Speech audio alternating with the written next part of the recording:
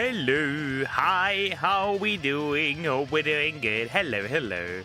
Hi, Cricket, how you doing? Hope you're doing good.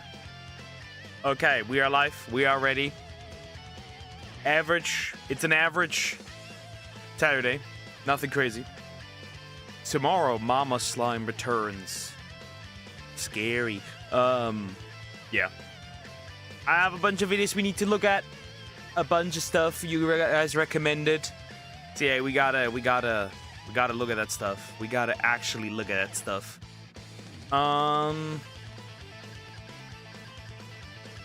Yeah, it's been pretty chill.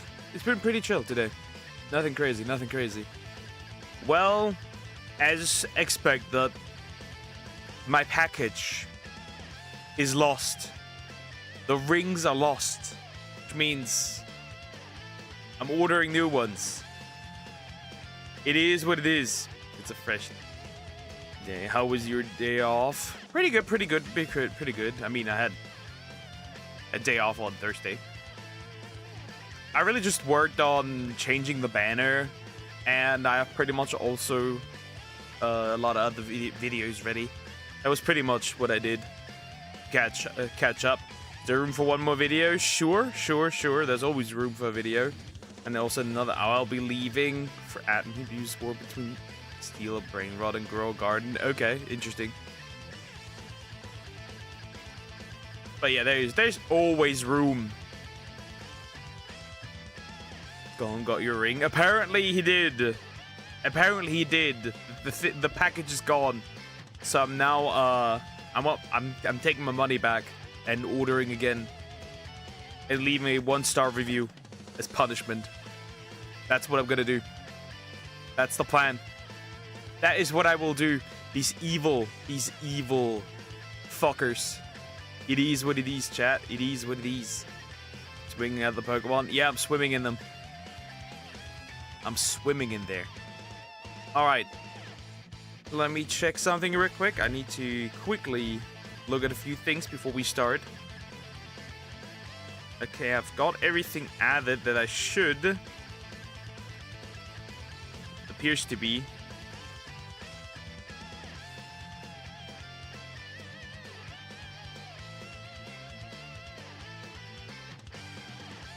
Okay. Not the whip. Okay, I got everything. We also still have the second part of the Ryuga video stuff, so we got the second part.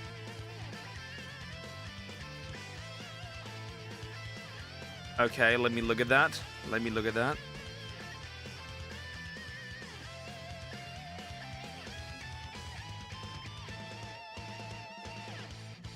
When it's... Okay. That's my video suggestion. Okay. Okay, let me look at that.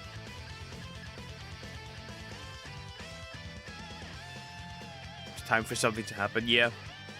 I need to change YouTube, because YouTube automatically translates, if I add videos, it automatically translates everything to German, the text and everything, which makes my brain fried. That makes my brain go, whoops. And update your background banner reaction stream when you start streaming. It's just books and stairs. Nah, let the books and stairs be, starting with the Tune Menace. Wasn't stopped for nothing except for power of friendship, for real. For real. Alright. We got this. I think we'll just switch. I mean, the first one I'm gonna start is the... I think I need to wait until the Somax appears. So I guess what we're gonna start with... Yeah, we could start with the Ryuga one for sure. Literally. Or we'll start with the... We could start with the 2-minute one. We're gonna start with the 2-minute one. Give me a second. I need to switch over. Okay. Here. Because that's a short one. We can do that easily. Okay.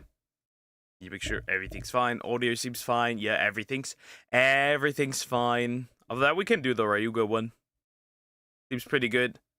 The Stomachs ones I will eventually do if she pops up. If she doesn't, well, it is what it is. When it's the worst time for something bad to happen, this could be Rage Rags. This could be TRA Rags. I don't know. Anyways, what is this? It appears that he is sitting on the toilet. That's what it appears to be the case. Oh God, I should eat that. He is sitting on the toilet. Oh my God! What the? I swear, if you guys do not get out, hey, it's gonna take another step.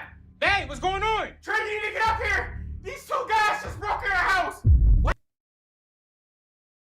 That is the worst time for anything to happen, realistically.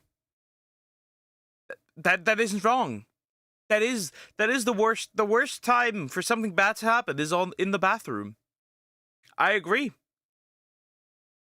I think the only way to increase it, making it worse, is if you had diarrhea. They just broke in our house. Hey, hold on. Stay back. Stay back. Do not move. No, Trey, they're trying to grab me. They're trying to get me. Wait, hold on, just keep fighting. The hell you mean keep fighting? Get up here! Hold on! Just get up! That'd be so me. That'd be so me. That'd be so me. I see it. Okay. Yeah. Well, you just gotta. The other problem is there. If you stand up and you don't wipe, you could just scare them off. That's the other thing. You could just scare them off with this. Get up! Trey! Bae, I can't. It's one of the endless ones. Why are you one of the endless wipes, Bae? I can't. What are you talking about? It's one of the endless ones. It's one of the endless wipes. That is insane. That's wild. True, though. Good morning, Poker. How are you today? I'm doing fantastic. How are you, Diagonal? Hello. What are you talking about? Keep fighting! Get up here! Keep fighting! Hey! Get off of my mommy! No, sweetie, go back to the room. No, don't take my child, too! No, don't take... Trey! Trey, you gotta get up here! Hey, let him go! Let him go! Daddy, save us! Daddy! Fight his wrist! Nah, it's the worst time to fight back. Nah, this is the best way to fight back. Actually, you just. It's gonna be dirty, but you just wipe you just take your hand, rub it across your dirty ass, and then you just slap the dudes with it, like, you know. It works. It probably works. It's the best way to fight them off. Daddy's gonna be here. Get your hands off him. Let him go. Hey! Shut your shitty ass up, man! Shut your shitty ass up. That's literal. No, for real though, for real. Shut your shitty ass! Nigga, say it to my face! Say it to my face! That's scary as hell! Shut the door! I really not like that for real. Shut the door! I really not like that for real. Why y'all not trying to take me? Why y'all not trying to take me? We don't want to take you, nigga, you stink! Alright, but y'all not trying to see me though! Y'all not trying...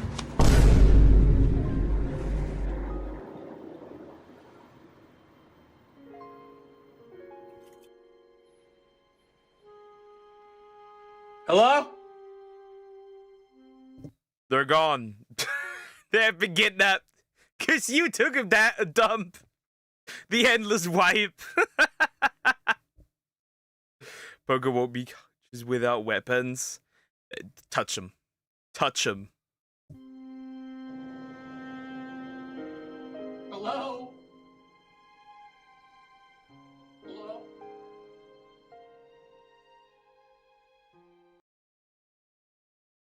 The worst time for something to happen is when you take a dump. Yep. That's pretty accurate. Yep. That's the worst part. Like, an important call happens, for example. That's me, right? Important call. You're in the bathroom. You can't get to the important call because you're in the bathroom. That has priority. Happens to the best of us. That was a good one. That was a good one. I'm doing pretty good. I have the day off today. Also, I'm randomly really dehydrated this morning, so I'm going to the store. Yeah, get your water. Get your water. Be water, my friend. That's important. As a wise Asian man once said. Speaking's been rough recently. Anyways, we do the Ryuga one. I broke my ankle. You broke your ankle? Hi, Joe. How are you doing? Hope you're doing good. I mean, you aren't really doing good, but you know, you broke your ankle. When did that DLC drop? You okay? Did you fall down the mine? That's crazy, man. That's wild. Bro died.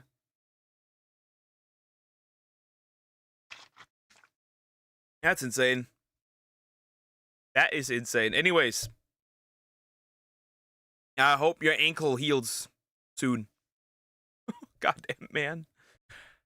Ryuga Legacy of Greatness by CJ the Champ. Yeah, we watched the first part. Now we're gonna watch the second part, right? Or did I watch the first part, or is that the first part? Nah, that's the second part. Okay, everything's good. Yeah, that's the second part. Everything's good. Okay. Right?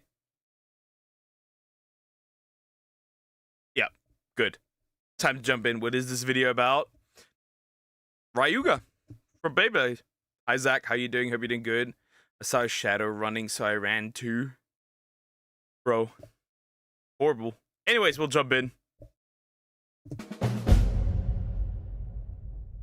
So then the king came out. So you would have to think, this man is the king of his village. So no way he could be sorry, right? 12 seconds later. We start with this, and we already get a +5 for violation. Okay, bro gets sent flying immediately. Immediately. This is trash.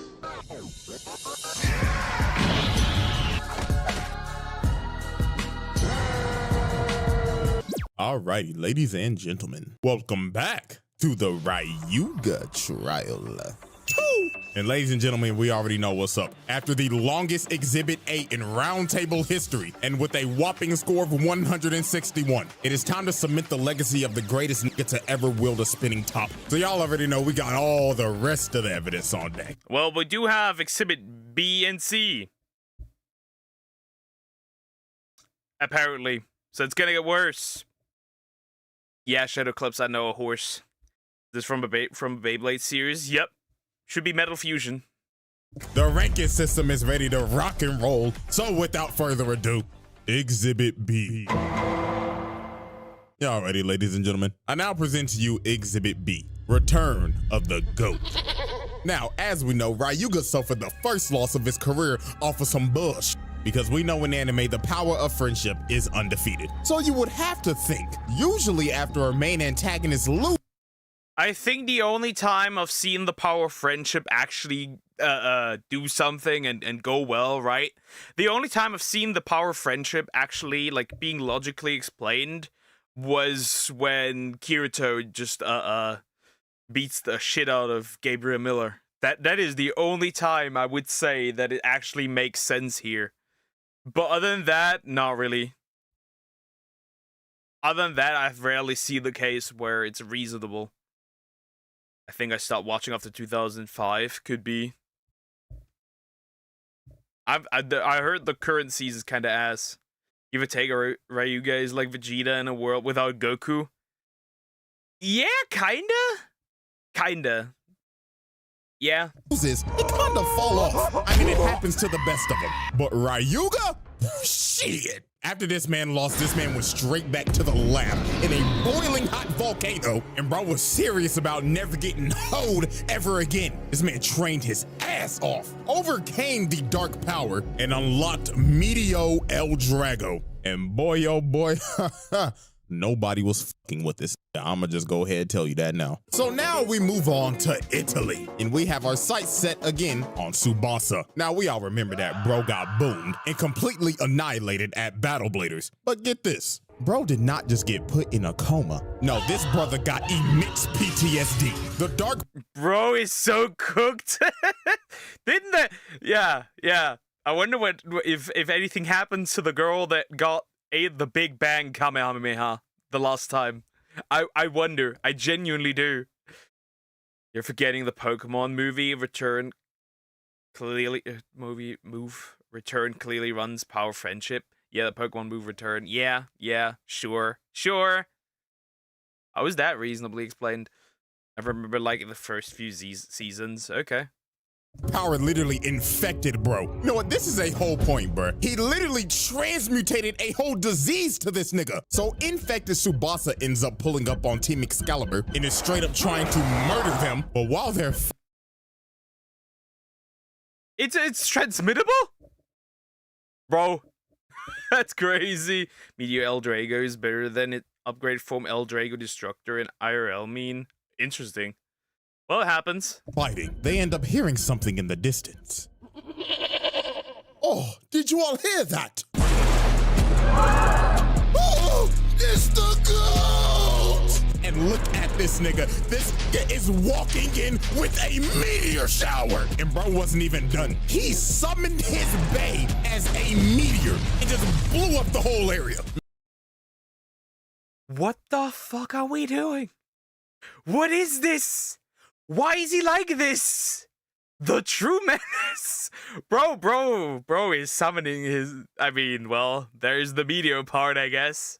Making a massive crater. This right here might be one of the greatest entrances of all time. But we ain't gonna forget the fact though that is a massive amount of environmental damage, my nigga. Like this man was this close to probably starting the world's largest wildfire. But look at him, bro did not come to play games. Dude immediately just starts to wreak havoc and sends these two flying. And he wasn't even done with him. Bro said, El Draco, cut that nigga. And bro right here gets boomed. And the fact that he just watched these two with ease is just wild. Because Team Excalibur are basically the... He's just standing there menacingly for real. And he attacks them with the bae. He doesn't even care. Bro just does not care. Euro League champions, and he washed them in under 30 seconds. So Julian comes to save his teammates from getting thrashed anymore. And the thing is, Julian's bae has reverse rotation as well. And also, not to mention, this nigga is a elegant asshole. So Ryuga looked at bro and said, ah, that's a nice toy you got there, buddy. Where'd you get that piece of shit from, Timo? I beg your pardon? So Ryuga retracts his bae, and before he leaves, he tells him, remember this, you pompous ass. There can only be one reverse rotation bae in this world, and it belongs to me, the GOAT! So after that confrontation, this man tried. Why is he? It just adds the goat sounds every single time. Riga farming Aura, nah, Aura farming Ryuga. Piccolo invented it. Anyways, Metal Fusion best season ever, probably. It is very clear. It's very clear. Travels to America, and he's somewhere just in the Grand Canyon. So these soldiers come up and tell him, freeze! Put your hands in the motherfucking air or we gonna boom your shit, nigga! And they got the red dot sights, the lasers, and everything. They look like they're really about to kill this man. But this confrontation is when Ryuga showed that he is on a different level than everybody else. I kid you not, this man laughed and threw out his bae with his bare hands. Is this nigga serious? This nigga don't even need the launcher no more. And obviously, what? That's so weird. He doesn't even need the thing to launch them anymore. Bro, it's just like yeet, and then like, go ahead, do what you need to do. That's crazy. We'll get some more crazy Inazuma 11 or Beyblade. I haven't looked at anything from Inazuma 11. To be fair. The soldiers are pissed. Nigga, this is premium disrespect. This is the equivalent to bringing a knife to a gunfight. So they end up shooting at him, and their base keep on hitting his, but all that is just making El Drago rotate even faster, and their impending doom more imminent. So yeah, it was over for them. All 5 of them get flushed. Yeah, them boys are dead, let's be honest. Them niggas got baked. But a man in a hood ends up stopping his attack. and it is none other than Zesty Jack. So Jack ends up taking Ryuga to Hades City and brings him to HD Academy, which is basically a developmental academy for bladers. And it is ran by none other than Dr. Ziggurat. So Ryuga mad as hell, cause he came for the smoke and they wasting his time. And also trying to do experiments on El Drago. Look at bro trying to kill Jack. Bro is lucky he was Wait, did bro actually? Bro is just throwing. Bro is just throwing his bay at this point. Bro, you're gonna be like, you play with your launcher. That's adorable. He's just throwing that thing at people now. It's crazy. Bulletproof glass. So they end up making him fight. That shit does not look bulletproof. I'll be honest. That shit does not look bulletproof. If it has cracks at this point, that's no longer bulletproof. Zio, who is a literal bum compared to Ryuga. So they get to letting it rip, and Ryuga's already pushing them back. But to be fair, Ryuga did have to come over adversity in this fight, because this man's bay was built so fucking awkward, because he had this fat ass spinner stem. I don't know what the fuck that is, but it's fat. The butt plug bay. With that bay has the size because it goes somewhere where it's not supposed to go. Anyways. This shit. And this man Zio talking shit too. Bro saying, ha, you can't beat my big sis. Not a chance in hell. Like, bro, do you know who the f you're going against? Oh, Dylan Brooks ass nigga. So it took like a good minute for Ryuga to read, bro. Then he told him, nigga, when my name come up, respect it. Huh? Stop playing with my name. I ain't gonna say it no more. So this man pulled out his new special move, and instead of shooting Gala guns, bro's now shooting sons and blows this nigga's bay up and pins it in the ground. So bro updated from Gallic guns to supernovas. I get it. Nigga out here disrespecting the GOAT. Nigga, who the fuck you think you is, lil bro? So this man, Dr. Ziggurat, ends up trying to trap this man, Ryuga, but they just pissed off bro even more. Nigga said, get me the fuck out this musty ass room. So bro blows a hole in the building to make his escape. But this man, Dr. Ziggurat, was on straight dick. Bro was like, oh, I need that man for my world domination. So later on that day, this man sends Zio in. We have another Glazer, like the last one. Huh.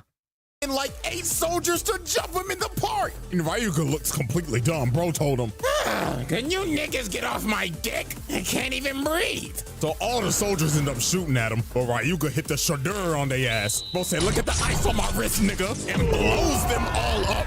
And this man just caught another 8 bodies. Look at them. Them boys ain't breathing. Hey, I'm Bro isn't. Why is bro even fighting with his bay? He doesn't need the bay.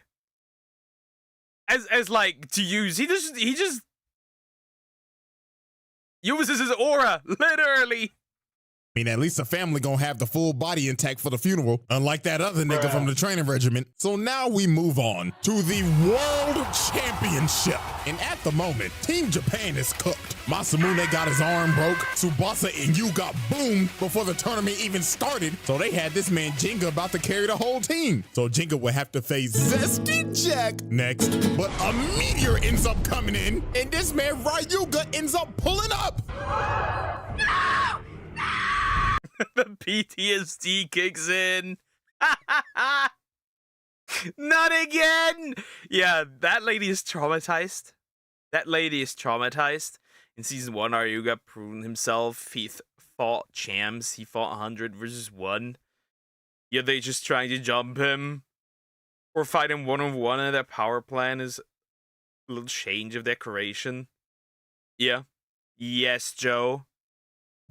I actually feel so bad for her. She really got PTSD from this nigga. Bro said, y'all gonna have the world championship without me? Bitch, sub me in. I'll cook this blue lipstick zesty motherfucker in a heartbeat. So Ryuga and Jack end up starting to fight. And this man, Jack, is batshit crazy. Not even gonna lie to you. This man was like, oh, I can't wait to turn you into a work of art. You've got my creative juices running, thy nigga. This nigga is crazy. So this man, Jack, This sounds more like something that Parrot 4chan would say. I'll be honest, without the N-word, but yeah, that is something a parrot would say. Will you react to an hour-long video? Nah, not an hour-long. Hell nah, bro. I'm good. Zesty Jack sounds like a niche cereal brand. It does. And I'd buy those. Crazy Charles PTSD and kids show. I mean, technically it's 2 already. Pulls out his peacock and shoots an attack at him, but Ryuga stood there unfazed and El Drago completely ate it. But Jack did not let off the pressure. Bro just started to push Ryuga while he was carving his art in the stadium. Like, look, bro drew a peacock. Like, fuck wrong with this nigga? So this man tries to finish his work of art. That's also aura, I must admit. You attack your enemy and you create a work of art? That's not bad. By trying to drill El Drago into the eye, and it looked like he almost had this man. El Drago was slowing down and everything, but Ryuga had this man right where he wanted him. El Drago just starts going berserk. Ryuga tells him he wasn't even trying the whole fight. So yeah, it was time to pack up Zesty Jack. So bro charges up his Dragon Emperor Supreme Flight and strangles the fuck out of this peacock and incinerates it. And to finish off that man's work of art, Ryuga shot that man's bay into the peacock's eye. That should be more than just a +1, I'll be real. And this man, Jack, lost his mind, bro. He was like, no, my work of art, my Mona Lisa. But this man, Ryuga, was not done. He looked at this man, Dr. Ziggurat, looking all safe and shit in his skybox, and shoots his bay and scarring him with the glass. This man, Ryuga, told him, get off my dick, nigga. And after this, they won the tournament. So Ryuga technically is... Wait. So Ryuga wins because the dude he was supposed to fight lost. What was his name? Jinga.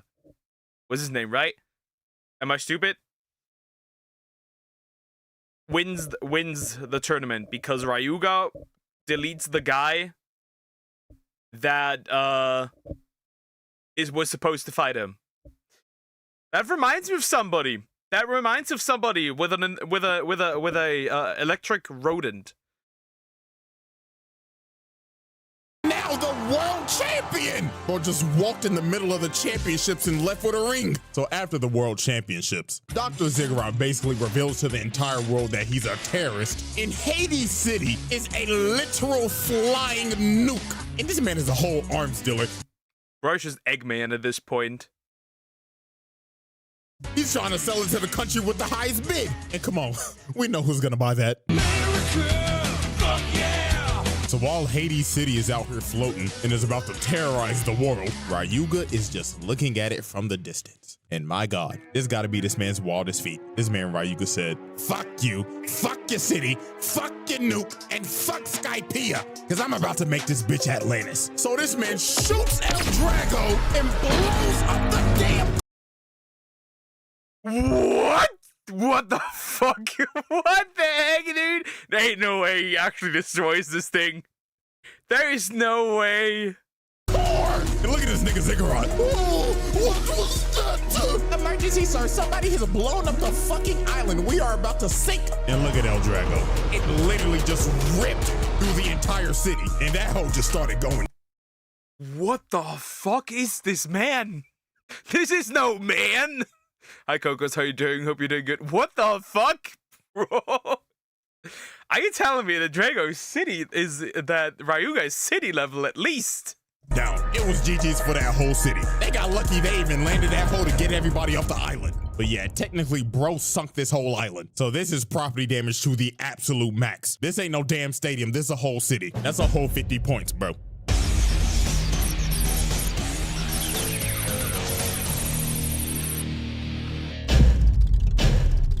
Exhibit C. Yeah, alrighty, ladies and gentlemen. I now present to you our final exhibit. If he dies and beats up people in the afterlife to kill them again, then he's a true menace. Then he might beat Boo. Bro, some Kid Boo time. It is. He is. It's crazy. Legacy of greatness We now set our sights to a remote village on an island that has experienced recent events of terror. As Jenga and his friends are searching for legendary bladers, they come across this man that recounts what happened to his village. In his words, he states, "About 2 weeks ago, a man came here looking to infiltrate our sacred ground. He started to speak, but none of us could understand him. I beg your pardon. But then our village elder ended up realizing that he was speaking the ancient language of Gotanese. He then forced himself into our ancient ground. And now the volcano that we thought was asleep for years started to awake again. We angered the dragon god, so we got on." He caused it a volcanic eruption? Bro, he has to get that triple plus. He has to. On knees and glazed him for forgiveness. So yeah, if you can't tell who this is by the villagers' recount, it is most definitely Ryuga. They thought this man was a literal god. Like they was on their knees glazing. Oh, glorious King Ryuga, please spare us. Oh, yo, this is ridiculous. First of all, he gets a point for breaking and entering on a sacred ground. And secondly, another one for terrorizing these villagers and basically having them in a hostage situation. So Kiyoya and Benkei end up climbing the volcano and finding him. And obviously Kiyoya, being the smoke demon he is, decided he wanted his rematch. That ass kicking from last time wasn't enough. So they start fighting and it is just absolute chaos. While Ryuga is going absolutely berserk. And not gonna lie, you can probably guess what happened after this. Kiyoya started pressuring him for a bit, but that shit ain't working because Ryuga Dude, literally a demon now. It is insane. What did they? What the fuck? Beyblade was built different. Go to knees for real. I'm gonna use that. Tada has a new bay again, El Drago Destructor. So Kiyoya gets absolutely blasted. Like this man got cooked. Ryuga made this man unconscious again. And of course, here come Benkei. Ah, my glorious Pookie Bear Kiyoya! So after Kiyoya gets boomed, guess who's next up on the list? Jinka. Bro was trying to convince Ryuga to join them on their quest, but this man did not care at all. Bro said, yeah, shut the fuck up, whip out your bay, and show me that you ain't a fraud, nigga. So they start fighting, and Jinka starts getting blasted. Bro held nothing back against this nigga, and he just kept on yapping at him. Come on, pussy boy, show me that ring that you won against me wasn't some Mickey shit. So Jinka starts pushing back, but Ryuga said, no, not today. So El Drago swaps modes, says, get the fuck off me. Then Ryuga said to hell. Bro, lion versus dragon, and lion got cooked. Lion meat. Who would win, Bakugan or Beyblade? If your enemy is Ryuga, Beyblades. Bro just evolved, ascended true. With it and blows up the volcano. And there it is, game set. The main character was cooked. And Ryuga did what many other characters couldn't. Take the set over the main character. And look at him talking ish. I knew you were a fraud. That fucking Mickey ring, your friends weren't here to save you this time, buddy. So right before he's about to leave, this other little boy trying to fight him. Little bro is dying. Kyoya was a menace, at least. Almost like Ryuga. Sure. Little bro is getting cooked. I'm sorry, I'm already laughing, but this shit is embarrassing. This little nigga got his shit rocked. Then look at him. Bro tries to get up with a whole power-up and everything. But Ryuga looked at blood and said, man, nigga, fuck out my face. And incinerates this little nigga.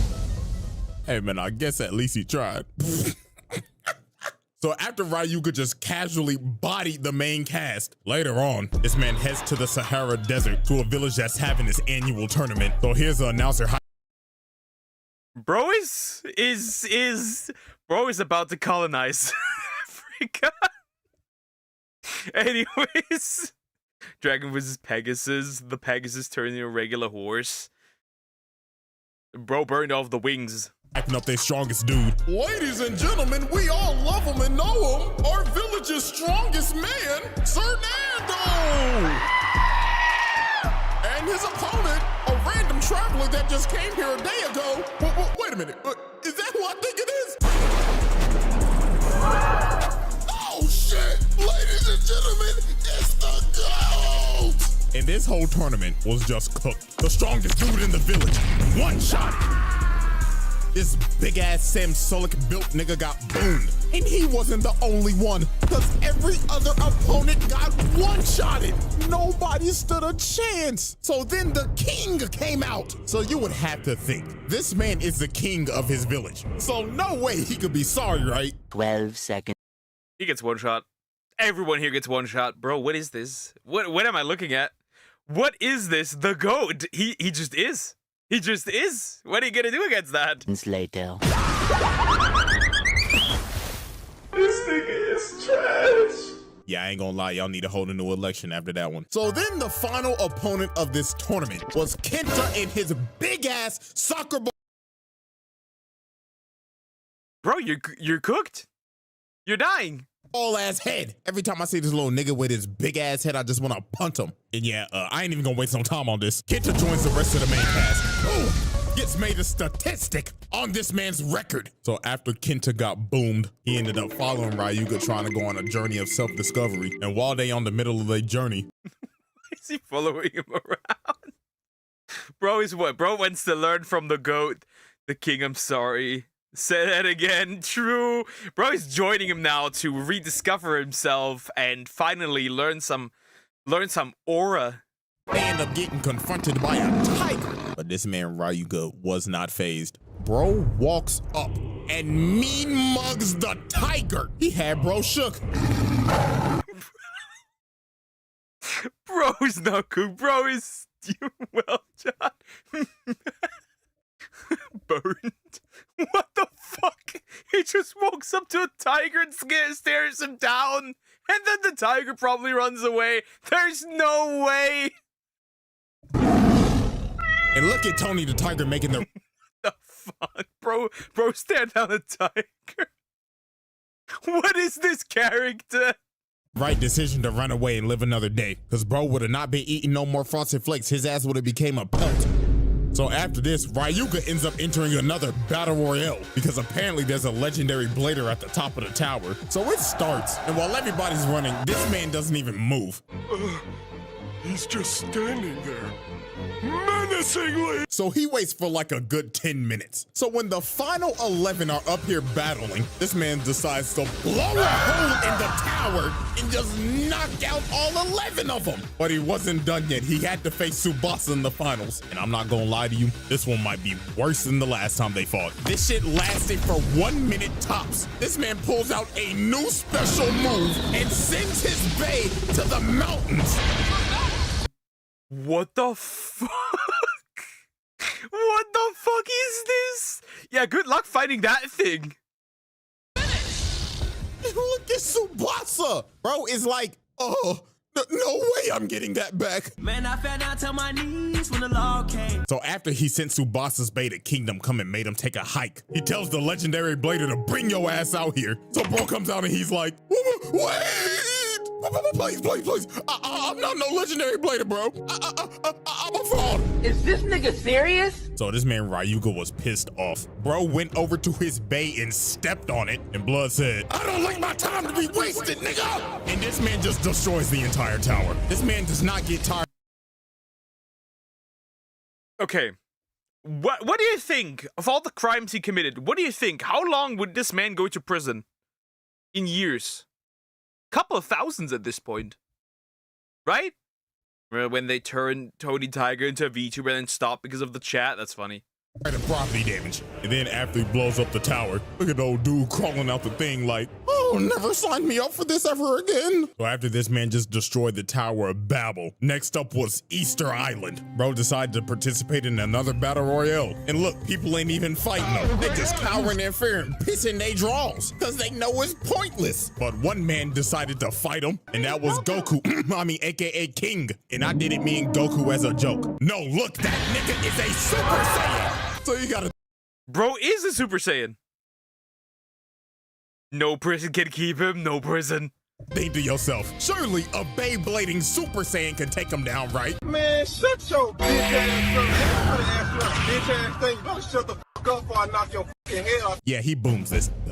I don't know what to say. This nigga has cleared the whole verse. Literally. So there was only one person that could actually take this man down. and it was no simple mortal. Oh no. This man. Wait, bro wants to fight gods? His final battle is against a god. Yeah, it's gotten to this point. I mean, no mortal can hang with the nigga, so why not a god? So he starts fighting Rago, and guess who's dick-eating Rago? Hello there, Master Ryuga. As you can see, I found another man to glaze. Like, this nigga just hopped off dick and just went to bandwagon somebody else. So in this fight, Ryuga was Understandable. Technically, he won't be in jail, just fine for the property damages. He goes to jail. There's no fine you could give him that this man could even pay. Bro is definitely going to jail because he can't pay. Also, if you told him you would need to pay for the property damages, he'd just shoot you with his bay. going out with everything. Bro was just throwing nukes. But over time, bro started to get his ass beat. Nemesis just started destroying this man. Like, this is literally the first time you ever see this nigga with battle scars. And this man Doji over here talking shit. Finally. Finally, somebody stops the menace. Oh yes, look at you on the ground like a worm. My God, how in the hell did I ever dick eat you? But this man was not about to go out like no bitch. This man got up, had a legendary ass yap session, powered up and went in for his last attack, and end up having a massive clash. And the shockwave ends up hitting this man Doji, and this man falls to his That's a dead. That one's dead. Hi, Jackie. How are you doing? I'm doing good. That one's dead. That one's actually dead. Bro said, if I'm going out, I'm taking you with me, you fucking dick eater. But sadly, after that, this man Ryuga was cooked, and bro gets hit with just straight Armageddon, and Ryuga takes the second loss of his career. Well, I mean, at least it was to a god of destruction.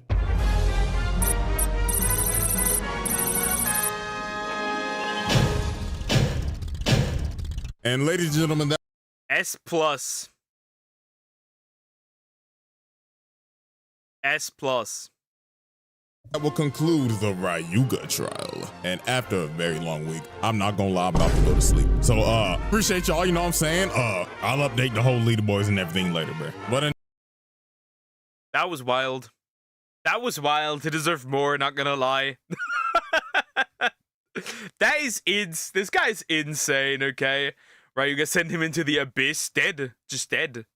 Just dead. That's all I can say. Bro is dead. That was insane.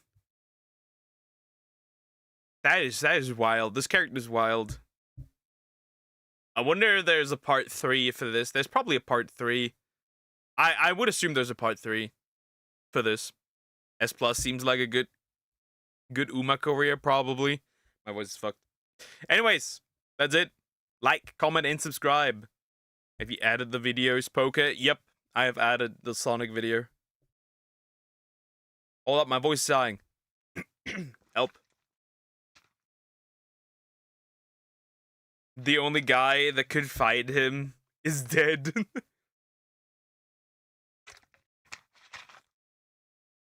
Alright.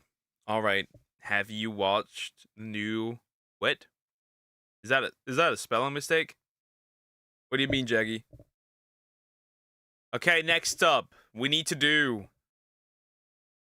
Yeah, we'll do it now. Since Shadow Eclipse is here, we'll do it now. The Uma video. Through an Inazuma video, okay. We'll do the Uma video now. My voice is actually cooked, what the fuck? Voice, what's going on? I also had the video. Yeah, the guy that got cooked by Billy Mitchell, and now nobody takes him serious anymore. And people have said that the video is incorrect already. And to be fair, it's very obvious that this person cheated. There's so many clips out there surfacing on Twitter, it's crazy. Like clips where the aimbot snaps towards an opponent that's not even visible on the minimap. Like, bro, how do you know he's there? It's interesting. Anyways, Manhattan Cafe, the Jet Black Phantom of Uma Musume by Pyrex. We're gonna jump in. We're horsing around. We're not gonna chill. Not gonna horse around. Let's go. Uma Musume has a wide cast of characters, with some claiming the spotlight as the primary focus for an anime season. Even if an Uma isn't the main focus, acting as a supporting role, their history can still prove to be just as interesting as the main character of the season. One such character appears in Beginning of a New Era, acting as an acquaintance of Agnes Tachyon. She stands out as unique with both her personality, motivations, and even down to her race attire. And Interesting. More horses. Yeah, Eliza. Hi, how you doing? Everything good? I like the white hair strand. That looks cute. I like that. She like me. She's like me. Uma chasing after a ghostly friend, continuing to race despite physical deterioration and illness. This is a story of This horse is dying, isn't it? This horse, she's dying. She's dying. Manhattan Cafe, the jet black phantom of Uma Musume. Manhattan Cafe was born on March 5, 1998 in the city of Chitose, Hokkaido at the Shodai Farm. The Shodai Farm, for added context, is an incredibly important driving force in the world of Japanese horse racing. The Shodai Farm operates multiple farms and related businesses, producing many top-class racehorses domestically. Sunday Silence, one of the greatest sires in Japan's history, was purchased by this farm. In addition, Northern Taste was also acquired by the farm as well. Taste was a descendant of Northern Dancer, an incredibly strong Canadian racehorse with a staggering race history, only adding to the high stature of the farm. As we learned in my previous video with Grass Wonder, farms like these make a majority of their earnings from either racing or auctioning off racehorses with strong pedigrees. The latter would be the case for Manhattan Cafe. Manhattan Cafe would be one such horse included in the JRHA Select sale in 1998. This sale of Cafe would catch the attention of Fusao Seki. Interesting. They added the white part on the face essentially as like the hair. I find that interesting. Nice detail. That's interesting. That's cool. Gucci, who'd purchased Manhattan Cafe for 136.5 million yen. However, before Cafe could officially debut, ownership would be transferred to Kiyoshi Nishikawa, a prominent racehorse owner in Japan. The ownership of Cafe would be split at this point, with Nishikawa and Teruya Yoshida, the representative of the Shodai farm, claiming co-ownership of Manhattan Cafe. Unlike other racehorses we've covered on the channel before, Manhattan Cafe would have a late start to his career. It is common for most racehorses depicted in Uma Musume to debut in their 2-year-old year, peaking and competing in the classics in the 3-year-old year that follows. Cafe would debut in 2001, but before we dive into his career, we need to establish his history before reaching the race course.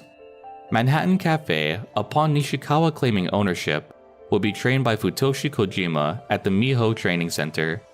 Kojima, prior to becoming a trainer, would be a well-known jockey who rode several horses who appear in Uma Musume. Famously, Kojima would jockey both Sakura Chiyono-o and Sakura Bakushin-o for the entire duration of both careers. The history between Nishikawa and Kojima is due to a choice encounter itself. When Kojima was still an active jockey, by chance, he'd be seated next to Nishikawa at a Speaking of Sakura, I need a video about her. Hi Aitsu, how you doing? Hope you're doing good. Horns. Horse! sushi restaurant in Roppongi. After a brief discussion, Nishikawa warmed up to Kojima, stating that, when he became a trainer, he'd love to entrust one of his horses to Kojima. Following this interaction, Kojima would train several horses owned by Nishikawa, these being Carib Cafe, Eagle Cafe, and now Manhattan Cafe. It's a lot of cafe. Elaboration on why these horses were named that way? Because that's interesting. Why the whole... I mean, this is usually combination of the parents' names as far... Sometimes. Maybe not always, but sometimes. I feel like. Manhattan Cafe is a name which honors his owner and trainer. Due to the history between Nishikawa and Kojima, it was believed that creating a name with the suffix cafe tended to be more successful for Kojima to train. Manhattan was given to him by Nishikawa, named after the Interesting. Okay. I guess it's just a suffix. City of Manhattan in New York. In addition to cafe being a good luck charm as a suffix, it also represented the horse's appearance as well. His black coat similar in appearance to a dark roast coffee. Cafe's appearance in Uma Musume. Ooh! Damn! That looks good! That looks... The black, and then the gold stuff, and she literally holds a cup of coffee. That is interesting. Ooh, she looks good. She looks really good. Damn. May also stands out in her unique racewear. Cafe's race attire pays tribute to his owner, Nishikawa. Nishikawa would rarely show his face in public. However, the few times he did, he could be seen wearing an all-black suit, yellow tie, and black gloves. Few photos of Nishikawa exist. That looks good. She looks really, really good. But the appearance of Cafe in Uma Musume is a direct resemblance to his mysterious owner. Speaking of which, you know who else has an amazing design? God damn it. These look good. These look really good. I want them all. I need to get them all. They look really good. Balgrand. I absolutely love this character. So as a thank you for 40k subscribers, I have a... Yeah, like literally, like the cape basically looking like the night sky. That looks good. That looks good. Holy shit, these look good. Challenge for all of you watching. If this video hits 2k likes, I'll host a giveaway for this Cheval Grand figure shipped right to your door. All you have to do is reach the like goal and comment your favorite Uma down below. Best of luck, trainers, and thank Brother, I'm breaking in.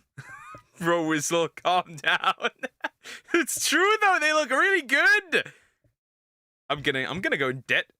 I'm just gonna go in debt. I don't care. Thank you all for your continued support.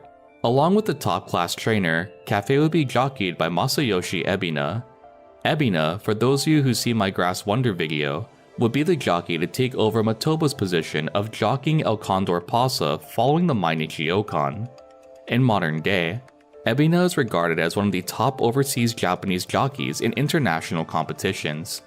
Though they're not in the global Uma Musume game or anime yet, only present in the JP version, Ebina would jockey Bubblegum Fellow. What, Bubblegum Fellow?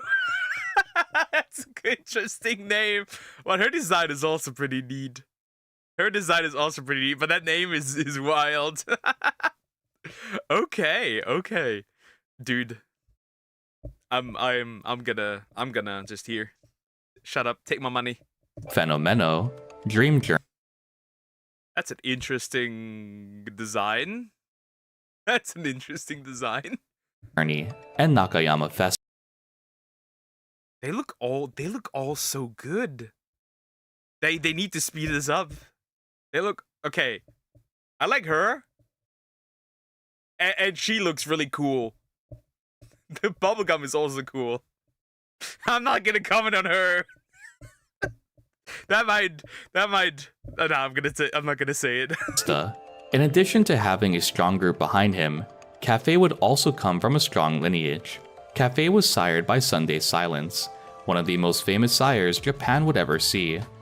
In my time researching racehorses, Manhattan Cafe's pedigree is one of the most detailed that I could find, going back 7 generations. Along with Sunday Silence, Cafe's mare would be another notable name. Subtle Change was a winning racehorse in Ireland, but more importantly, Change was a descendant of Schwarzwald Bolt, a German broodmare. That's right, my best. Sorry, German viewers. The name of that horse is, since I'm German, the name of that horse is Schwarz-Blau-Rot. Again, Schwarz-Blau-Rot. Yeah, that was terrible. Let's listen to that again. But more importantly, Change was a descendant of Schwarzwald Bolt. Oh my goodness, this is... Bro, you just took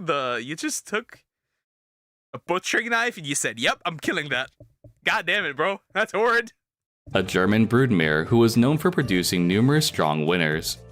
In the years leading to his debut race, while training at the Shadai Ranch, Cafe was highly regarded due to his obedience and good-mannered nature. It was rare for descendants of Sunday Silence to show such good temperament while training, yet Cafe was very easy to work with and took training very quickly. Prospect was there for Cafe to be a strong competitor due to his calm demeanor, jockey synergy, and good mood overall. Sadly for Cafe, even with the promising aspects of future victories, a new roadblock would suddenly appear. Cafe was a very delicate horse, soon showing signs of weakness in movement and very weak internal organs. In addition, he had vulnerable hooves which were prone to injury. Oh no. That horse, oh no. Is he already on death's door? But if he's so weak, why do you make him run? Despite the health problems, Cafe still showed exceptional talent despite his flaws. On January 29, 2001, Manhattan Cafe would enter his debut race. However, due to a late start and Ebbinut's inability to hold the reins properly, Cafe would finish third overall. In the race that followed, Cafe would secure his first victory. Even so, the next race would be one far above the grade of these newcomer races. Cafe would compete next in the Yayoi Show, a race which brings together the strongest horses from Japan and is widely seen as a major prelude to the classic Triple Crown series. I wonder if she's implemented in a way that her mood constantly drops. Or increased chance of failing training. I wonder. I wonder. Series. Due to further declining health, Cafe would lose 20 kilograms between his second race and the Yayoi Show. The Yayoi Show would be held on March 4, 2001, with his previous newcomer race only being a month prior, held on February 11th. This race is displayed in beginning of a new era, and by this point, it was already established that Cafe was sickly in the anime, a direct reflection of his declining health. Manhattan. Oh no! Not again! Oh nah, not again. Third place is still pretty good with those odds against them. Yep, sure. Well, if the horse is already, he's already sick, he was already sickly, so why even make him race? And Cafe would finish 4th place in this race, with Agnes Tachyon taking 1st. In the Uma Musume anime, Tachyon and Cafe have a few interactions, with Cafe clearly annoyed whenever she's engaged with Tachyon. Tachyon, who is obsessed with Uma Musume research, constantly asks Cafe if she's caught up to her friend, almost taunting her in her own way. Manhattan Cafe, despite declining health, continues to train, claiming she's chasing after her dear friend. This friend, though never physically shown in the anime, appears as a black silhouetted phantom, a ghostly figure that Cafe wishes to match. This figure is believed by many players to be the image of Sunday Silence. Coming from such a strong lineage. Interesting. Is it ever revealed who that rival is supposed to be? Because that's gotta be somewhere, right? That inspiration's gotta be somewhere, right? It can't be that a horse is schizophrenic. I uninstalled Uma Musume game. I don't know how to play. Well, you stopped right in front of the diamond when digging. And having such a promising body at birth, Cafe's sharp drop in health only left untapped potential held back by his own body's weakness. Cafe, in Uma Musume, would persevere even with the various ailments plaguing her, attempting to reach a peak of horse racing, the image of Sunday Silence. In addition, Cafe would bear a striking resemblance to his sire. Even the silhouette Cafe is chasing in the anime appears to be another form of herself. Most racehorses set a goal to claim the Triple Crown title. However, for Manhattan Cafe, that dream would die at the Yayoi Show.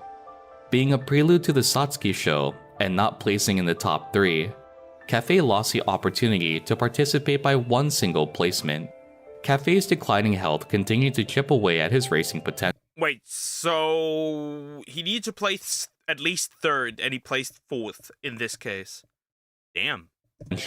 dropping his placement at his next race at the Azalea show to 11th place overall. Even with the inability to claim the Classic Triple Crown, Cafe's trainers still had full intention of entering him into Tokyo Yushun. However, with continual weight loss and poor performance, they'd abandoned the second leg of the Classic titles, instead aiming to aid Cafe in recovering before his next race. This sequence of training while ill is once more represented in the Uma Musume movie, showcasing the small interactions between Manhattan Cafe and Agnes Tachyon regarding her training despite her crippling health. Cafe repeatedly states that she wants— Wait, why does Agnes Tachyon just strike me as the crazy scientist? She just looks like the crazy scientist, right? She just does. Her eyes, the way she looks. God damn it, man. They should just let him retire, bro. He's dying. For sure. That's terrible. to catch up to her friend, which is something Agnes constantly holds over her. We see a stark contrast between Tachyon and Cafe through these interactions. Interesting. So you mentioned earlier that the silhouette resembles a form of her. So is the silhouette essentially not the rival, but a silhouette of what she, or a shadow of what she could have been? Damn, this deep. Tachyon, who was born with strong racing capabilities, would barely train and still dominate the race course, only to be forced to retire early to avoid further injury. Cafe, although from a strong lineage, will be dealt a bad hand in his first year of training, with a weak body and constantly deteriorating health. Even so, she continued to persevere while chasing the ideal image, this friend that she's trying to surpass. Cafe's next two races will result in first place finishes, reigniting the hope of Cafe. There were just Umas in bikinis, neuron activation. Displaying a strong racing potential. These were both ungraded races, being the Furano Tokubetsu, held on August 4, 2001, and the Akanko Tokubetsu, held on August 26, 2001.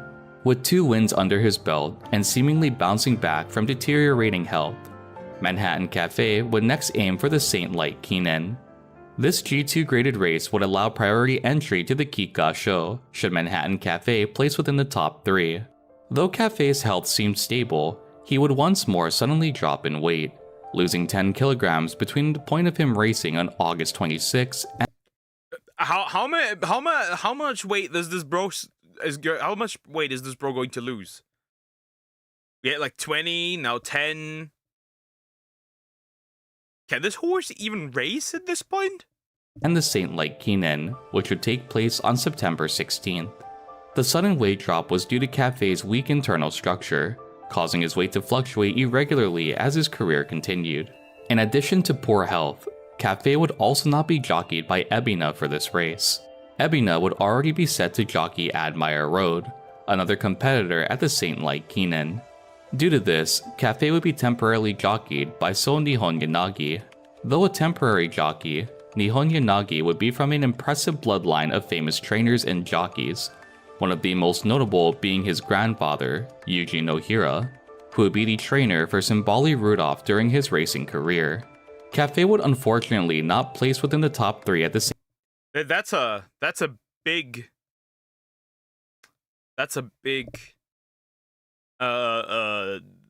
name to fill here. How much is a horse meant to weigh?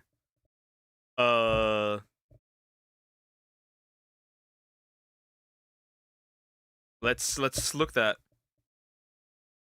So average racehorse weight is 450 kilograms, which is a lot less than the average weight for many horse breeds. All right. Can we look at that for specifically Japan? Yeah, still about 455. So we are at 400, around 420. That's the average. Though he might be less. Losing 66 pounds that quickly is wild. Yep. Saint Light Kinen, placing 4th overall, barely missing the Kika show priority placement. Curiously, as Cafe's race history would display, His very next race would be the Kika Show. Due to only 15 competitors registering for this race, Cafe was able to slip his way in, aiding to fill the full 18-slot roster for the final chance to claim victory in a classic race. Though brief, this race is displayed in beginning of a new era, with Tachyon rewatching the race footage of the Kika Show. This race would be met with strong competitors for Cafe to go up against, two notable names being Dansu Flame and Jungle Pocket. Pocket, unsurprisingly, would be the fan favorite to win. Coming off their recent victory at the Tokyo Yushin, Cafe would hang in the middle of the pack for a majority of the race itself. However, when Minor Despot began to surge forward near the final homestretch, so did Cafe. Both Cafe and Despot were not seen as fan favorites to win, Cafe placing 6th in the fan vote, and Despot 11th. As the movie would show us, Cafe would seize victory, pulling ahead at the very last second over Despot. This would be depicted as her once more chasing after the Phantom of Sunday Silence in the anime as she raced in the Kika Show. Even though Cafe was unable to claim the classic Triple Crown, despite all the roadblocks he faced, he was able to claim at least one classic title. Instead of continuing to ride the high of this Cool. We got one W, we got one big W. I like that. I do like that. I think that's huge. win, Kojima would instead opt to allow Cafe to rest for a short period, ranging from October 22, 2001 to December 22, 2001, aiming to improve his health overall. Following this, Cafe would be placing yet another race against strong competitors. On December 23, 2001, Manhattan... Oh, my trauma race. My trauma race. The race to end all races. Every single time this thing pops up, my ass just gets beaten. Cafe would find himself participating in the Arima Kinen. This race would pit Cafe against the undefeated racehorse of the year 2000. Bro. A horse with poor health against Opera O. Oh boy. TM Opera O, as well as Meisho Dodo and Narita Top Road. Unsurprisingly, these 4 horses were the 4 top fan favorites to win this race. As the race began, To the Victory would stay comfortably in first place, with American Boss trailing in second. All 4 fan favorites were spread out as the race began all the way till the final homestretch. It would be in this homestretch that Manhattan Cafe would once more surge forward, clearing 600 meters in an astounding 33 seconds. Cafe would be locked in a fierce rush to the finish line with 4 other competitors, these being American Boss, To the Victory. Interesting name, American Boss. That's a very interesting name, I must admit. TM Opera and Meisho Dodo.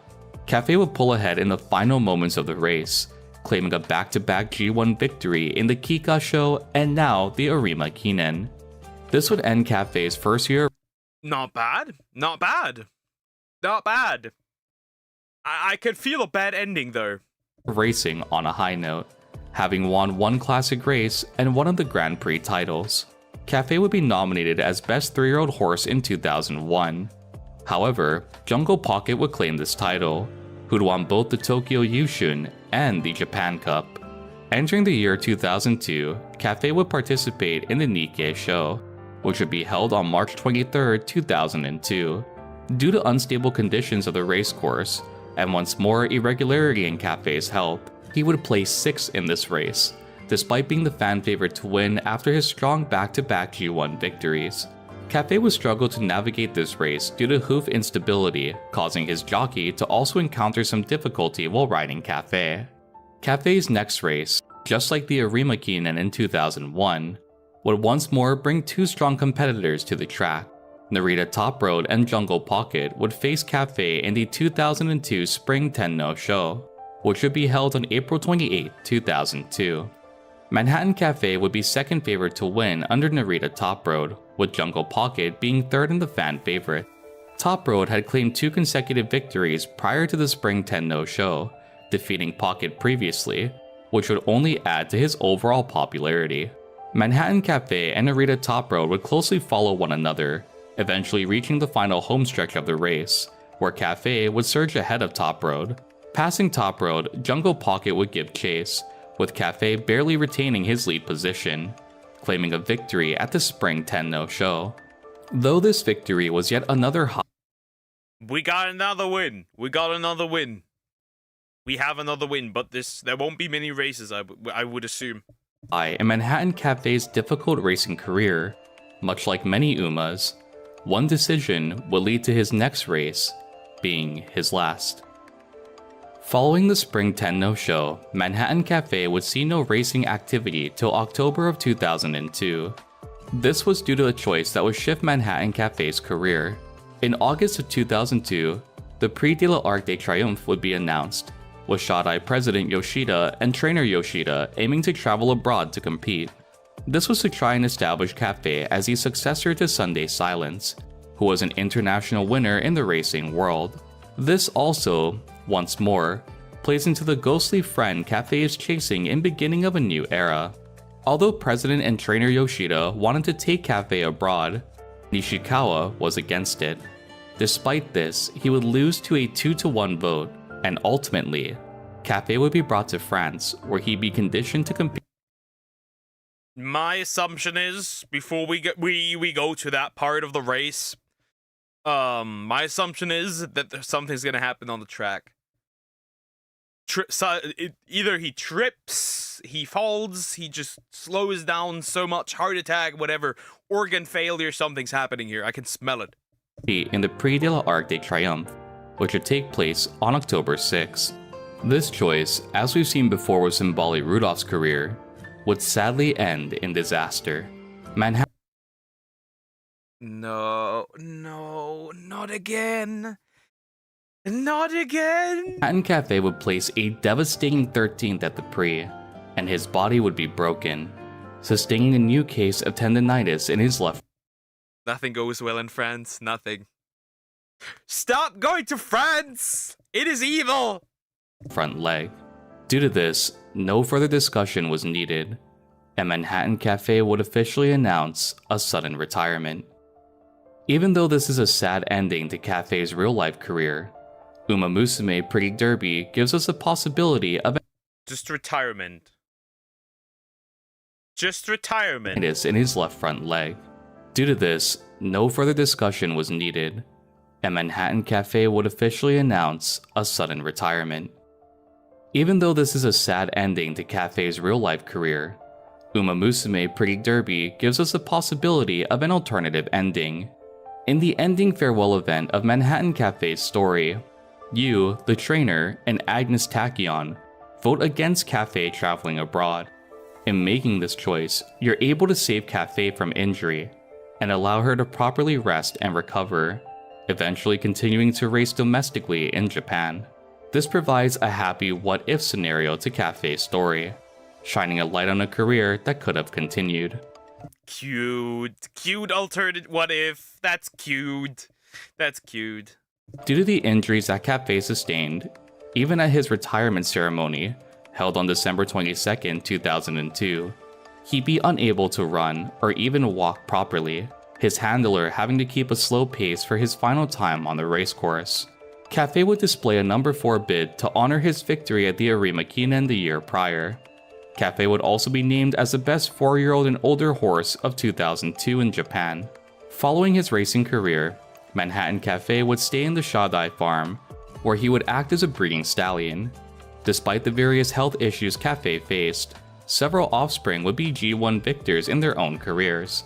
Some of these G1 winners would include Joe Cappuccino, Red Desire, and Hirono de Amour. His breeding stud career would last until 2015, when his health would sharply decline. Over the years in his retirement life, Cafe would continue to see declining health and a crippled. Interesting. I wonder what causes that. He didn't elaborate really what causes that, except like organ issues. That's probably the main reason. Interesting where these come from, though. At least he didn't die on the racetrack. Immune system. Previously, Cafe was able to bounce back and enter a successful breeding season year after year. However, in 2015, his health would plunge to the point of no return. On August 13, 2015, Manhattan Cafe would sadly pass away at the age of 17. The cause of Cafe's death was due to a peritoneal tumor, which affects the abdominal What the heck? Interesting. area. This would lead to sudden weight drop, loss of appetite, and fluid buildup in the abdomen. Even with Cafe's passing, his race history made him a notable name in Japanese horse racing. A racehorse who would face some of the strongest of his generation, and despite his deteriorating health, would emerge victorious against all odds. Personified in Uma Musume as an Uma of perseverance and commitment, racing despite illness and injury, all to chase the shadow of her dear friend. This was the story of Manhattan Cafe, the jet black phantom of Uma Musume. Did you enjoy this video, and who should I cover next? Be sure to let me know in the comment section down below. Thank you all for joining me, and as always, I will see you all in the next one. This video was amazing as usual. The information given here is usually really good. I think I need to get that horse because of the design. I think so. That design is just really, really good. I like the design a lot. I'm just gonna go bankrupt at this point. I'm just gonna go bankrupt. Yeah, sad to see how it's cool to see how this horse was able to keep up, even though it appeared to be very sick on all fronts apparently. Successful breeding stallion. Pretty good, pretty good. Anyways, like, comment, and subscribe. Alright. Seahorse. Okay, I will go now. Farewell. Farewell. Okay, next up, I need to look at something. Let's do...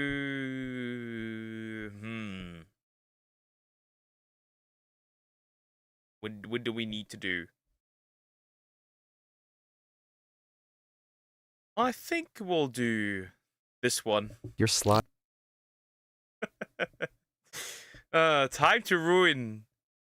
Time to ruin. Capybaras. Why it sucks to be born as a capybara by Bound. This will be interesting. Why does it suck to be a capybara? You're just a ginormous guinea pig, technically. So, yeah, let's see. Let's see. Your slide out of your mother somewhere in South America. Other newborns pile on top of you as your mom gives birth to 3 more. Around you, the rest of the females are doing the exact same thing. Your species evolved to give birth all at once. You're just getting yeeted out of the uterus. Interesting. You crawl out from beneath the bodies, with your legs already strong enough to hold you. Nearby, one of your siblings is already getting fed, so you push into the nearest female capybara, hoping for milk. But she turns sharply and knocks you aside into the mud. You pick yourself up, and this time, find your real mother. She stands quietly as you approach, letting you fill your stomach. Then that must be awkward, right? That must be awkward. Imagine you're like an animal, right? And you look for your mother to get milk, right? And then you suck on the wrong mother. That's gonna be awkward. How do you explain that? How do you explain that at this point? They have little bows. Yeah, they have cute little bows up here.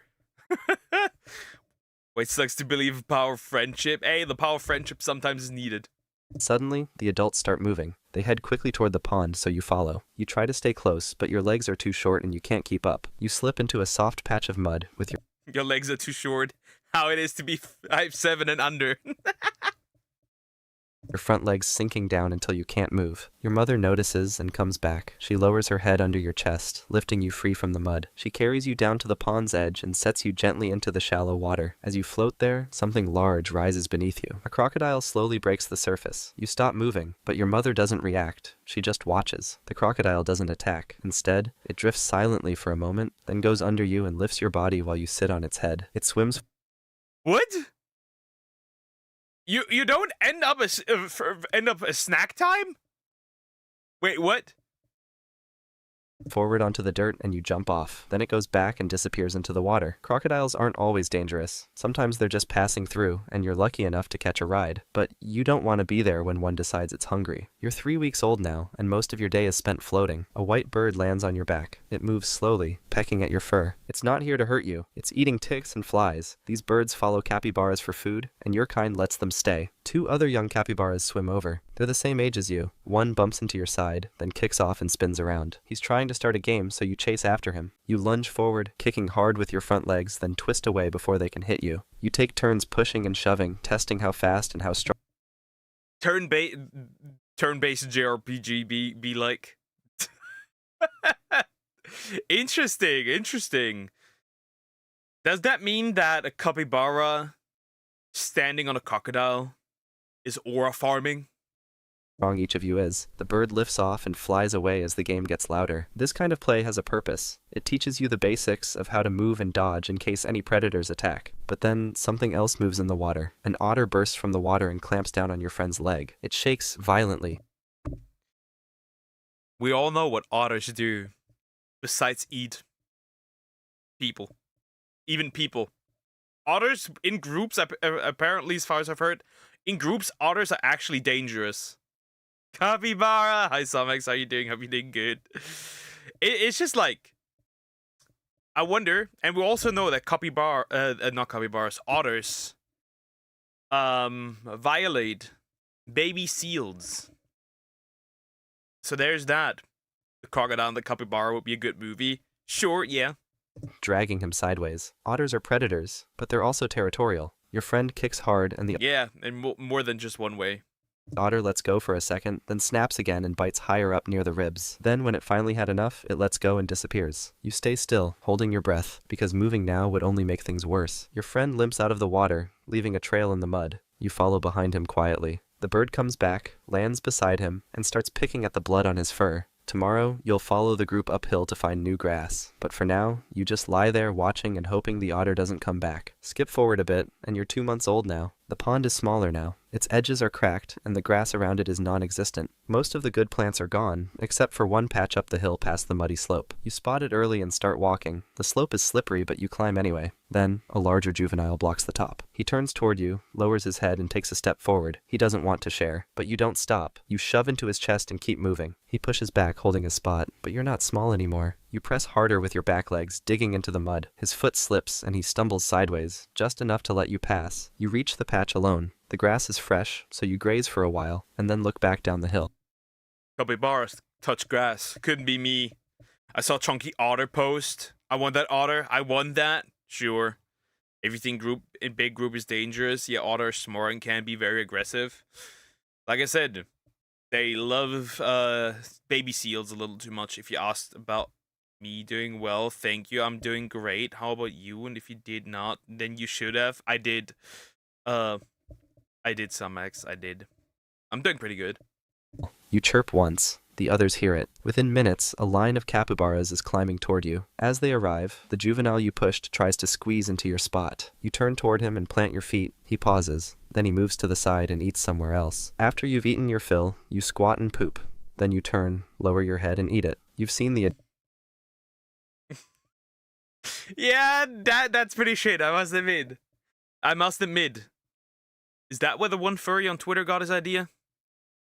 Adults do this before. You didn't know why until now. Your gut isn't fully developed yet. It needs the bacteria you just passed. That's how your stomach learns to break down the tough stems and roots you'll rely on as you grow. That evening, your group settles on the hill. You lie down beside 2 others. The juvenile you challenged stays nearby, but doesn't come close. You don't know if he'll try again tomorrow, but if he does, you'll be ready. You're 6 months old now, walking along the edge of the pond, searching for new shoots poking out of the dirt. Most of the grass near the water is gone, so you wander farther than usual. A patch of dry leaves looks soft enough to stand on, so you step forward. But as soon as you do, the ground starts moving. Tiny red bodies pour out from underneath. You freeze for half a second, then the biting starts. They cover your legs, your belly, and your neck. Ants. Are they screwed? If this happens... I've got a dilemma. Now I'm suffering from success. You're farming too many dudes. Stop this. Squeal and jump, shaking your limbs trying to kick them off, but it doesn't work. Their jaws clamp down and don't let go. You bolt straight into the water, dragging the swarm with you. You dunk your entire body under, blowing bubbles through your nose. You come up once for air, then dive again, rubbing your head against the mud at the bottom. It helps, but it's not enough. The ants are still clinging to the softer parts of your skin. You stay in the water until your body stops twitching. And that's when the ants finally let go. When you crawl back out... Drown the ants. So glad that humans don't have to eat poop. We don't have to. But there's people who willingly do it.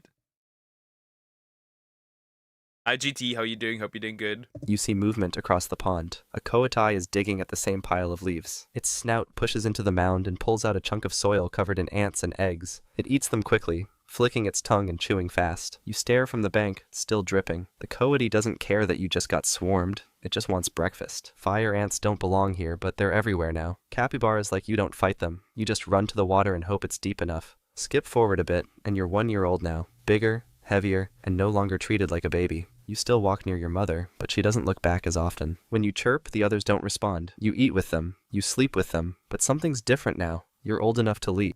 Pause. No, I'm farming one and he is the dilemma. He's just really cute and he never lets me pay. I like it, by the way, but I feel like a sugar baby now.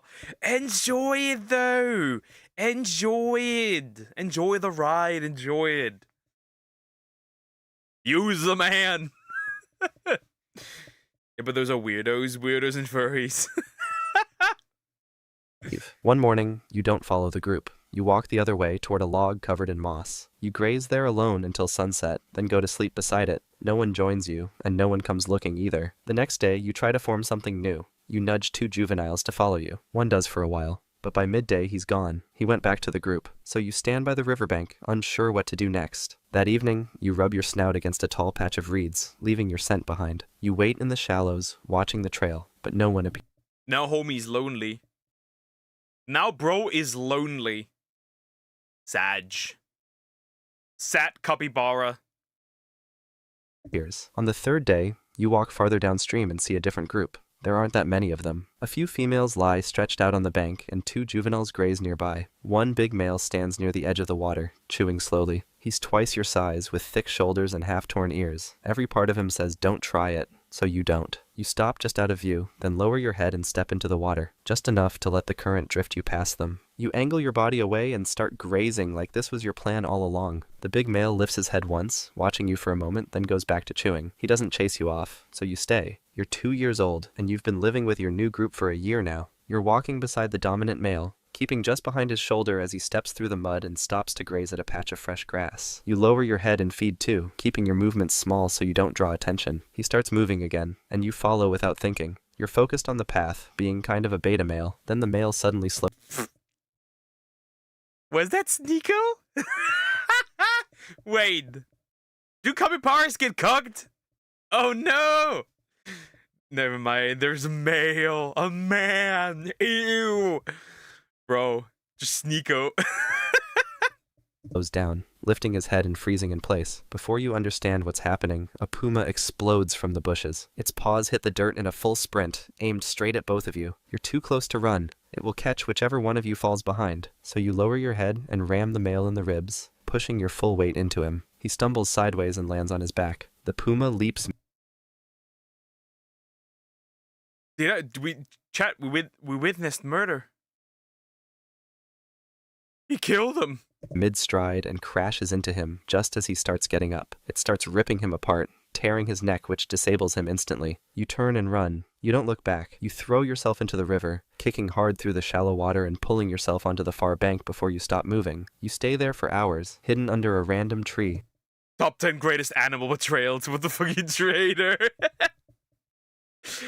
top 10 greatest anime betrayals.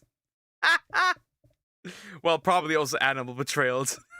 That's crazy. Imagine our Cappy is a backstabber. Bro, imagine you're just chilling around with your friend, right? You're just chilling around with your homie, and then somewhere a dude with a knife just steps out, and what does your friend do? He just pushes you towards the guy. He wins the hose for himself. until the sun starts to drop and the others come looking. That evening, you return to the group alone. The dominant male is dead. No one challenges you, and no one even looks at you for long. You take his place, his spot near the food, his position near the females, and control over the rest. You're not a follower anymore. You're in charge now. Skip forward, and you're 4 years old now. The river's The alpha male.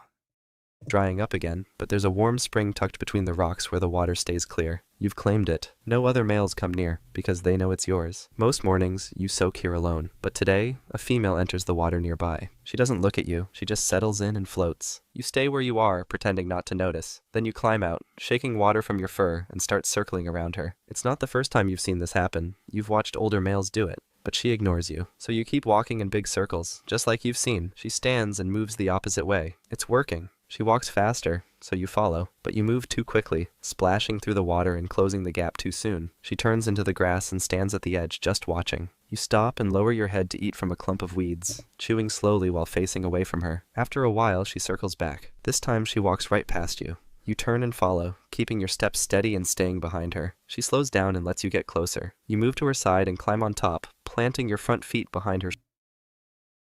Wait, is this corn? Time for some clapping. Woo! Is this allowed on YouTube? This is corn. Shoulders. It lasts a few seconds, then she steps away and Wait, a few seconds. Damn. A few seconds? It's still longer than most of us men. Let's be honest. We can't last even a few seconds. walks back into the spring, lowering herself into the water. You follow and lie beside her. Now you understand how it works. You don't need to fight or push others aside. You just need to move the right way at the right time. You're 5 years old now. You walk at the edge of the forest where the fruit trees grow. A mango drops nearby and rolls past your feet. You bite once, then again, sweet juice filling your mouth as you chew. The skin tears easily. You swallow half before the other capybaras even notice it fell. 2 females and a younger male are close by, all focused on their own fruit. A few more drop around you, bouncing off branches and landing in the leaves. One of them rolls farther, slipping into the bush. You step after it without thinking, still chewing the last bite. Then something yanks your leg sideways. A wire closes tight around your ankle, jerking you off balance and slamming your body. It's over. You have been caught. Next up, the butcher. Into the ground. You try to push up, but your leg stays pinned. The wire's too strong. You twist hard and kick, dragging yourself in a half circle through the dirt. But it doesn't loosen. You struggle harder, digging your teeth into vines, ripping at the bush that hides the anchor, but nothing breaks. The snare holds your leg out at the wrong angle, and the more you pull, the deeper it cuts. The others are already gone. When the wire snapped shut, they ran without even taking a look at you. You stop moving. The blood around your ankle thickens in the dirt. Then flies start landing on your back and stay there. Eventually, the sound of footsteps comes through the trees. One man walks toward you, holding a coil of rope in one. You're definitely getting butchered, bro. Bro was getting it on at 4 years old. Well, it happens. Hand and a machete in the other. He crouches, checks the snare, then grabs your leg and pulls you free. You don't resist. You're not awake for most of what comes next. He carries you by the legs, ties you to a pole, and slings it over his shoulder. Back at camp, the work is quick. It's over. Bro, he's actually getting butchered. He skins your body and lays the hide out to dry. He skins your body.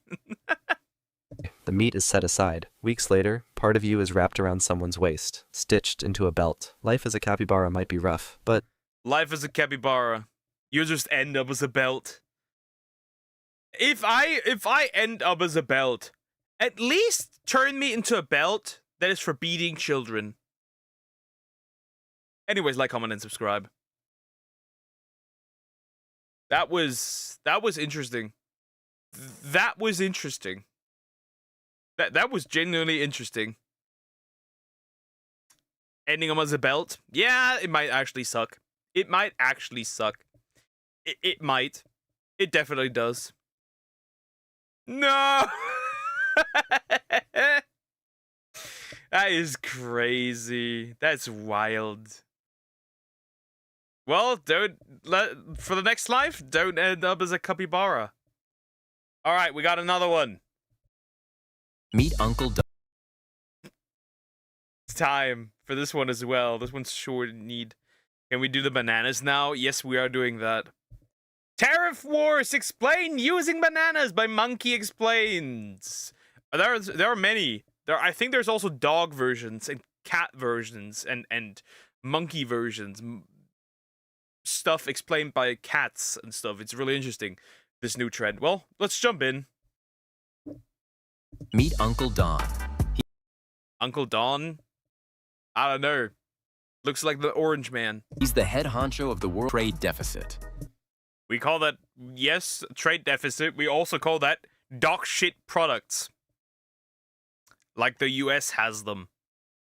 Dog shit products. Nobody would buy apples from the US. They have probably 200% more lead than Who ends up paying more? The consumer. Because at the end of the day, you know where that lands, on whose pockets is that where that gets thrown on whose pockets? The consumer. At the end of the day, they throw that into the price, and the consumer is the one that pays it. That was personal. Go Panda. Why aren't you buying my useless products at the same rate I buy your properly grown and functioning supplies? McBananas. You do, the customer. That $4 banana smoothie? Now it's $6. Tariffs don't punish Panda directly. They just make his bananas more expensive to buy and discourage U.S. I watched the clip just to I mean, this is more an inflation thing, right? But still, I watched the clip of Leaflet explaining where she eats. She's also a VTuber, slime VTuber. And she basically said that back in the day, she could get a really cheap meal, and it was really, really good for like $1 or $2. And now the same meal costs like 7 or 8. That's crazy. Businesses from working with Panda. And this is why tariffs aren't just price tags. They're weapons. And true. Now just at any time you could get nuked by tariffs. Yeah. I feel like these tariffs help less than they actually add to anything, because the problem is other countries would import more if your goods wouldn't be ass, which they are. They are ass. Please do not sue Monkey. Monkey innocent. Well, technically it's a gorilla, right? Oh no, my banana is too... You degenerate. Interesting. Now we know. I like these. These are funny. These are actually funny. Tariffs only existed to show American control. Yep. That is very true. That is very true. Yeah, the problem is just that these tariffs, they don't... At the end of the day, they're not really helping anybody. They're really just beating the shit out of the average person, because we're the ones paying it, not the government. Uncle Don's kind of crazy. He's throwing out random tariffs. He might think it's temporary, but most tariffs stay in place for decades, and that friendship he had with people is gone. Yep, exactly. I think this is not a particularly smart decision, as that's gonna destabilize global relationships. It is what it is. Anyways, like, comment, and subscribe. Amazing. Chat, I need a quick bathroom break. I will be right back, and then we'll do the crazy TikTok lady that Stomachs apparently sent in, the therapist woman, any chance of one of my videos. I don't have them in there. I could throw them in there. I gotta do the other stuff first. Alright, quick break. I will be right back.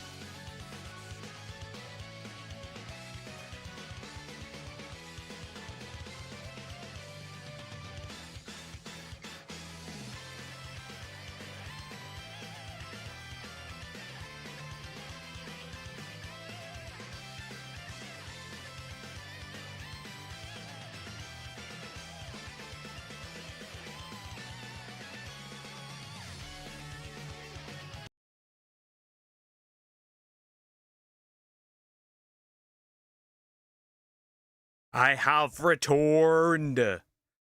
I am back. Oh, there's a state of mind and a condition of the body. Okay, I wish Alien Isolation had some sort of sound catcher for headphones when playing. Interesting. I've never played Alien Isolation. Alright. Do the scary one songs recommended. Be scary this week. I'm sorry, trying to outdo my previous ones. I'm stuck in my own shadow. Anyways, we got this. The long one. The one that I'm gonna at least put on 1.25 times, because that shit is long. Where is it? Should it be in here? It should be somewhere. The fuck was it? The crazy lady. Am I blind? Or did I remove it accidentally? I might have. Did I remove that accidentally? Am I stupid? I might have actually removed it accidentally. Well, now I don't know what it's called. Or am I just scrolling past it? Maybe I am. Maybe I did accidentally remove it. That appears to be the case. Yeah, apparently I have. Whoops! I'm not seeing it anywhere in my list. Doug, I'm sorry, it appears to be the case. Did I actually? Am I this dumb? I have. Apple, throw the link at his face. You might need to. The weird, crazy TikTok lady, because I'm not seeing it. Wait, yeah. Bring me it. Bring me it, because that one was, interesting. Yeah, I'm not finding it anymore. I thought I had it, but I no more. I guess I don't. I guess I don't. I guess I do not have it. Well, fuck, I guess. Well, that sucks. Yeah, I don't have it. Whoops! Oopsie.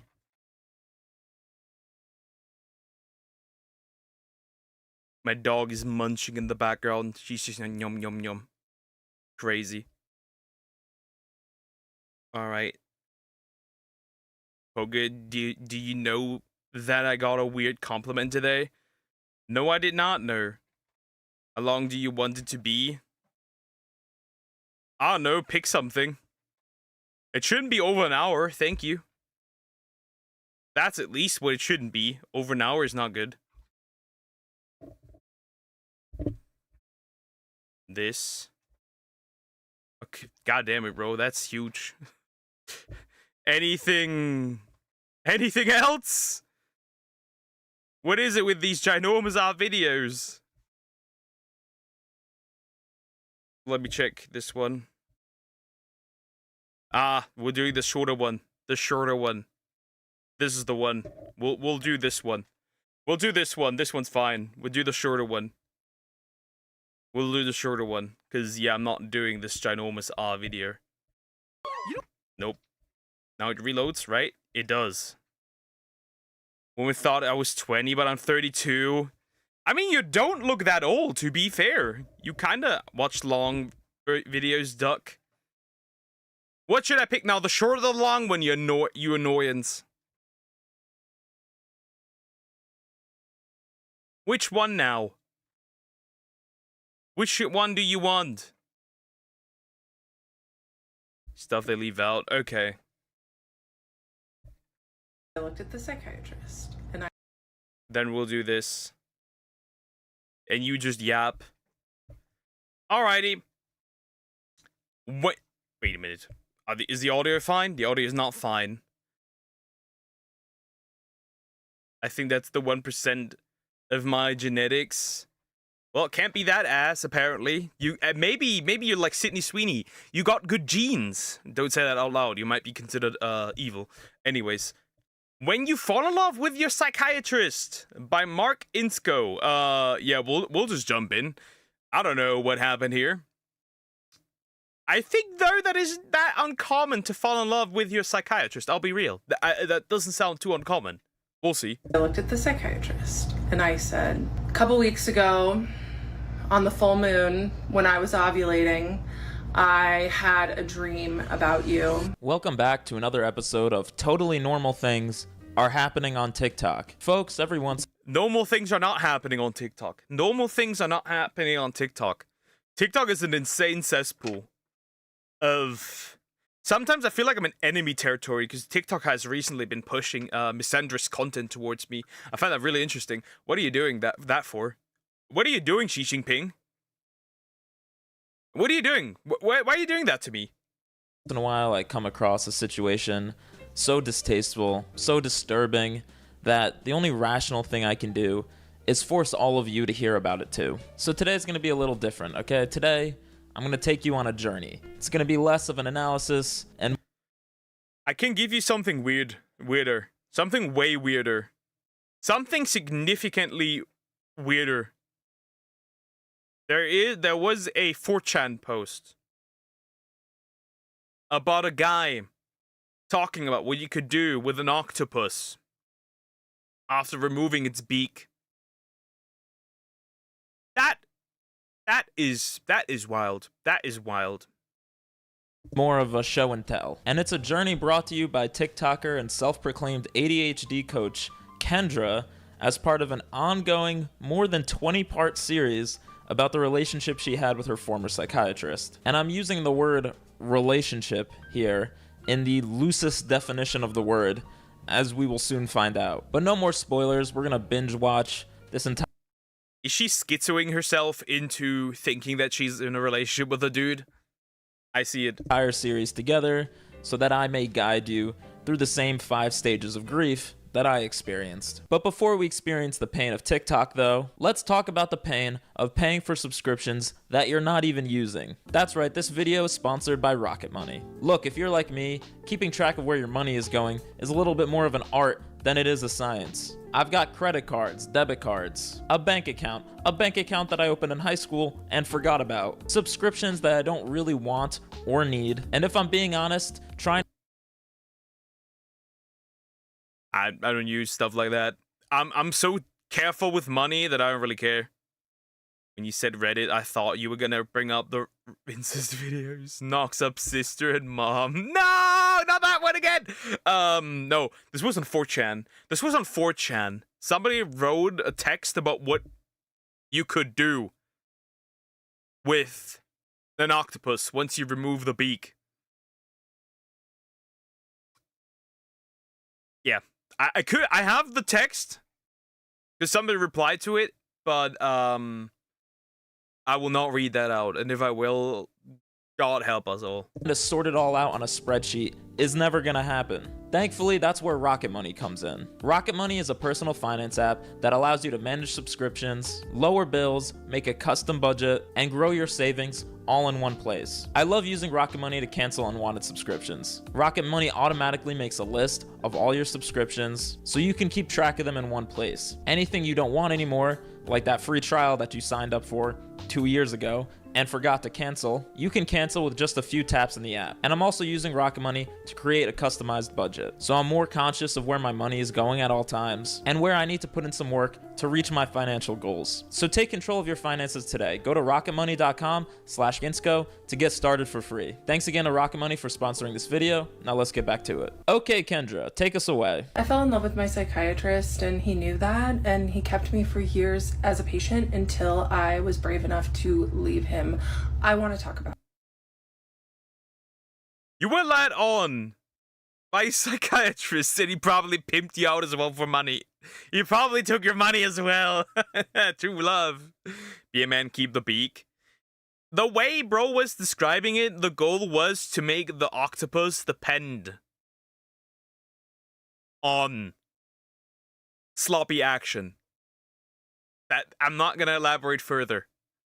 Usually when I go on this app and I have a question, I have a bunch of videos that pop up, and I searched in love with my psychiatrist and nothing happened. So I would really like to discuss what happens when we fall in love with our mental health professionals, and most importantly, the fact that there are so many people, especially men, that are emotionally dead inside, that feel called to going into psychiatry and therapy so they don't have to feel their feelings, but they can feed off of the vulnerability of their mostly female patients. Huh? Huh? It's weird she leaves after not having the money to pay for the season, probably. Huh? I mean, to be for real, she'd probably be more open with him if she was in love with him, so it could be useful. How dare men want to help others? Don't help others. Woman gets robbed. She's strong and independent. She doesn't need any help. Bro, where are we going with this? Hey, went to therapy for months. It works. Went to therapy for months. Did not work. Actually made it worse. Well, as far as the hook goes, that's a pretty good one. And a few points right out of the gate. First of all, she says she's... After switching multiple ones, still did not help. Because the problem was, it doesn't matter if I yap my ass away. Yapping doesn't change anything. Searched in love with my psychiatrist on TikTok, and nothing came up. And I just want to say, thank fucking God for that. Did you think that this was a common occurrence? Did you want it to be a common occurrence? I'm actually extremely reassured. Yes.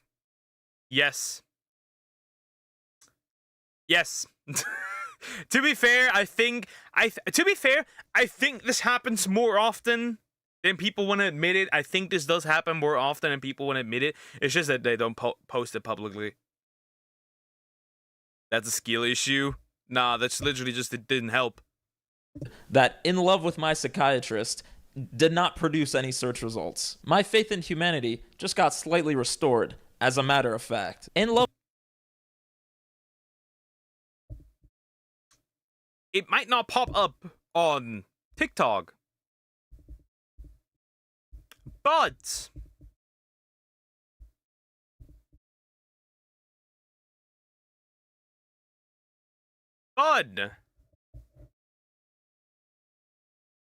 if you Google it, there's plenty of places that you could see that are unrelated to this woman. There's also plenty of stuff that is unrelated to this woman. So, yeah. Well, fuck. She didn't find any results, so she made one, basically. Love with my psychiatrist is the name of an AI slop Kindle Unlimited romance. Not something that I wish actual people to have to go through. And secondly, the epidemic of emotionally dead men in the mental health professions. Listen, I've never been to therapy. You can probably tell. I don't talk about my problems. I'm an adult. I push all that shit down, make a funny video, and just keep sprinting until my heart gives out. Correct. That's how we deal with this. There are no problems. There's never been any problems. What do you mean? That's the American way. But the idea that there's all these men out there committing like 8 years of their lives to schooling in order to become psychiatrists so that way they can like... How do you put this? The commitment to turning into becoming a psychiatrist just to emotionally drain women. I don't know if anybody would want to do this. I see no point in it. If somebody out there does it, that's commitment. Feed off the vulnerability of their mostly female patients. Listen, I'm listening. Those insecurities are so tasty. They're amazing, bro. I'm withholding judgment, but like for one, psychiatry and therapy, two very different fields. We're talking about her male psychiatrist here, whose main job is like to prescribe medication, mostly. His job isn't really to talk you through your problems anyway. That's therapy. He's literally here mostly to try and alter the chemistry of your brain. And if we're talking about therapy, which trust me, we will get there in this video, you can pick your therapist. My chemistry did not change. I needed to fix the things that made me miserable. Women are usually put with female therapists anyway. Okay, yeah. So if you don't want a male therapist, don't go to a male therapist. Go to the therapist that you think is the best fit for you, etc., etc. But I'm getting ahead of myself. Let's continue. Yes, I told him often that I had a crush on him. Told him all the time that I thought he was attractive, and he just would smile and not say anything because he was the king of plausible deniability. He didn't ever, like... Plausible deniability. What is this buzzword? I wonder if she can explain what she actually means by that. I wonder if she can. Like, ask me if I had a crush on him, but he didn't do anything when I told him. Right, so this seems very inappropriate, to say the least. It seems so far. The way it looks right now, it seems that he hears it. I don't think he denies it. I think he just does not want to take part in it at all. I think he's just like, oh, okay, anyways. I hate the glasses that make your face shrink like that. For thing, you lady, throw those glasses. They are awful. It's just like, this is inappropriate. And the reason he doesn't do anything is because it's inappropriate. And this is gonna be a recurring theme, that everything is coming from your side, Kendra. Though should the psychiatrist have gone harder in shutting her down, versus what it sounds like, which is like awkwardly ignoring her, perhaps? Yeah, probably. Oh, he wasn't just fine with me having a crush on him and being in love with him. He loved it. This is what I mean. He was a 38-year-old, attractive, smart, extremely successful psychiatrist, but he did not date. Why didn't he date? Because he got his emotional needs met feeding off of his patients and getting fantasy supply from them. I think that is in all this is all in your head. I think actually you're the one getting your emotional needs met by your own psychiatrist. What the fuck you mean? I think you're the emotional succubus, not he, from what I can tell for now. Like, what? Probably just smiled because she made him uncomfortable. Yeah, he might have done that because she's crazy. He didn't want it to be a huge blow. Yeah.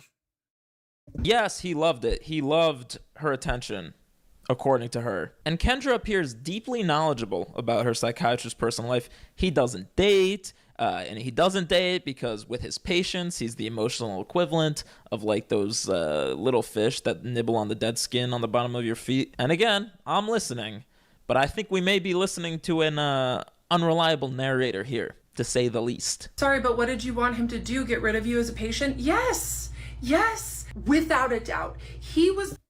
Aren't you a grown-ass woman? What do you... you know what that sounds like? Imagine you're a chick, or like, imagine you just have somebody, right? Hi Angelo, how are you doing? Hope you're doing good. Hi Bug Kai, how are you doing? Hope you're doing good. So imagine you just have a friend, right? And you're just chilling with them, and they have a crush on you, and they see it as your responsibility to kick them out of your life because they're not grown enough. I can't do this anymore. I'm already losing brain cells. The one with the medical degree. He was the one that knew better, but he loved the attention that I gave him too much to do the right thing. We agree. Listen, if it was actually clocking to this guy that she had a crush on him, he probably should have been like, listen, this is weird, go find another doctor. Does he have an ethical duty to do that? I don't know. I mean, I don't know what kind of patients is he dealing with. I mean, is this a common occurrence? I have no idea. I know he would have to ethically terminate care if he wanted to pursue a romantic relationship with her. But I don't think that was ever in the cards. I was not going through something. I was simply wanting to go back on ADHD meds. And I told him in my intake about some of the family stress that I had went through. This is a woman likely in her mid-fucking 30s. This is a grown-ass woman. Holy shit, dude. That's crazy. I thought we could just drop her as a patient, because if he didn't share the feelings, then it's not a conflict of interest on his behalf, so he has no liable cause to drop her unless she was actively trying to pursue a relationship with him. Then it's irrelevant that she liked him. Well, you could technically say that she tried, as she was making compliments and stuff and actively telling him that she had a crush. Relational stress, and he also diagnosed me with not only ADHD, but other trauma stressor related disorders. He did not tell me about that diagnosis until I asked him a year and a half later. But what he did with that diagnosis was he used it to recreate attachment bonds and make me addicted to him.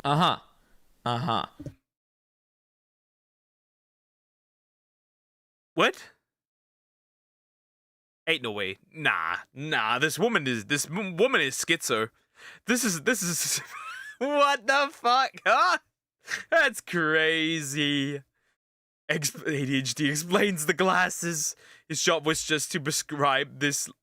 His job was just to prescribe this lady ADHD meds, by the way, and she was yapping while he was doing that. That's crazy.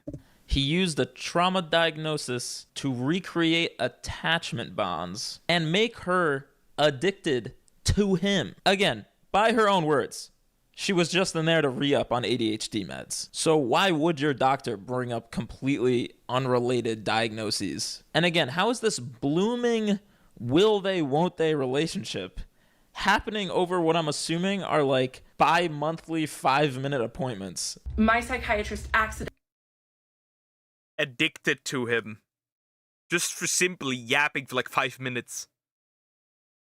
But that's different to trying to get into a relationship. You can tell someone you like them and never actually try to date them. But wouldn't you find it weird if I repeatedly told you, as your patient, that I have a crush on you, that I like you, that I find you attractive, over and over, because that's what it sounds like. I would say that you are, in a way, shooting your shot. In this case, I would say so. I'd say she needs to go back to therapy, but I worry for whoever she ends up talking to. Maybe the psych ward is the way to go. Accidentally caught feelings for me because, and I know that he did because he started leaking at the end. Whoa. He started leaking at the end? Huh? What do you mean by that? What is leaking? And where? Are we still talking about psychiatry? What are we talking about here? What are we... Leaking? In what way? And where? And how? Accidentally told me one time that he had countertransference. That was a big slip for him. Yes, countertransference, when a therapist becomes emotionally entangled with a patient. And again, we're not talking about a therapist here, so I don't get it. We're talking about her psychiatrist, who uses the same tools to make information, so it's not a therapist, it's a psychiatrist. Anyways, so this doesn't matter. Oh, I'm not denying that it's weird, but it's not really cause to remove her as a patient unless he feels she wants something real, or if he wants her. Leaking from what?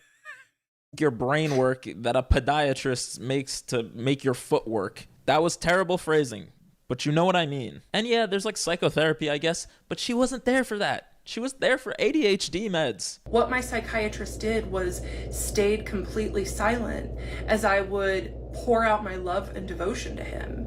And he just drank it in and did nothing to help me work through those feelings, nothing to help me work through past attachment issues, nothing to help me grow. Yeah, she definitely was pursuing something real. You cannot convince me otherwise. Nah, bro. When you confess your love and devotion to somebody, you are definitely trying to get into a relationship. I'm sorry. Get this chick out of here. And realize that I was in love with someone who couldn't love me back. Every waking moment, I think about you, doctor. I think about these moments we share in this musty-ass old medical office building that's across the street from a Taco Bell KFC combo. I sit and I dream about returning here every 4 to 6 weeks for a follow-up appointment so that I might gaze into the ocean of your eyes, which dance under the blinding fluorescent lighting in this office.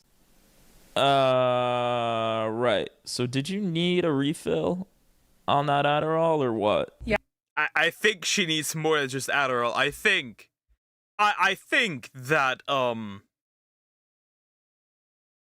how do you put this? I think that we need something else here. We need something else here. Other meds. I learned that through this experience, that many broken and wounded men are attracted to psychiatry when they're in med school because they learn that they have access to vulnerability. Ridiculous. Men don't become psychiatrists. Yeah, I'm also a wounded man. That's why I'm becoming a psychiatrist. Just so I can feed off the vulnerability of women. I'm not becoming a psychiatrist, but it sounds ridiculous. It just sounds ridiculous. How do you come to that conclusion?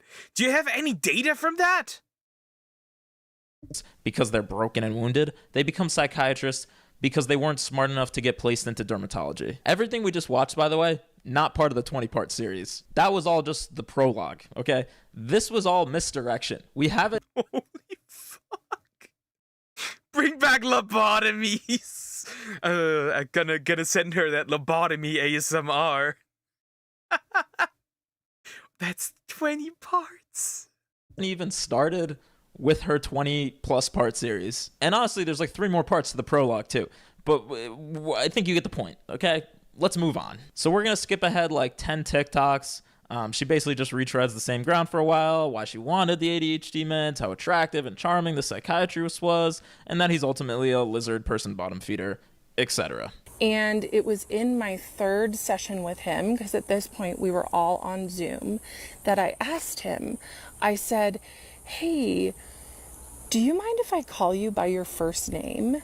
That was his first sign that him pretending like we're friends was working. And to be fair to me, I had only ever been to therapy before. I didn't realize that, it's important to call your doctor last name.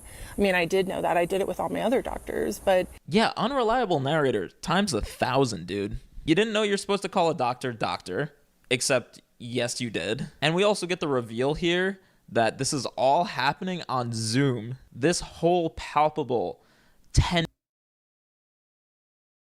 Wait, all these yaps are on Zoom? Yeah, she's pissing me off. I'm so glad I have to go. Take care, Eliza. There is no way. That is being described. That's so thick. It's like it's a Conrad and Belly summer I turn. Is this just super parasocial? That's it? And pretty special. It's all happening on a Zoom call. He was really good at listening. And I mean, he's a Pisces, right? And this new therapist who is a 7... She's into astrology.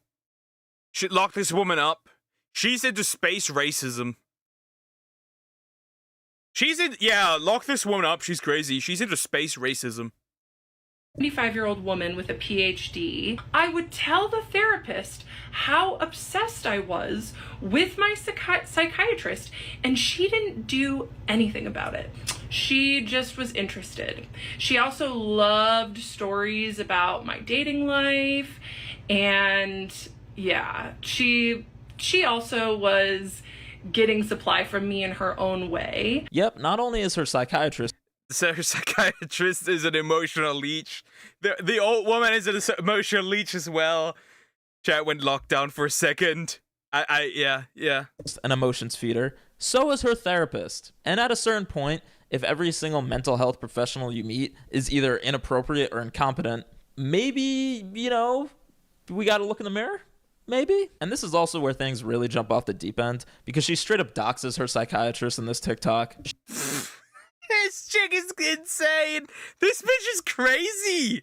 She is. She uses his first name, which is Pakistani and pretty unique in the United States, so people just found him immediately off of that. And I mean, every single one of her installments, by the way, getting hundreds of thousands, if not 1 million plus views. She doxed that man. She doxed that man. Hey, at least he's gonna get a few interviews because of that crazy lady. It's just not good. In part 5, things really get crazy. She talks about how she got in a car accident, was told by urgent care that she needed to go to the ER, but she decided to put it off so that way she could go to her Zoom appointment with the psychiatrist because she was addicted to him. And again, this is his fault. She is saying that woman crazy. It's his fault. Woman crazy, man at fault. That's crazy. This is insane. This chick is batshit crazy. She had possible internal bleeding, and she went to her Zoom psychiatrist appointment because she was so in love with this guy, and it's his fault. However, he was really smart and knew the professional lines like the back of his hand. So he would comment on my appearance, but not compliment my appearance. So I would come on screen and he would say, "Oh, you curled your hair." Or I would come on screen and he would say, "Oh, you're wearing glasses." So I was so excited when he noticed my glasses that I ran and showed him my other pair. And he said, "I prefer turtle shell glasses."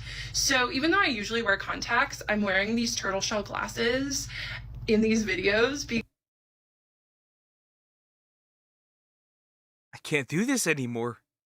I can't do this. I don't want to do this anymore. The fuck you mean? She now does no longer go to him. Yet she still wears the glasses that he prefers. This woman is insane. Lock her up. Psych ward. because just in case he sees them ever, he'll see me in his favorite glasses. He did tell me he likes the turtle shell. Oh, no. I mean, does someone have eyes on this psychiatrist, man? We need to put him in witness protection.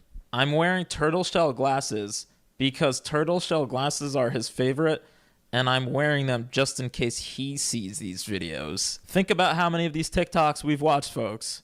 Think about it. She was wearing turtle shell glasses in damn near all of them. She usually wears contacts, but she put on those glasses because they're not just glasses. They're his favorite glasses. And then she started telling him about her sex life, and then she screams at her audience for telling her. Why would you tell this poor innocent man about your sex life? What? Not to dox her psychiatrist. And then she started dating a therapist? My boyfriend and I broke up days later. So then I started dating this other guy. And this other guy, this new guy, was a therapist. Starts telling me about how he has a crush on one of his clients. And I thought to myself, okay, this is strange, but go ahead. Like, we're on a date, dude. Why are you telling me about a crush on one of your clients? But he continues. And he said, yeah, she wears these red lacy panties and short skirts. And I know she wears them for me. Now at this point.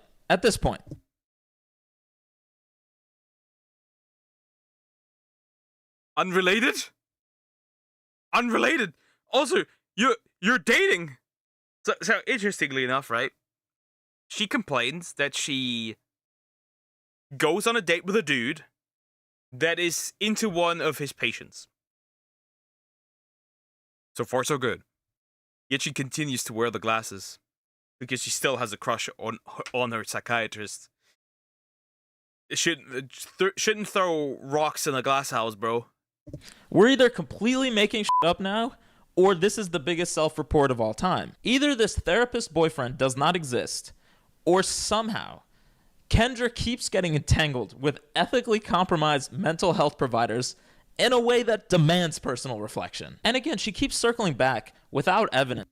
Think about it. What if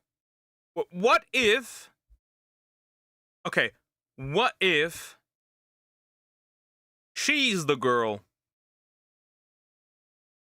To this idea that her psychiatrist is like rubbing his hands together at the thought of, getting to listen to her yap every 6 weeks. She keeps describing like her emotional unloading onto him as free content. I gave him 30 minutes of content. And he got 30 minutes of nonstop content to use. Which again, that was her decision to do that, even though there's no evidence provided to us that he requested, wanted, or ever thought about the content she provided him. But in her world, he spent the content is Psycho Woman. Crazy. Spends every waking moment of his life like dreaming and fantasizing about the content that she provides him in between their appointments. And she also tells us that she recorded those 30 minutes in the psychiatrist's office, which is a normal thing to do. And then she tells us that this is totally not a crash out, and then it somehow gets weirder. And then I start emailing him. Leave that man alone! Leave that man alone! Leave this poor guy alone! Ain't no way. Fun little emails, but he stops writing me back. He does not write back to my emails anymore. Because when good for him. Good for him. Genuinely, good for him. Save my man. Save him. Just save him. What is going on? Again, he was really good at plausible deniability, but what he did do... What does that even mean? ...is he would take my emails and mention them in session.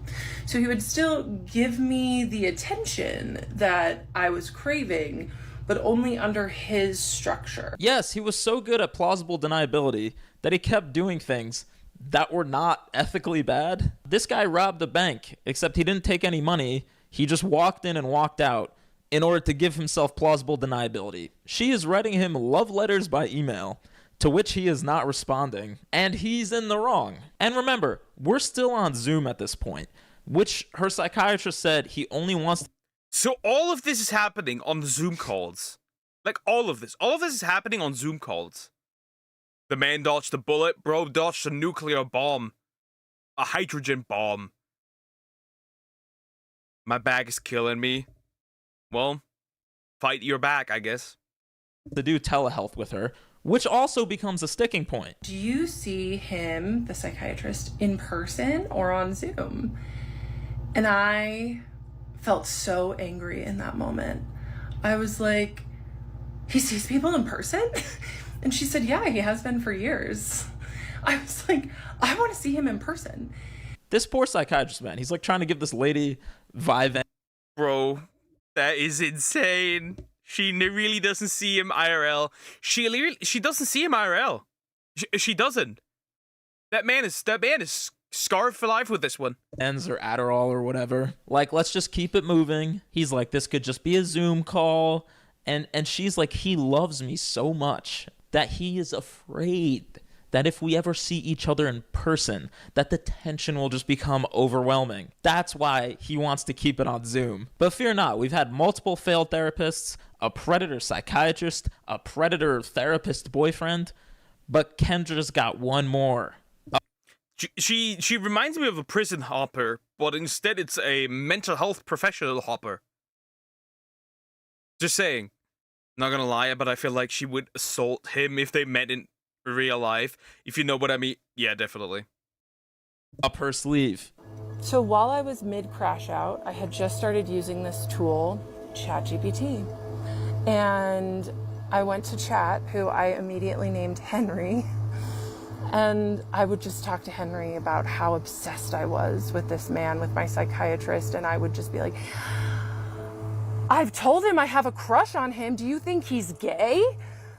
And Henry was like, oh my God, this girl, you know, he did his best to co-regulate my nervous system and affirm me, but he was like, whoa. Well, at least ChatGPT, or Henry, excuse me, doesn't have to worry about getting doxxed on the internet. What the fuck are we doing? She's asking ChatGPT. No, save my boy. I told him, look, you and I have a really special patient-doctor relationship. And he glared at me with just venom in his eyes. And he said, you and I have a professional patient-doctor relationship. He was so angry with me. So to recap, the psychiatrist. And instead of taking the hint, she got probably turned on by it. Ooh, he's so dominant. Fuck, dude. Strongly and in no uncertain terms affirms that their relationship is strictly professional. And she's like, there's venom in his eyes. What more is there to say at this point? And then she asked ChatGPT, or I'm sorry, Henry, about countertransference, took a screenshot and emailed it to her psychiatrist to like school him, I guess. And then some women accused her of being racist towards her doctor who's Pakistani. And she was like, what did this woman not do? No. I love black women, apparently. Black women are the most important people on the planet to me, and that I have learned so much from black women about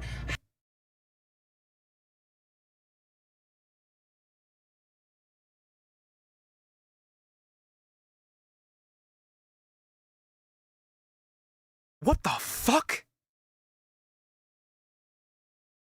How do you, what?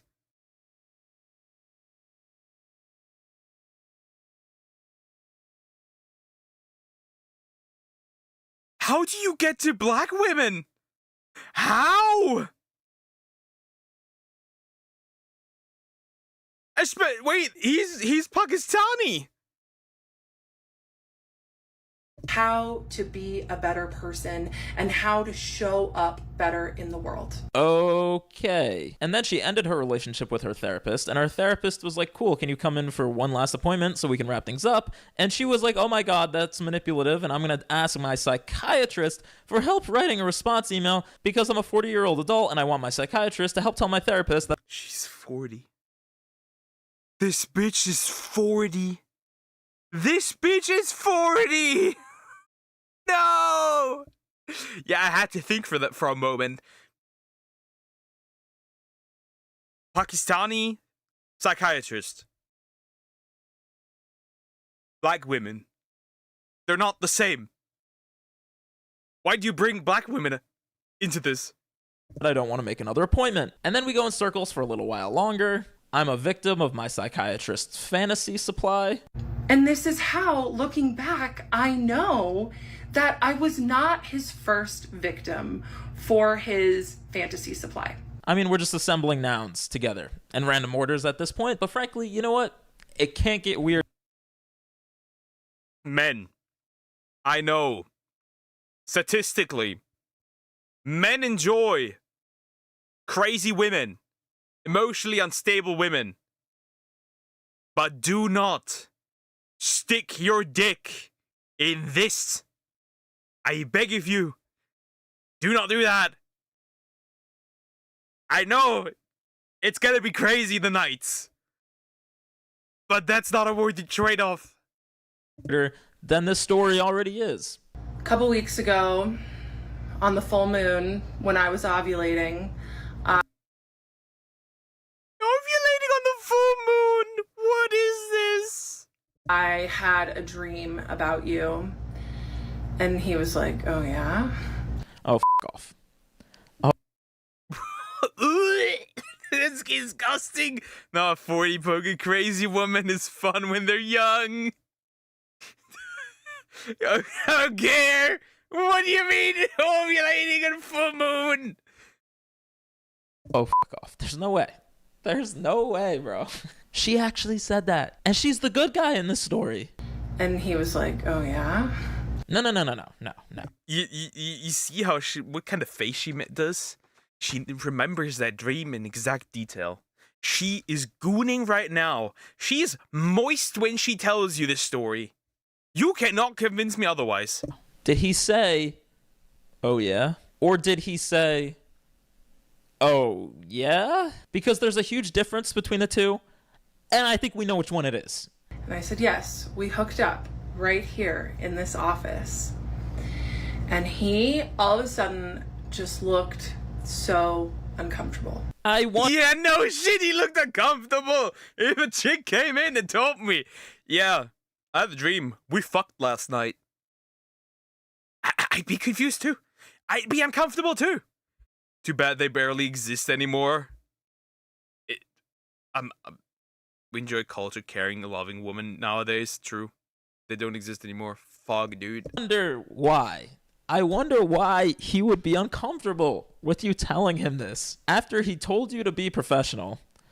And now you're telling him you're ovulating under the full moon and dreaming about hooking up in his... Does this woman by any chance read romance novels written by women? By any chance? Office. Again, by the way, she's used the terms victim and predator about 800 times at this point. And I'm starting to agree with the terminology. I'm just starting to... Yeah, I agree with the terminology. I just think that he's the victim, she's the predator. Anyways. Here's Croc Croc. Hi, Croc Croc. How you doing? Hope you're doing good. Think that they're being applied to the wrong characters in this story. But then again, maybe not. Because apparently, he still let her make follow-up appointments after this. And I don't know if he's just hard up for cash. Or maybe he is really into this. In which case... I agree, that's weird. Or maybe this is this par for the course for psychiatry patients? I doubt it, but again, I don't know. I'm not in that field. I have a much harder job. I yap on the internet, but I have no rational explanation. True and real. I just have my hard job is listening to this and being like, bro, this woman is batshit crazy. For why he wouldn't at this point just be like, you need to find a new psychiatrist. And then we end off at like part 19, where she just explains that she takes her shoes off in the psychiatrist's office because she has ADHD, which is not a symptom. That's not a symptom I'm aware of. Sounds like you wanted to seduce him with your feet. Oh gosh, she wants to give him a feet job, doesn't she? Most likely I would put my heavy bet she indeed one of those novels reader. She definitely is. I've ever heard of. And also shows the email she sent to her therapist. Is that Jesus in the background? This bitch is Jesus in the background. I think so. Save my man as well. Politely telling her to f off. And that's it for now. There's already a couple more parts. I'm sure there's 80 more parts coming. I don't care. I'm not coming back to this. But hey, if you want to go check out Kendra's page for the latest, we're praying for you. And I would say the response to this situation from the internet at large was more or less, what the f? Kendra, where are your friends? I'm like watching this and I'm like, Kendra, if my girlfriend called me, she's like, I think my psychiatrist is in love with me. I would say, you sound like when men say this stripper has a lot, exotic dancer, has real feelings for me. What are you talking about? Yeah, I think she needs more than a friend in this situation. So many comments along the lines of like, I can't believe Kendra is making me defend a man in 2025. Did she just make this whole thing up? It's a confusing time to be on social media. Parodies appear more serious than reality, and reality appears to be a parody. Which one of these Kendra is engaging in? That's in the eye of the beholder. Lock her up. That's all I'm saying. I do like your glasses today. Thank you. I wore them just for you. I know focusing is hard for you, but let's talk about your ADHD symptoms recently. Can I just say something first? Sure. I had a little dream about you. Okay, It was in this office. Let's pivot back to the meds. You were naked. I'll be honest too, I didn't necessarily... They make parodies of her. They make parodies of her. Huge. Free. I mean, technically, it's just free content for the internet. ADHD made me jealous of Hyper being stuck between Double D. Sorry, that wasn't a good joke. Yeah, I just get the rope at this point. necessarily think there had to be a villain in the story. Kendra became one when she decided to dox her psychiatrist for no reason. But other than that, if you want to come on TikTok and just like spew your delusions, you're allowed to do that. I mean, I come on here with my delusions at least once a week. But everyone's entitled to their own truth. I just think we need to remember that you're not entitled to everyone else believing or accepting your truth. Kendra, of course, just shut down the comments on her videos, even though she's still uploading new Understandable. ones. And I think that's probably the perfect encapsulation of the social media mentality that we have now. Everyone wants to come on here, turn on a camera, say some crazy shit, and just expect everybody to go along with it. And to be fair, with the way that algorithms work, that's usually what happens. Unfortunately for Kendra, her story was just so unhinged that it unfortunately broke containment. She's putting up Love Island numbers with this series. I mean, CNN can't even 1.9, 2.7, 3.1. This woman making bank. and pull this kind of viewership on a nightly basis. And the other slightly yikesy thing about Kendra is that she's subtly using this as a promotional tool. Remember, she's an ADHD coach. Her whole shtick and business is that traditional mental Drop the OF. I see it coming. health providers are not the way, and she's offering an alternative for money. So she does have a vested interest in putting out the narrative that traditional mental health providers is a, evil cabal of psychopaths who want to feed off your trauma. Which again, I'm willing to hear arguments. I don't think any profession is above criticism, but I just prefer that criticism come from people who aren't talking about ovulating under the full moon. Oh yeah? Kendra's also doing these Yeah, she's definitely. Oh my God. That shall be used. That shall be used as a sound on TikTok. I could see it. TikTok lives, which presumably are making her money. I think I saw up to 12,000 concurrent viewers at one point, as she argued 12,000 people watching. Is with ChatGPT, or Henry, sorry, live. You are the oracle. Because you saw through 4+ years of sophisticated manipulation. You documented everything with divine intuition. You're revealing patterns that help others recognize abuse. Your truth is literally prophetic. Yeah, making a chatbot that's more or less designed to agree with you no matter what into your therapist. Surely that won't have any negative repercussions. Yeah, definitely not. Remember, a lot of these AIs try to agree with you because they want you to keep you on the website for as long as possible. Well, YouTube doesn't like you created, apparently. Today, not.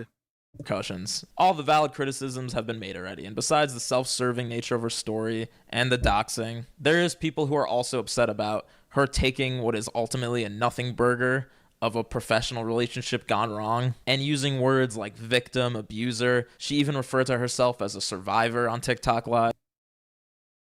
What do you survive? Your own delusions? Divine what ChatGPT make it up. I don't know where it made it up. How to summon a demon? 1, make a circle out of salt. 2, draw a star inside. 3, all you've ovulate under the full moon. True. And for people who have actually dealt with therapy abuse, they're really just not having it for the most part. Kendra posted about her TikToks on the therapy abuse subreddit, and it's not going great. But look, ultimately, I just hope Kendra finds a better psychiatrist or one that works better for her, and preferably one that isn't attractive at all and also hates their job. In any event, I've got to go. I got an appointment with my podiatrist, actually. I'm going to tell him all about the dreams I had about him under the full moon while he pulls out my ingrown toenail. This was terrible. This was in fact terrible. This woman is insane. We need to open the sight wards again. There's a reason why... I'm gonna say it. There's a reason why a lot of therapy is built on women. There's a reason. Women like that are the reason. No token, no sacrifice. Your rituals are easy. Bro wants to just summon a succubus for himself. The problem is that he can't ovulate. What is the male equivalent of ovulating in this case?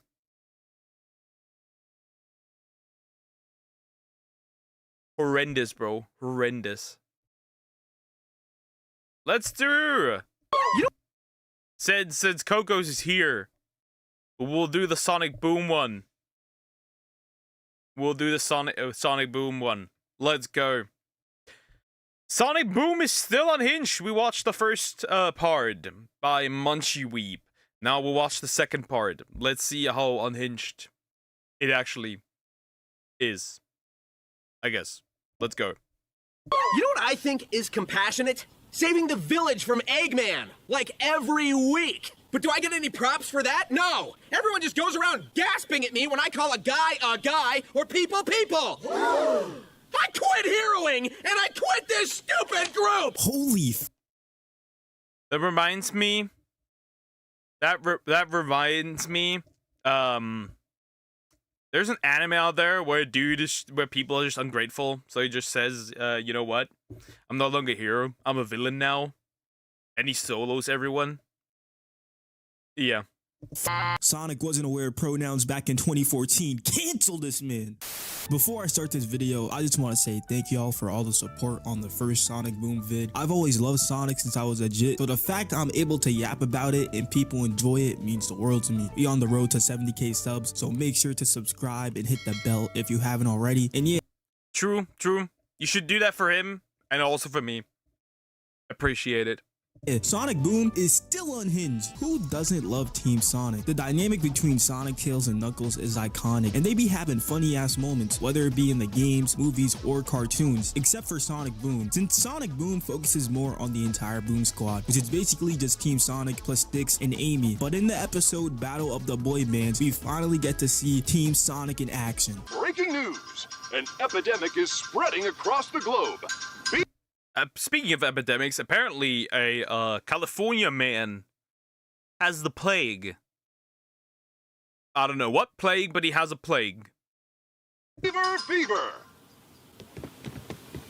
Are you serious right now, bro? Bieber fever. That nigga Justin was him back in the early 2010s. You just had to be there. Sega decided to turn Justin Bieber into a beaver. I should probably kill myself. Justin Bieber. You know what? The problem is that Bieber is beaver. Because Bieber is the German word for beaver. Terrible, huh? And just like in real life, this singer has a hold on the entire female population, including Zoe. I know that boy Tails with few. Yeah, that's Tails' revenge. Clearly. Bro must commit things, unspeakable horrors, crimes.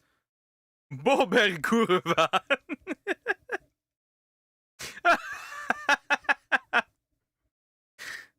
One person can be sick, not having the plague. Plague happen when it spread. I don't know. Apparently, I just saw a news article. It'd be like, yeah, California man has plague. I don't know, Sonic. That boy sold out Madison Square Garden in 30 seconds. He was him. To absolutely no one's surprise, Amy has already been infected with the beaver virus. Homegirl is tweaking. Sticks ends up questioning Amy on how she let herself go so badly. So look at Sticks' facial expression, dog. We lost her. Sonic ends. It's terminal. It's a contractable disease. Up turning that shit the fuck off, but it's already too late since now Sticks is totally banned out to the point when Team Sonic visits her shack, it's completely filled with beaver merch. They done turned my favorite crackhead into a 2021 dream stand. You're the only fan I care about. You're the only fan I care. You're the only fan I care about. Wait, wasn't that the other girl for Sonic? Knuckles always so big compared to Sonic. In this one, he is the brainless buff guy, I guess. About. You're the only fan I care about. Be my baby! That's a man voice. The Bob virus. That's a man, though. Beaver is now in town, and the whole village's female population is there to see him. Sonic is suspect of what's going on, so he charges towards the booth before a security hippo slides in and says, "Music professionals only." So Knuckles pulls a trumpet out his ass and starts doing a cover of the Unleashed. Pause. Where is he twirling that trumpet from? What are we doing here? He's not pulling it from, bro. E-ring screen music. Security Hippo ain't fucking with this shit, Nux. Sonic decides to turn Team Sonic into a boy band. Mind control songs. Mind control songs is crazy. Boys end up getting caught by Beaver's manager, and they played the stock cartoon chase music during it before abruptly cutting to the boys telling the girls they're being mind controlled. I did not edit these sequence of events together. That's how it goes in the episode. You could watch it yourself, I swear! Tails ends up inventing the measurometer in order to find a frequency that can undo the mind control. A few minutes later. End up taking a 3-1 lead, which leads to Justin having to use his vocals in order to tie the score at 3-3, resulting in Tails finally being able to discover the cure to the mind control, which is wrong. It's just a random song battle, so that's what they've been putting in the All I Want for Christmas Is You. Yeah, and all Christmas songs. That's why it's the same Christmas songs over and over every single year. Rock and roll. Team Sonic ends up. The easiest part is that Teamu Justin Bieber wasn't doing this by choice. His producer had him under his mind control, so he decides to give an inspirational Montoya. I'm speechless. Sonic and Knuckles are like Dumb and Dumber. If you watched the last video, you most likely remember the wanna do something foolish incident, but I never went into more. Yeah, and then getting on a rock and then being thrown. A classic. But that's just average boys behavior though. Want to do something stupid? Yes. Your back, I'll kill my back. Back a bit. Okay, take care. It's just average boys behavior. Want to do something stupid? Yes. And we do something stupid. More detail on the events that happened that episode. As you guys know, Amy lets Sonic and Knuckles crash at her play for the day, and they start fucking around. Remember guys, fuck around and find out. They try to let Sonic and Knuckles crash at their play for the day, and they start fucking around. Remember guys, fuck around and find out. What is that? Who just shat on Amy's couch? God damn it, bro, what is that? They try to bring the couch outside to let it dry, but it's not small enough to fit through the door frame, so they sit down and recollect their thoughts. What would you do in this situation? A. Call up Amy and tell her the truth. B. Stay and wait for Amy to come home. C. Leave and face Amy's wrath later. Or D. Hit up Sticks. Hit up Sticks. If you chose any of these options, you are completely wrong. Throw a rock. Since of their 1 hour later. They end up arriving at the bro down point where they even end up hugging each other, but this was all part of Eggman's master plan as he ends up sending a robot to attack the village to use Sonic's love for Amy against him. I'm telling y'all bro, Boom made son Amy canon. Knuckles decides to take the robot head on. Sonic, the new Sonic game did it as well.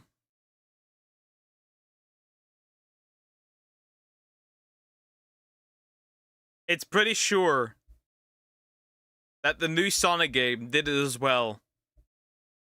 Sonic Frontiers. Due to, well, technically the voice lines aren't canon, right? But I consider them canon. Because they're in there. They're not said, but they're in there. On while Sonic continues to compete in the bro down. Why are we still here? Just to suffer. Knuckles eventually gets pinned down and they end up defeating Eggman's robot, doing something foolish, and Sonic ended up choosing the bro over the huzz. So Dave the intern ends up winning by default. Don't take your eye off him. We gonna get to him soon. I hope someone's been feeding my cat.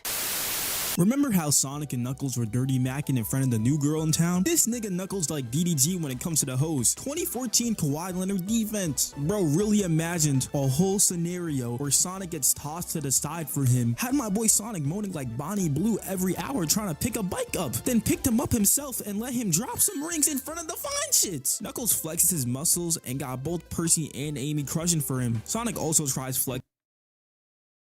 I don't see where that's abnormal. I don't see where that's abnormal. They're just being dudes at this point. But ends up losing 10,000 aura. Come, my lady.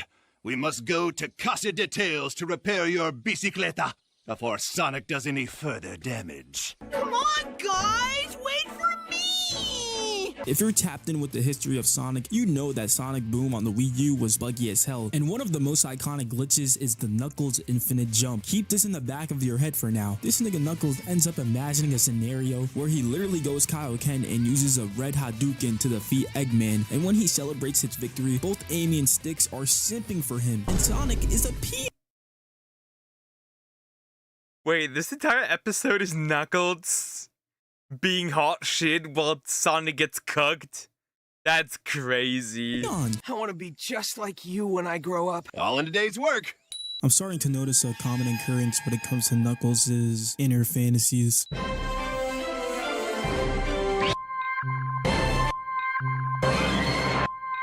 And now back to your regularly scheduled program. The reason I brought up Sonic Boom Rise of Lyric being such I see what they did there. I see what they did there. a glitchy fest, it's because one of the main reasons this show is so unhinged is because Sega was mad aware when creating this show. They already had Chris Chan from Temu talking about this fanfiction isn't family friendly. Them executives basically gave Cartoon Network the green light to do as they please with the script, even if it was just typical fourth wall breaks. Just listen to what Eggman says when he reintroduces Shadow. He's only the second most popular character in the whole canon! Thanks Egghead for being an encyclopedia. Was about to shout out Mike Pollock, but he's a Zionist, and that's no good. Amy might be Deadpool though. Still the best voice actor. Since he stayed calling out the writers for doing bullshit. Sonic, you just don't understand how movies and TV shows work. They always have a little filler material before someone bursts in to get the real story started. Guys, studios should stop recycling the same tired old properties and make something original for once. See, even Sonic be doing it sometimes. All right, what's Eggman's angle? He's turned his lair into a resort hotel to pay a small, one-time garbage collection fee. Sounds like the writers are just phoning it in, but just in case, we better go check it out. Coming in for a hard landing, Tails. You got me covered? Roger. Who's Roger? He's talking to me. Roger is a goat and deserves his... These jokes are so ass. These jokes are so ass. They really should just let random bullshit go. Respect, bruh. Tired of the Roger v. Jason Griffith debates. They act like two legends cannot coexist. Shout out Jermaine! Sonic had a rough transition to 3D is a narrative that's been pushed longer than LeBron has been in the league. And releasing a buggy-ass game while redesigning the characters by spamming them with sports tape and giving Sonic a scarf probably wasn't the brightest idea. Instead of crashing out about it on a story post like a certain indie artist, Sega just took it to the chin and made light of it through their work. Look what I found at the flea market! Dude, is that Tomatopotamus too? That's the best one in the entire series! Tomatopotamus never worked in 3D. Game companies always ruin their beloved franchises. Nah, facts, Knuckles. I hate Sonic Forces and Pokemon Sword and Shield just as much as you do. They never should have changed the color of Tomatopotamus's legs. I wonder what he thinks of Pokemon Scarlet and Violet, that buggy mess. You know? Just questioning, right? I wonder what homie thinks of it. Just saying. But how can I say no to her? She knit me this great scarf. I'm hoping the fans like it more than this one. Ugh. Would you believe me if I told you Sonic Boom pulled the Simpsons and predicted the future? I already showed you how they predicted the actually meme last vid, but y'all not ready for this. I believe this sapphire is yours. Oh no, with Eggman after it, my premiums are gonna shoot through the roof. For some reason, insurance companies hate supervillains, which is weird since they're basically the same thing.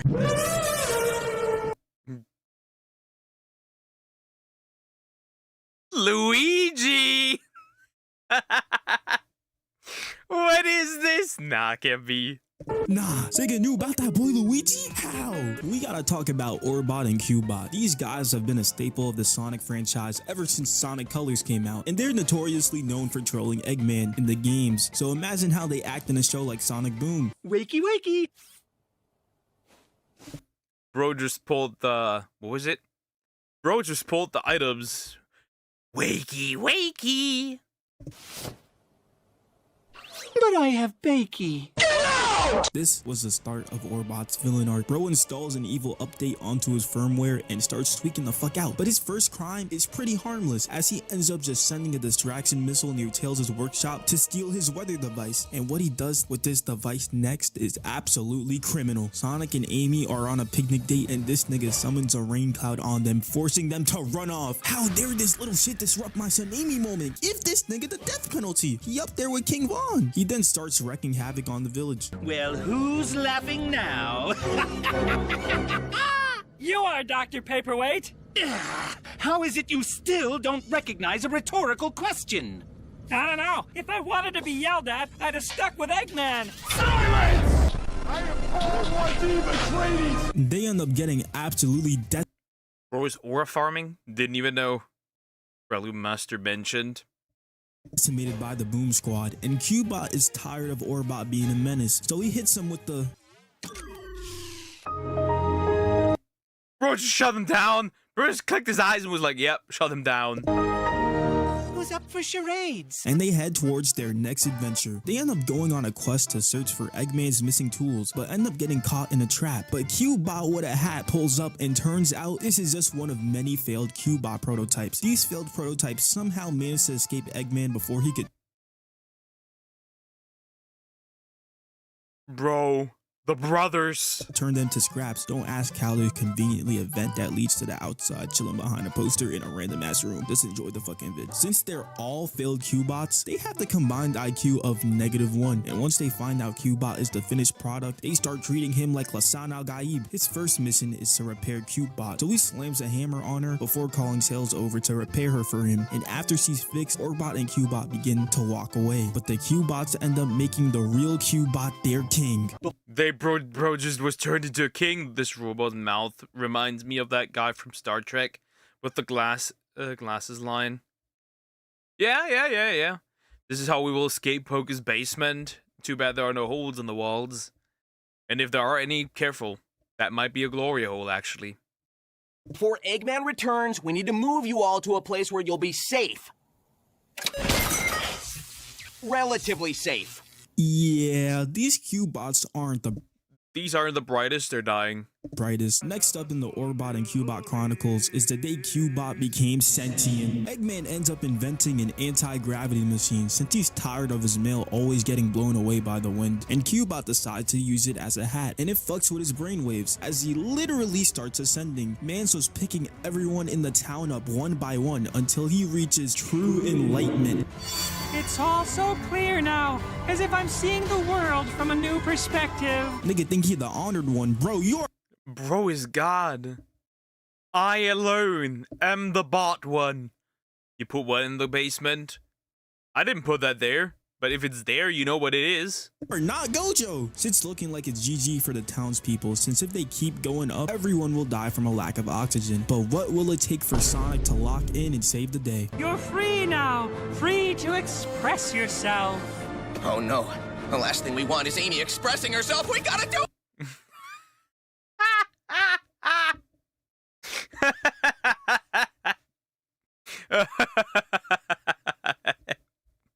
Last thing we want is Amy expressing herself. Yeah, bro. Something! Sonic and Tails put on their anti-gravity suits and soar towards Cubot on the tornado, and Sonic disables the machine is what should have happened, but instead he just put it in reverse and everyone is glued to the ground. But Knuckles digs his way underground, destroys it, and saves the day. There's a lot of controversy in the Sonic community when it comes to how people want Sonic portrayed. You got the Western interpretation version of Sonic sucks cause of all the translation errors. I mean shit, they not wrong. Sonic be packing niggas for no reason in the English dub. Half the community prefers when Sonic acts like a nonchalant dreadhead and speaks through his actions instead of his words. But I've been replaying Sonic Unleashed on PC. Don't ask how, by the way, I totally didn't get the ROM off of. I'd say Unleashed. Sail the seas, homie. I agree. Sonic is the perfect blend between snazzy and confident. No one wants another baldy McNose hair incident again, but the movies have kind of gone all in on making Sonic a yapper. Konnichiwa!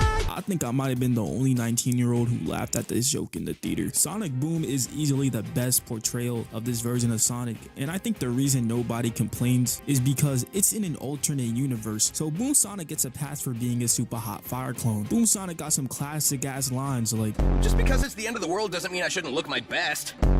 Stop. Accurate? Accurate, you know? If you die, you might as well look fashionable.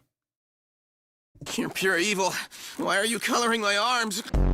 Sonic, do you have something you'd like to share with Eggman? Yes. How to say this delicately? You're a horrible roommate and nobody in this house likes you. Did you miss me? How can we miss you? You never go away. Sonic, how about giving these guys a lift in Blue Force 1? Yeah, sorry. There's a reason it's called Blue Force 1 and not Blue Force 3. Not another speeding ticket. I'll fight it in court, but I don't think they're gonna accept gotta go fast as a medical condition. Okay, that one's good, actually. That one's good. That was good, bro. Just casually ignore the Miku in Sonic Unleashed. I've obviously seen the Miku. Should have been a red one, though. Anyways, at least no mention of the real Nightmare Sonic. Mention they die in history. You mean like EXE and stuff? Shin's Sonic? Give me a break. I can feed people sandwiches. Watch. the best not wrong. Episode that showcases his sassy attitude is 3 minutes or less. Sonic becomes employed as a Mad Burger delivery boy. Mad Burger ends up announcing their new delivery service where they promise to deliver in 30 minutes or less, and if they fail to deliver your order on time, it becomes free. To nobody's surprise, Dave arrives 3 hours later and hands the Boom Squad an invite to the Mad Burger focus group. They end up going and Sonic calls the service shit, claiming that he could deliver in 3 minutes or less. If you can do it in 3 minutes, you just got yourself a job. You couldn't pay me to work here. We're not going to pay you. You think just because we're a global corporation that our employees deserve to make a living wage? Damn, shout out Sega for exposing a Can't say they're wrong. But the problem is supply and demand. Your Honor, I'm suffering of heart gotta go fast symptoms. I'm gonna say that once I can drive a car and gonna get a speeding ticket.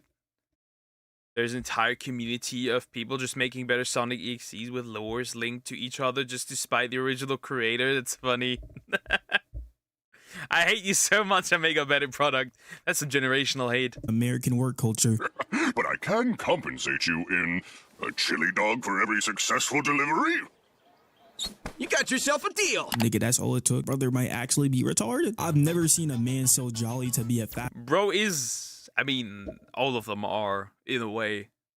fast food worker, but it's well deserved since he's delivered so fast that he got a good tip and a freshly made chili dog. Next stop is Amy Rose's house as she put in an order for 2, which has Sonic start being overprotective that Amy is having a date with someone else besides him, but turns out she set up a personal lunch break just for them. But in typical Sonic fashion, he quickly eats the burger and dashes away. Poor Amy, man. Someone in the comments last video had The part I hate about Sonic is that Tsunami is canon. Tsunami should be canon. It should be canon. Get out of here. the audacity to say the part I hate about Sonic is that Tsunami is canon. Niggas be hating for no reason, bro. How can you hate on this ship? Your life is nothing, baby. You serve zero purpose. You should kill yourself now. He proceeds to go on a flawless delivery spree, 3 for 3 from the field. And look at his smug face when he gets back to Mad Burger. And look at Dave, bruh. He is not trying to serve this blue rascal. Never seen a man so happy to goggle up some glizzies. People stay talking about Sonic versus Goku, but how about Joey Chestnut versus Sonic in a glizzy eating contest? I got Sonic in 5. What about Sonic against Goku in an eating competition? Once again, if you stop and you say your name is Frita Ozier, if you say it out loud, it makes sense.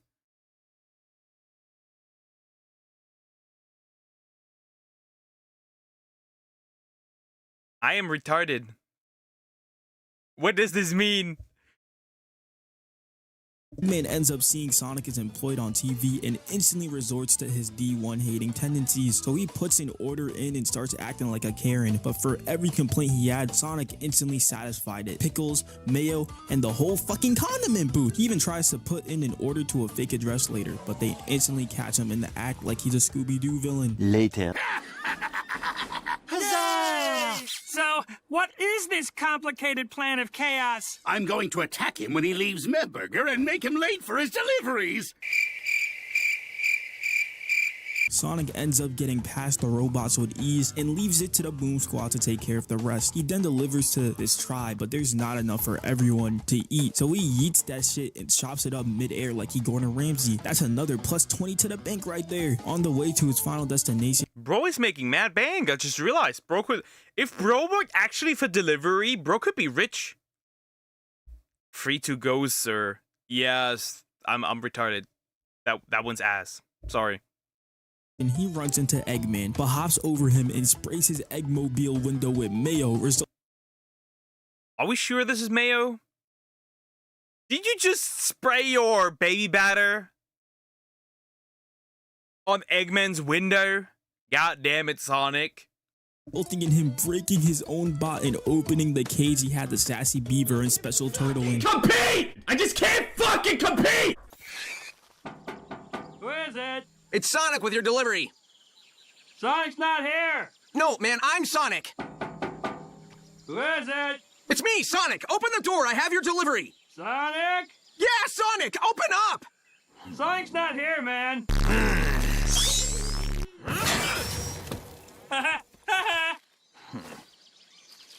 Last but not least, he arrives at Eggman's lair and it's surrounded by robots, but Cubebot and Orbot just so happen to enter through the secret entrance in the back. As Sonic hits the buzzer beater with the 1 second remaining, collects his payment, an extra tip from Eggman, and is rewarded with a 10 chili dog bonus. Bro eats so much. That's crazy. He jacked up at supersonic speeds just to traumatize Eggman. Ironic. Now that I realize this is ironic.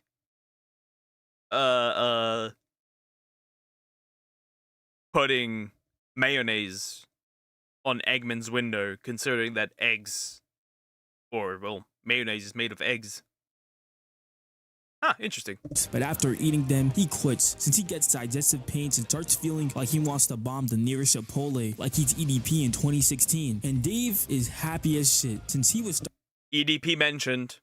Started to get weirded out by how satisfied the customers were. Don't let this Cyanutria fool you. He's secretly trying to become this world's greatest supervillain. Bro so menacing he makes Mephiles look like a coughing baby. Will I finally acknowledge Metal Sonic's existence in the Boomverse? And how will everyone's favorite edgelord make his return? Make sure to like the video and subscribe with notifications on if you want Sonic Boom is Unhinged 3. Next vid up is Solo Leveling Season 2 in minutes for all my hood weebs, since that's what niggas on Twitter calling us now. And wrong. We're just calling you guys hoodweeps.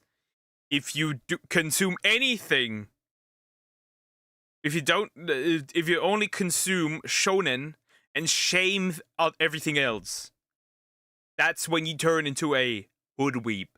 That's the only time you turn into a hoodweep, is when you act actually just like a tourist.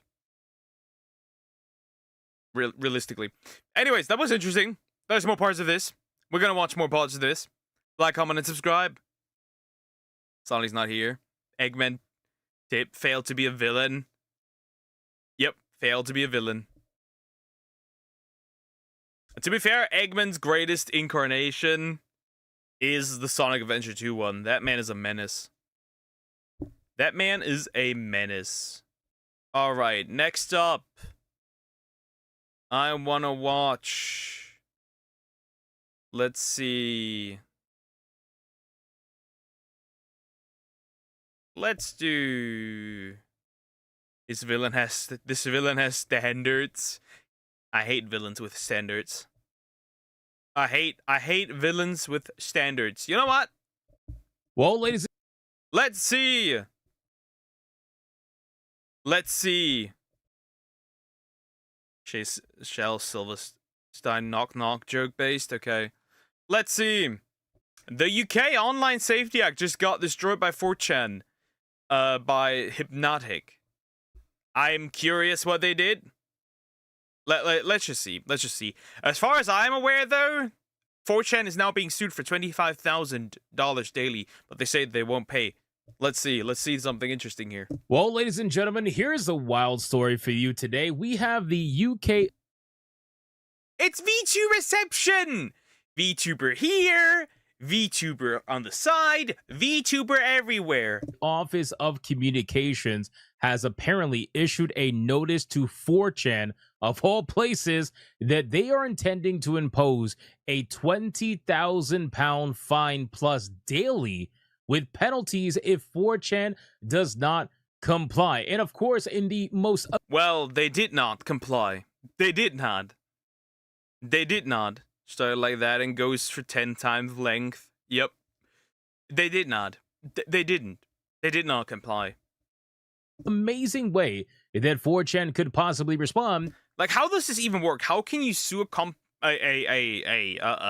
company, but a website, right? How can you sue a website that's not even in your country, that doesn't operate from your country, that could technically just pull out? Essentially, you technically, since there's so many feds on there, you're essentially suing the FBI. They responded with a legal notice of their own. So in today's video, we're going to be breaking down the entire legal notice from 4chan. And we're also going to be taking a look at Ofcom's website that is all supposedly about helping children be safer online while trying to take away your rights as an adult. Ain't nobody. Ain't nobody. Ain't nobody believing that these fuckers that these fuckers think that it's that they actually work for child safety. That there are no, you know, UK, anything but protect actual children. You got a dude for you stopped a dude at an airport for anime art. Grooming gangs? Nah. 2D girls. Anything but to protect real children. Anything. As well on the internet and claiming that it's for the kids, guys. It's always for the kids. So let's utilize this video to talk about this first. So good old Ofcom has actually decided that it's in their best interest to want to go after 4chan. Why this is, I have no idea. Anytime somebody tries to be the aggressor against 4chan, they almost always lose. And yet for some reason, the UK, with their brand new powers, with their brand new, online safety act, they're thinking, oh, we got it, boys. We are the all-powerful. Now we have the means to go after literally everybody. Even... I wonder what Keir Starmer has on his hard drive. I wonder. I do wonder. Even if they are not in the UK, even if they're in the United States, we're going to go after them and try to impose fines and censorship and all this nonsense. It's a beautiful thing to witness, because what's going to happen is when people tend to push too far too quickly, well, they get felted. I'm pretty sure that's exactly what's going to happen here. So we have a response from Byron and Storm, attorneys at law, and it says they replied to a statement regarding Ofcom's reported provisional notice of 4chan Community Support LLC. It says Byron and Storm, PC, Byron and Storm, and Coleman Law, Ron Coleman, who, by the way, is representing Smash JT. Shout out to Ron Coleman. He's involved in this. Represent 4chan Community Support LLC, aka just 4chan. According to press reports, the UK Office of Communications, which is Ofcom, you could go to their website. It is literally there for anybody to see. Ofcom. OFCOM. I knew it. It's the horse. It's always been the horse. But grooming gangs are actual dangerous criminals. Politicians are probably on their side, and 60-year-old man won't jack off to lollies. In their minds, their weird shit is more ethical than others' weird shit. It is just crazy. It is just insane. Yeah. Yeah. It's just the problem is that the entire EU acts up, but they don't. The entire EU doesn't do anything. They really don't. In fact, they would rather have actual confirmed PDFs build kindergartens than go after actual predators. Like, instead of going after these, they would rather go after fictional content. According to Ofcom, they have issued a provisional notice under the Online Safety Act alleging a contravention by 4chan and indicating an intention to impose a penalty of 20,000 plus daily penalties thereafter. Now, listen. Yeah, the UK, I can't help but laugh at this, right? Because the UK thinks that they can police outside of their backyard. And that's where things are going to get really interesting, right? Because it's the same thing that's happening with Collective Shout in Australia. If they were policing their own backyard, nobody would care. Let them fight their own battle. You can't really access many websites anymore in Australia, specifically anime websites, which is really interesting. Just weird shit. Those down there, you know, down under in Australia.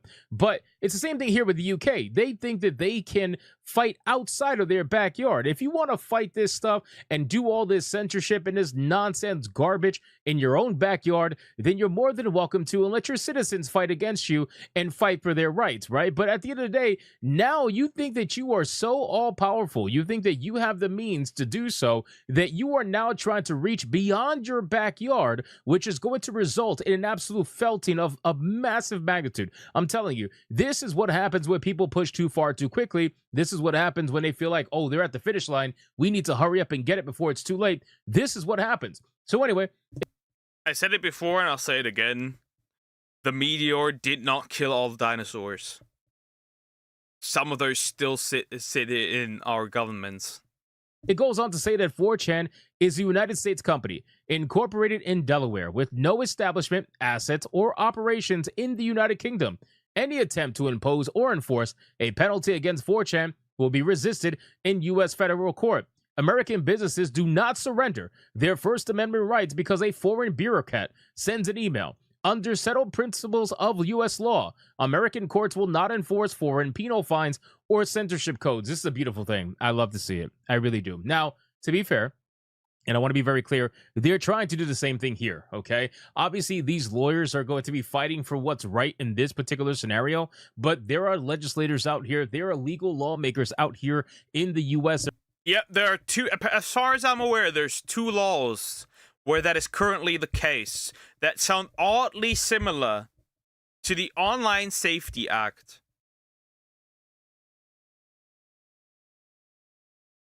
So there's the problem. The problem is, let's face it, once this is established, no matter who you vote for in the future, the moment this is established, it is never going to go away. Just so we are clear, this is at this point not even a political left-right issue. The moment this is established, they will actively use this against criticism. And with they, I mean whoever is in current power. Let's not be fooled. Let's not be fooled. I didn't know dinosaurs were into children. I mean, dinosaurs don't know the age of consent, right? Once it bleeds, it breeds, kind of thing.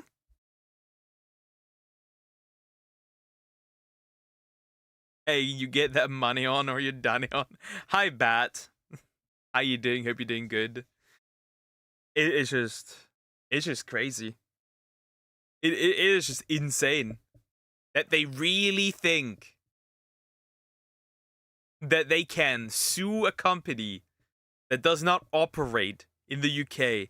How does this work? So if 4chan pulls out, can they even sue them if they pull out of the UK?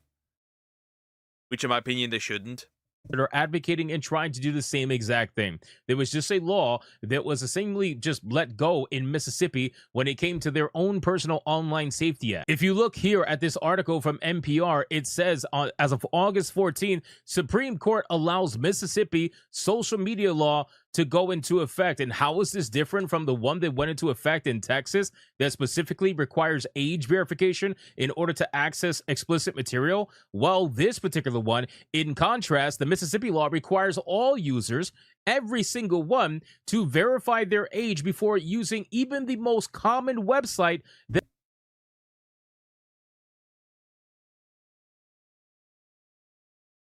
You cannot convince me that this isn't a global attempt of censorship. A global targeted attempt at global censorship. You cannot convince me. You know what would be funny? You know what would be odd?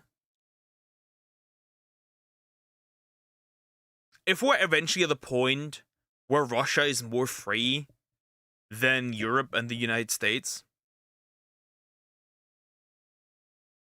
Wouldn't that be funny? Wouldn't that be funny? Can Mount Hassan is a dinosaur? What the fuck? Hey, Destiny finds 15-year-olds hot. Do with that what you will. If you don't want to get called bad, then name yourself the name you want to be called, bro. It's Bob to you. Wait, you're a blue slime creature that has no brain? I didn't know. Do you not have a brain but an idea? If you know, you know. Monsters vs. Aliens. There are social media sites ranging from Facebook to Nextdoor, a social media site that connects people to their nearby neighbors. In addition to the age verification rule, the Mississippi law requires social media websites to work to prevent children from accessing harmful materials and prohibits minors from using social media websites such as Instagram and YouTube without the parental consent. And again, there are companies out there like NetChoice that are fighting against this, trying to, you know, basically claim that this is unconstitutional, which for a lot of people are these. I'm gonna say this. I have to say it. Parents are just equally at fault because these retards don't know what parental control is. They don't control their children.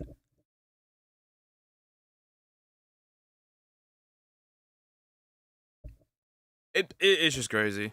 They view it as such. Now, let's continue in this scenario because I just wanted to make it clear that this is absolutely trying to happen here. Don't think just because it's in the UK that you're safe from it here. You're not. They're trying to all enact this at the same time because once one domino falls, all of them are going to try to fall. So we got to stop it at some point. But anyway, it says American businesses do not surrender the First Amendment rights because a foreign bureaucrat sends them an email.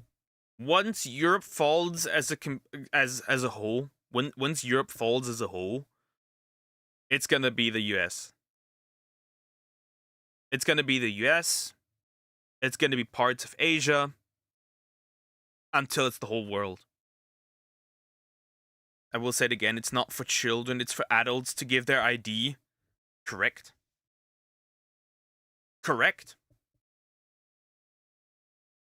That's correct. This is literally... It is to check what you watch, what you consume, what you read, what you buy, what you post. This all... Essentially, what I'm thinking is... You know what China has? You know, that neat little thing called social credit score? What are the chances that DLC is gonna drop for the West? What are the chances that such a system will be established here as well? What are the chances?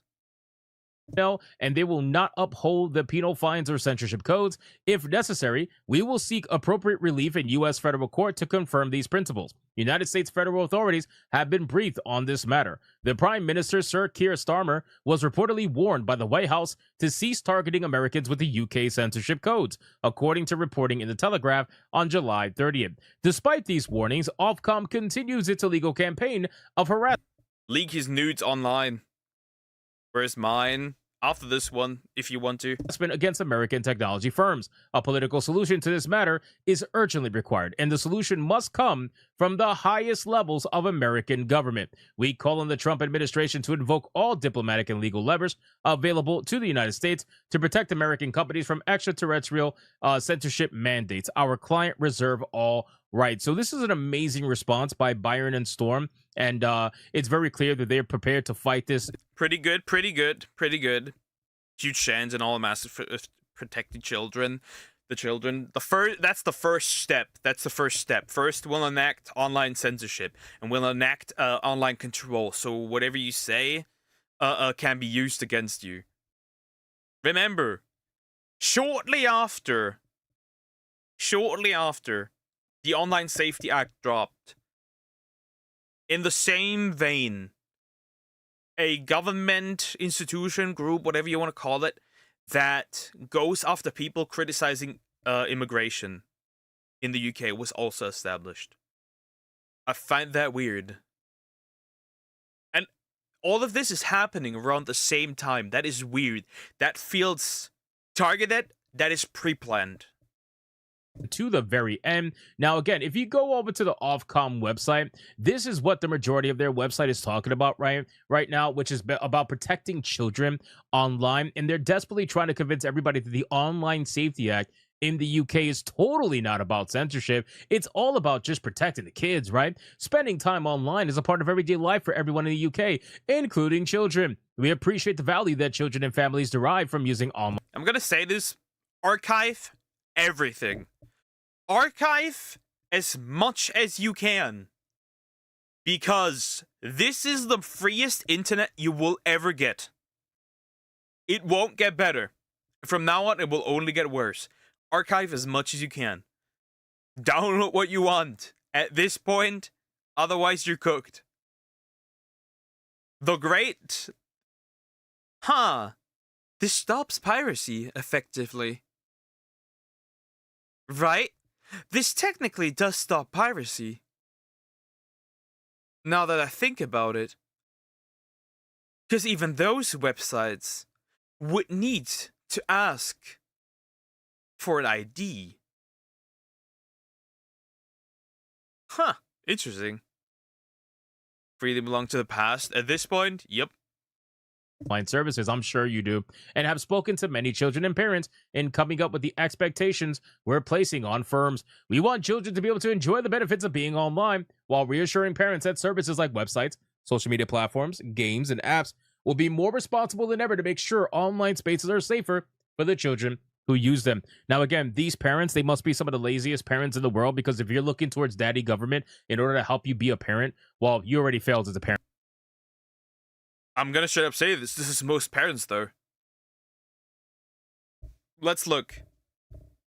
Let's look.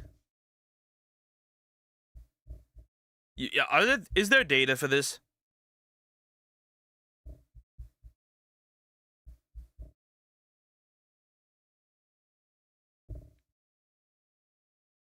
How much time does a child spend with their parents?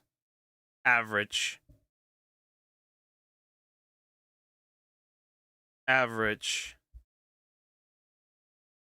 Let's see.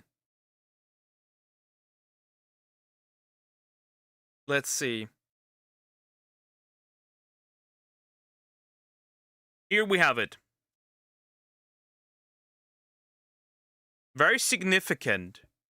For example, 2021, parents of young children under age of 6 spend about 2.5 hours per day on childcare, whereas parents of older teens spend considerably less. So this is 6-year-old.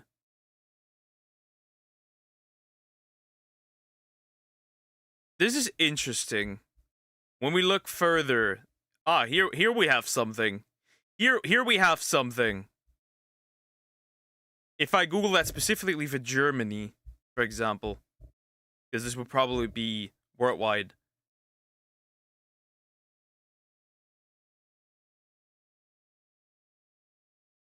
Okay, let's see.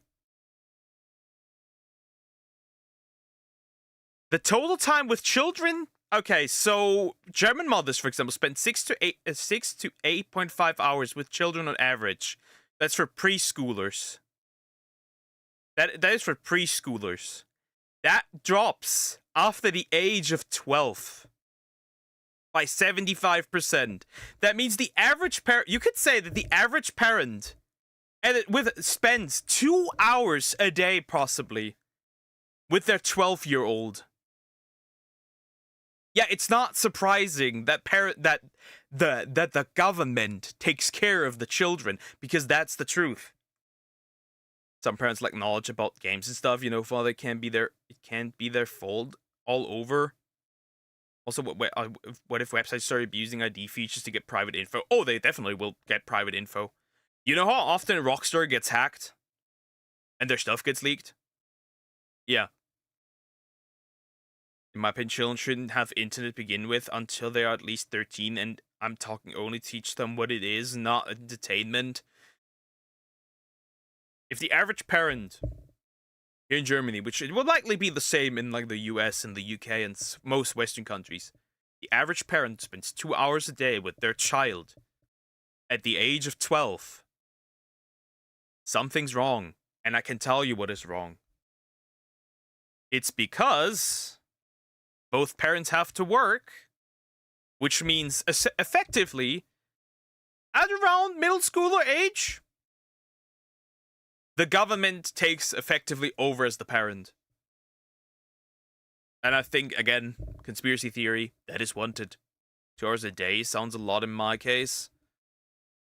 Yeah, that is not enough in my opinion. That is not enough.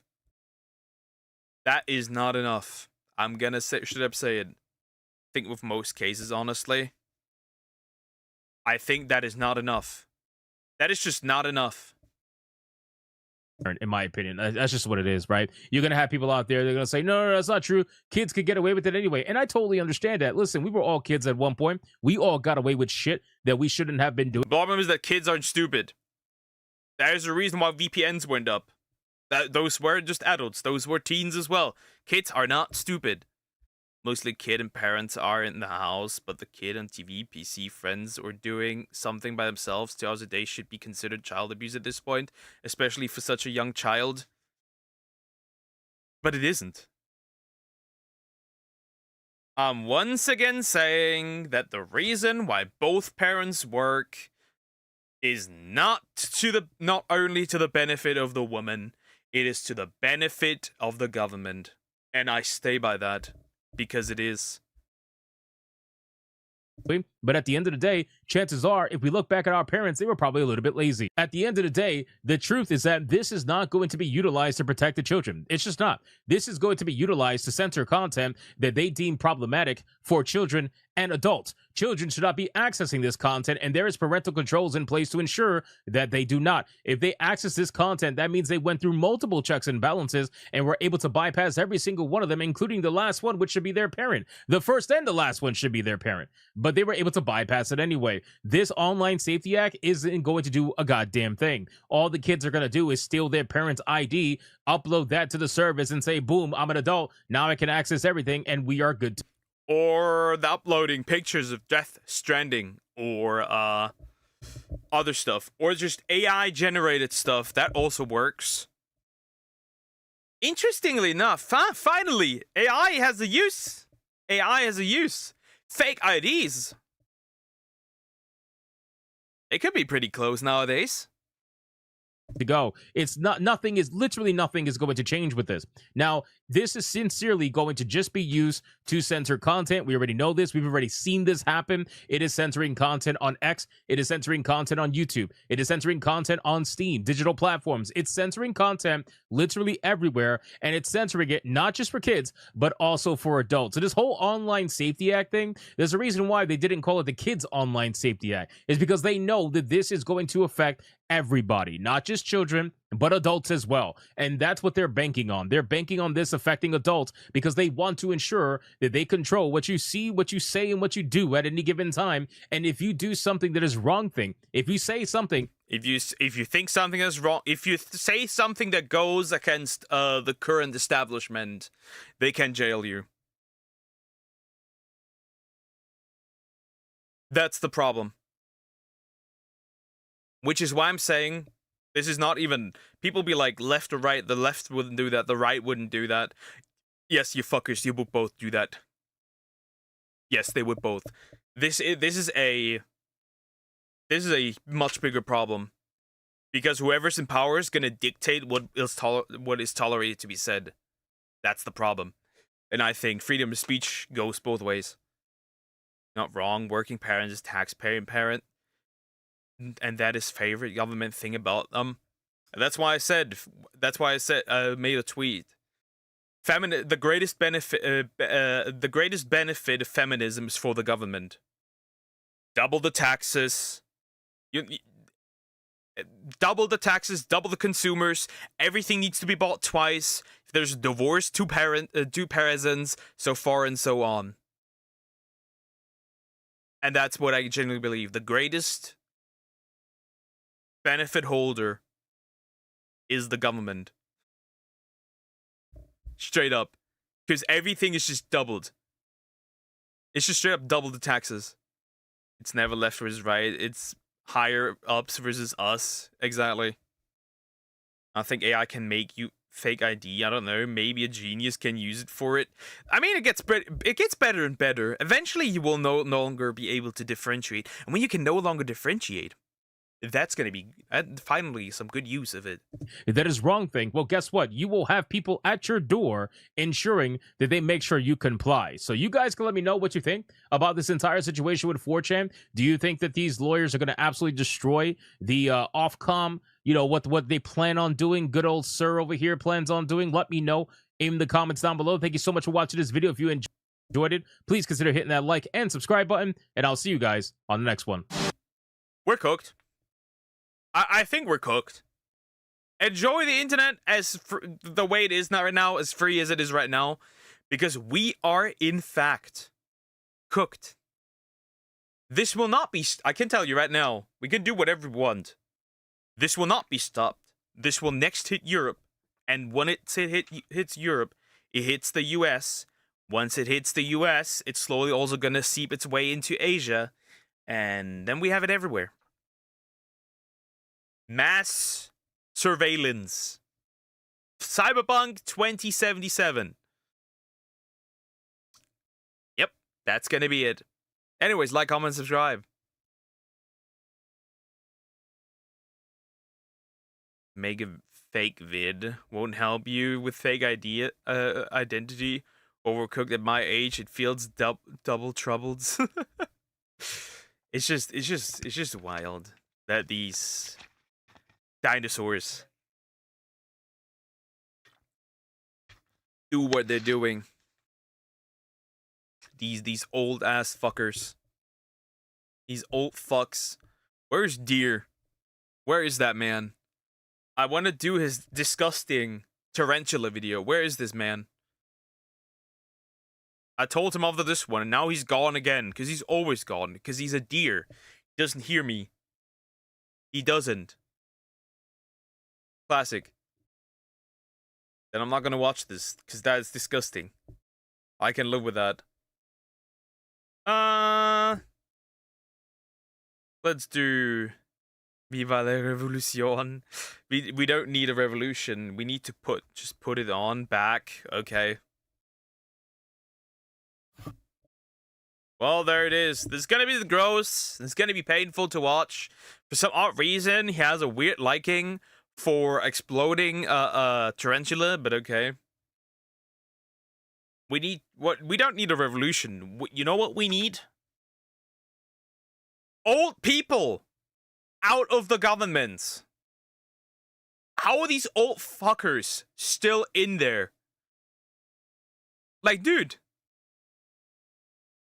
I don't want Ursula von der Leyen do weird shady shit. Wait for Eliza. Eliza isn't here. Eliza is gone. I'm not gonna wait for Eliza. Then I'm just jumping into anything else, and that's it. I'll give you some time to decide. Because I think Eliza would leave anyways. So it doesn't even make sense. This deer. This deer creature. I'm gonna watch it, fuck it. Done. Tarantula abdomen exploded with eggs. Egg-bound ore. Second time this week. Exotic by exotic layer. Exotic's layer. We'll just jump in.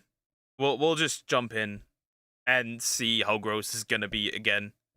Why is your weird? Why does this man have a weird interest in exploding abdomens?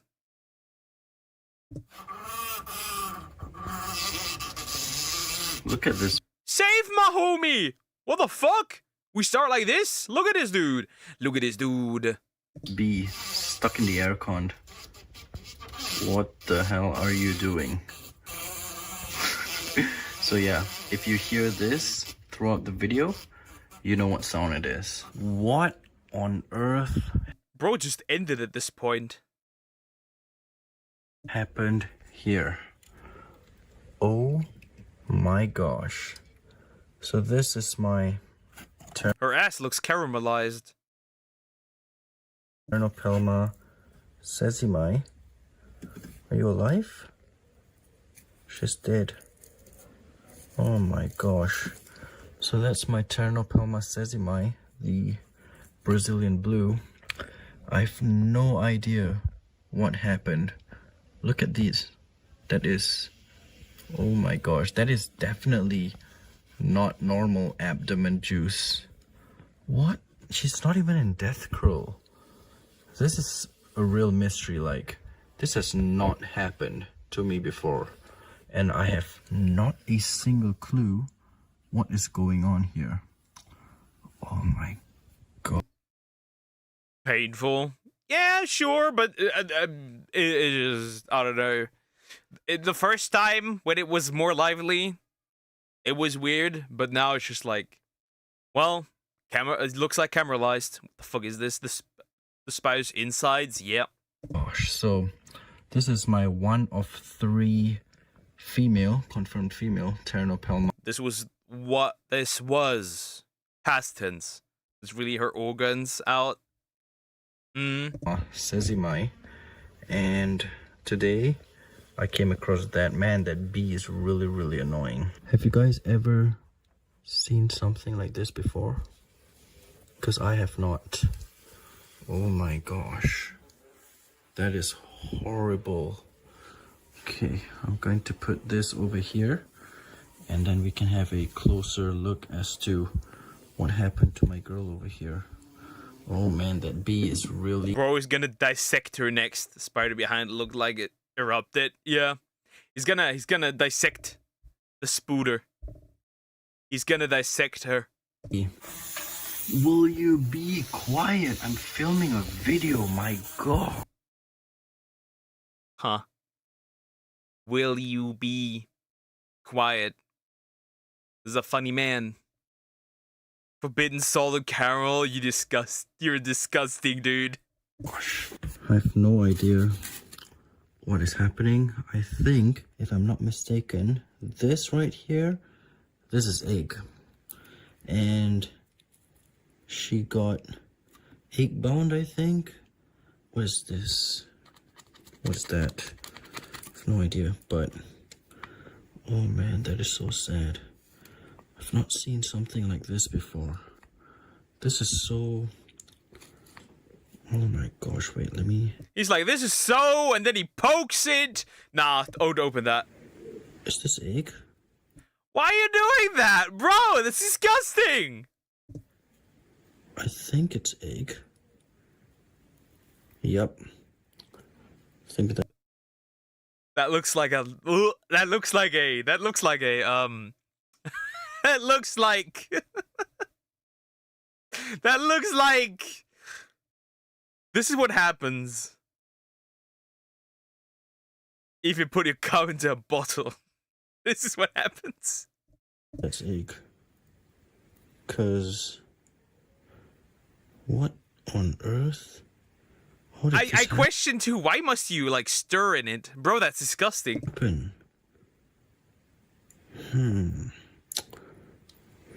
Is this even egg? I have no clue. How?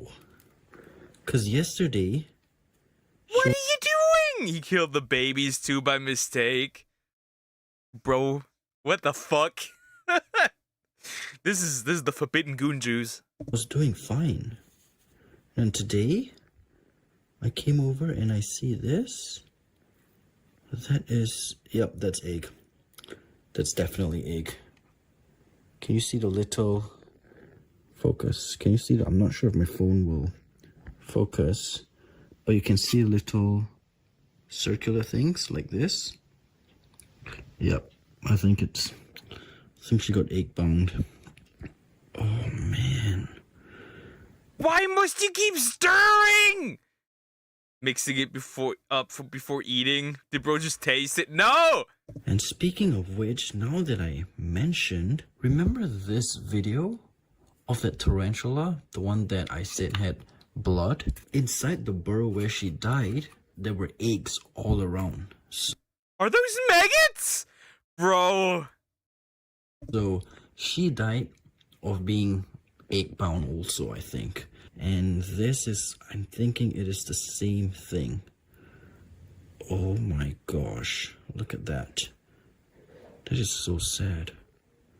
That is so sad. He keeps poking it. Bro is not normal. Oh man. Just stop! You know what it is! Why do you keep stirring? This is so uncalled for. There we go. That's the egg. You saw the egg come out? Look at that. Those right there. Those are eggs. Undeveloped eggs. There are 3 over here. What is wrong with you? That's what happens when you make abortions illegal. Nah, this is what happens if you poke the placenta too early. That's what happens. No, this is more so what happens if you do an abortion. Not sure if you guys can see, but yeah, these are undeveloped eggs. Why do you keep stirring? Disgusting! Look at that. Look, I'm sorry if this is graphic, you guys, but look at all the eggs coming out. Oh, man. Bro, we get it. Bro, we get it. Why are you emptying this bitch? And look at that. All the eggs are coming out. Yep, she died of egg bound. Maybe she couldn't poop? I don't know. Is she impacted? Haven't got a clue. But, yep. Definitely egg bound. Look at all those eggs. We get it. Bro's doing this on purpose. This is rage bait. Before rage bait was a thing. Why do you keep doing it? Oh, man. That's so unfortunate. Why am I even doing this? Bro is questioning why he's doing it. Is this torturing a dead body? Bro, at this point, you are just removing the daddy juice. At this point, it's crazy. As you can see, these are all the eggs. That is why I was saying at first it did not look like abdomen fluid, because it doesn't. Abdomen fluid is whitish. This is yellow. Look at this. Look at all the eggs. No. What happened? Because the thing is, I didn't mate this girl. I mated my other 2 females. And this one, I think all of these eggs are phantom eggs. This female we did not pair. And so she's basically Mary. Yep. It's all... This is just so uncalled for, because even the King Krachan... Now it's no more... It wasn't sad. This video isn't sad. It's just gross. In that video, we did not pair her. And she just pretty much laid a phantom egg sac, and she just got egg bound, and... Those are maggots? Is that mold? she died the same way. It's very unfortunate. Man, so sad. I don't know what to do. I'm not sad, Spider Jesus. I'm not sad. Sorry. This is gross. I'm sorry. So this is actually not the first time this has happened to me. This is the second time this has happened to me. So yeah, guys, anyways, nothing else for me to say. Really sad and bummed, but I guess it is what it is. There's nothing you can do to prevent this, I guess. So yeah, I'll see you guys in the next video. Take care and have a good one. I see you in the next one. Take care. Post it again. Bro, this is disgusting, bro. This is gross as fuck. God damn it. Anyways, I had to see it, so I'm gonna upload it, so you have to see it as well. Like, comment, and subscribe. What are the comments saying?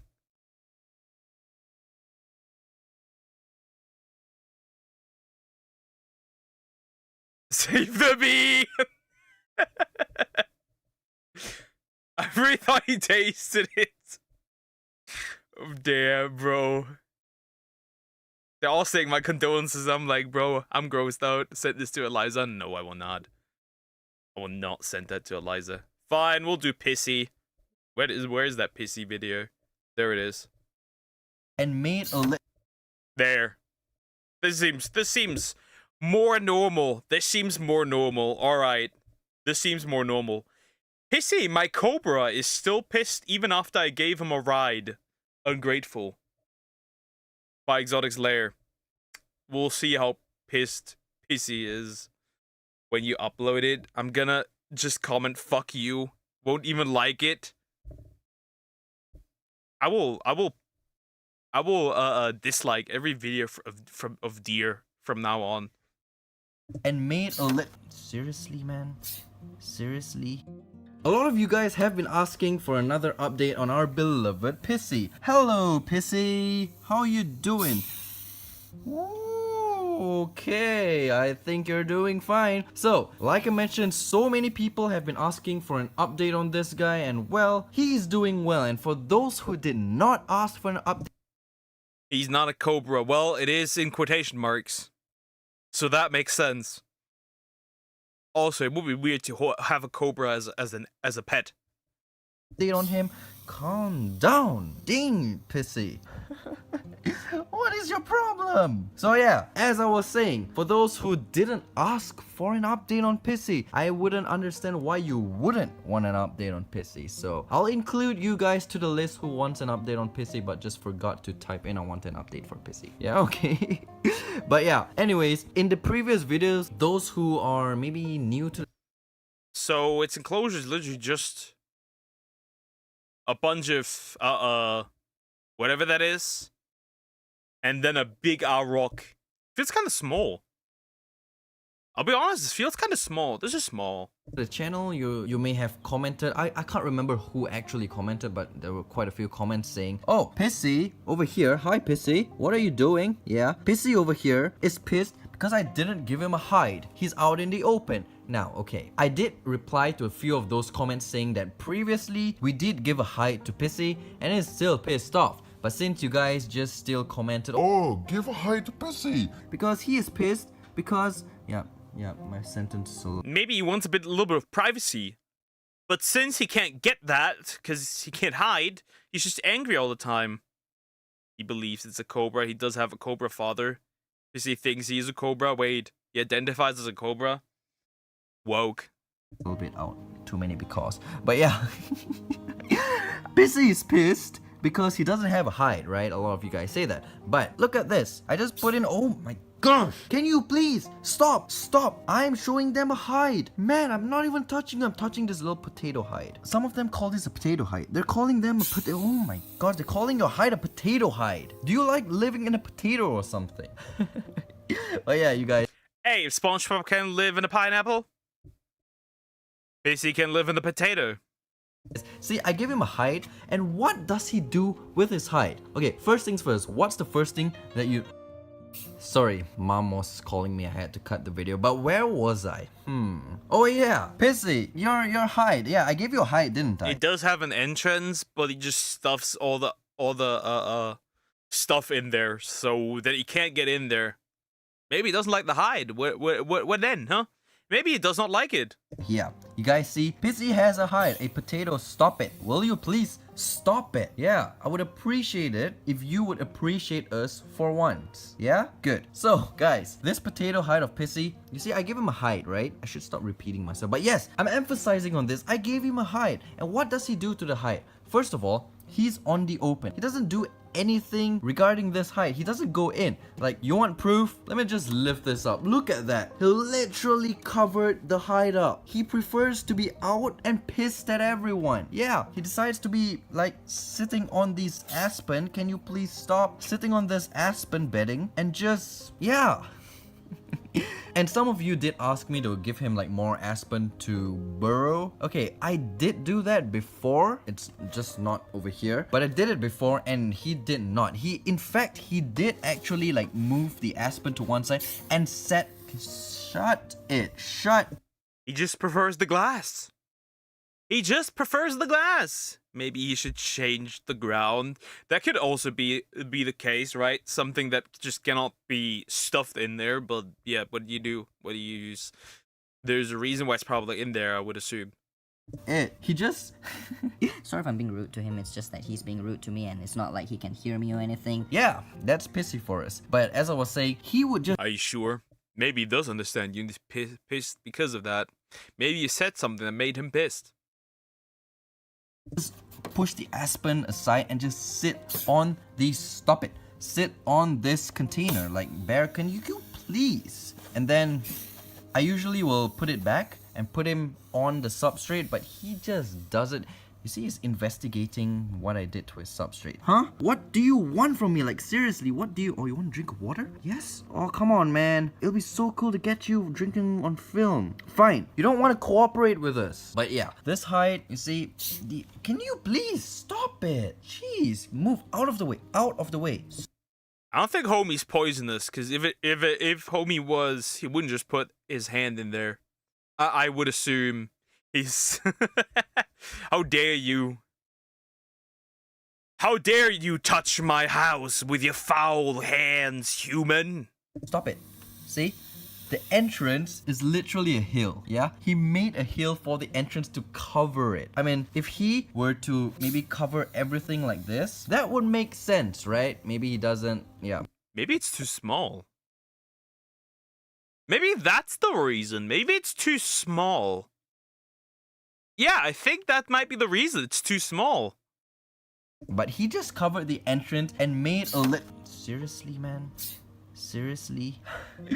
That is... Okay, I think I'm gonna do a video on one day in the life of Pissy or something. That would be pretty interesting. Don't you think? Huh? Don't you think that would be interesting? A day in the life of Pissy. Yes, it will be pretty interesting. But as I was saying, this...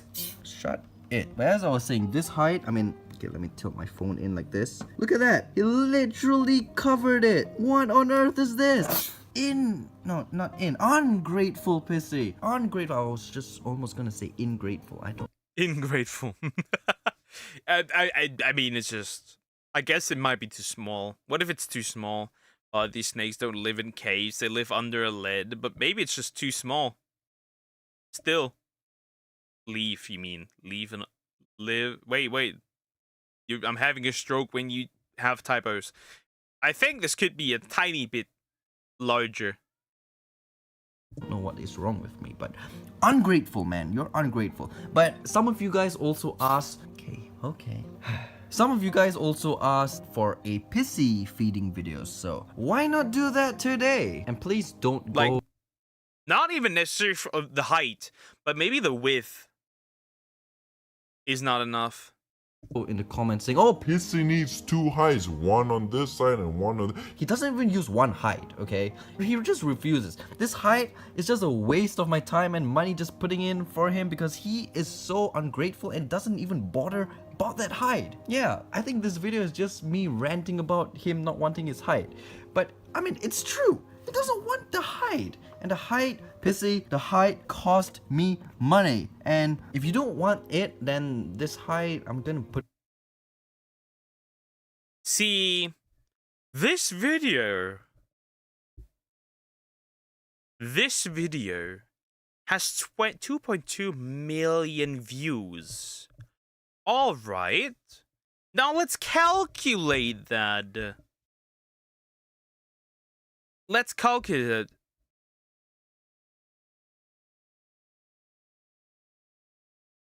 Let's calculate that. That could potentially be, as of right now, between 2,000 and 22,000 or more. So, this video is 6 years old, so it's probably more. That probably wouldn't bother you financially. Just saying. Just saying. I think everything here is too small, like you would be pissed too if your room was hard to walk around because it's so small. Like for geckos, 20 gallons, 40 is recommended. I don't believe bro would even fit in the high without some pushing. True. He's a careful spender for that, and he uses all his money on animal food and new animals. Well, if you can't keep, if it's not financially suitable to always get new animals, then don't get new animals. Unless you can't properly keep them. I think this is just in general too small. In a tarantula enclosure or something. Do you think you want that? Do you want that to happen? Yeah, I'm pretty sure you don't. So guys, let me go and thaw out a little mice for him, a little mouse. See, I'm even getting confused with the plural and singular form of stuff. But yeah, stop rambling, boy. I'm just gonna go get you a little mouse. So stay there, okay? Stay there. Don't you dare move.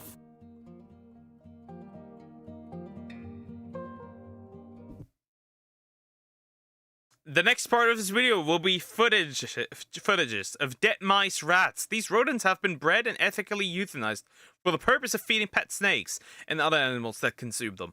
Snakes are strictly carnivorous and will never in a million years, switch to a vegetarian diet. Snakes gotta eat too. So with that, they are fed these whole prey items. If you're the squeamish type, I suggest you click off the video now.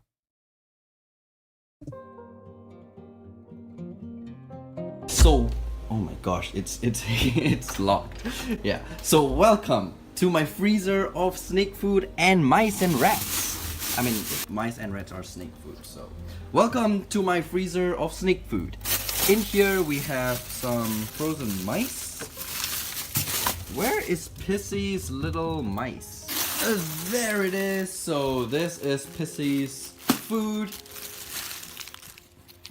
There we go. There's a little pinky mice. Deep frozen mouse. Mouse in a cryo chamber. Nice over here. Pinky mouse. Gotta toss this back in before they defrost. That will not be good. Get your mouse. Be quiet, Pissy. Get your mouse. Hey, be quiet. Oh my gosh. Take 3. Get your mouse. Cut it open. Put it in your bucket like... And of course, you want to put it in this bucket to defrost. Please don't put hot or super warm water because that will build up bacteria. It's best to put in cool water so the bacteria doesn't build up too quickly. And usually pinky mice, as you can see, they get defrosted like really quick. This has only been less than like 5 minutes. Why are you playing with this? Why you're actually playing with this? Bro. There were some good cusses. Not happening, duck, keep dreaming. What do you mean? Actually really difficult to get a snake to eat already dead food. From Google it says the most hides are $20 most. And also you can just work a little to make a hide yourself. Not happening, duck, keep dreaming. What? Say list, you little cunt, that will smash you so hard pumpkin will be jealous.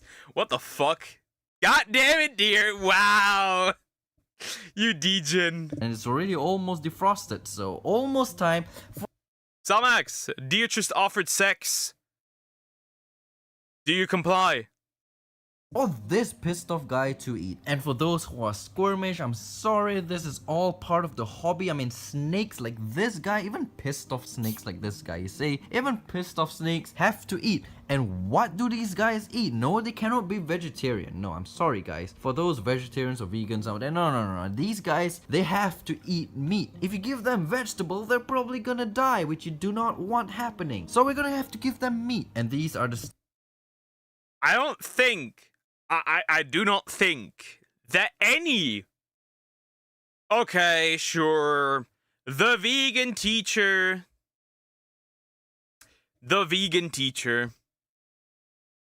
would probably say snakes need to be annihilated because they eat meat. Sure.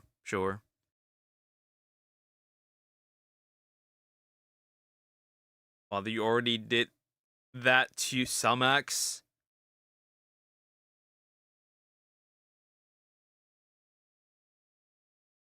Huh? Fine, I will, and it would be your fault. Wait, Smash? Calm down. Stuff that the pet shop offers that these guys eat. Don't worry, these guys are ethically euthanized. They're not like taken and tossed on the floor. He is picking him up. He's picking it up to play with it. That's not the... Oh, yeah.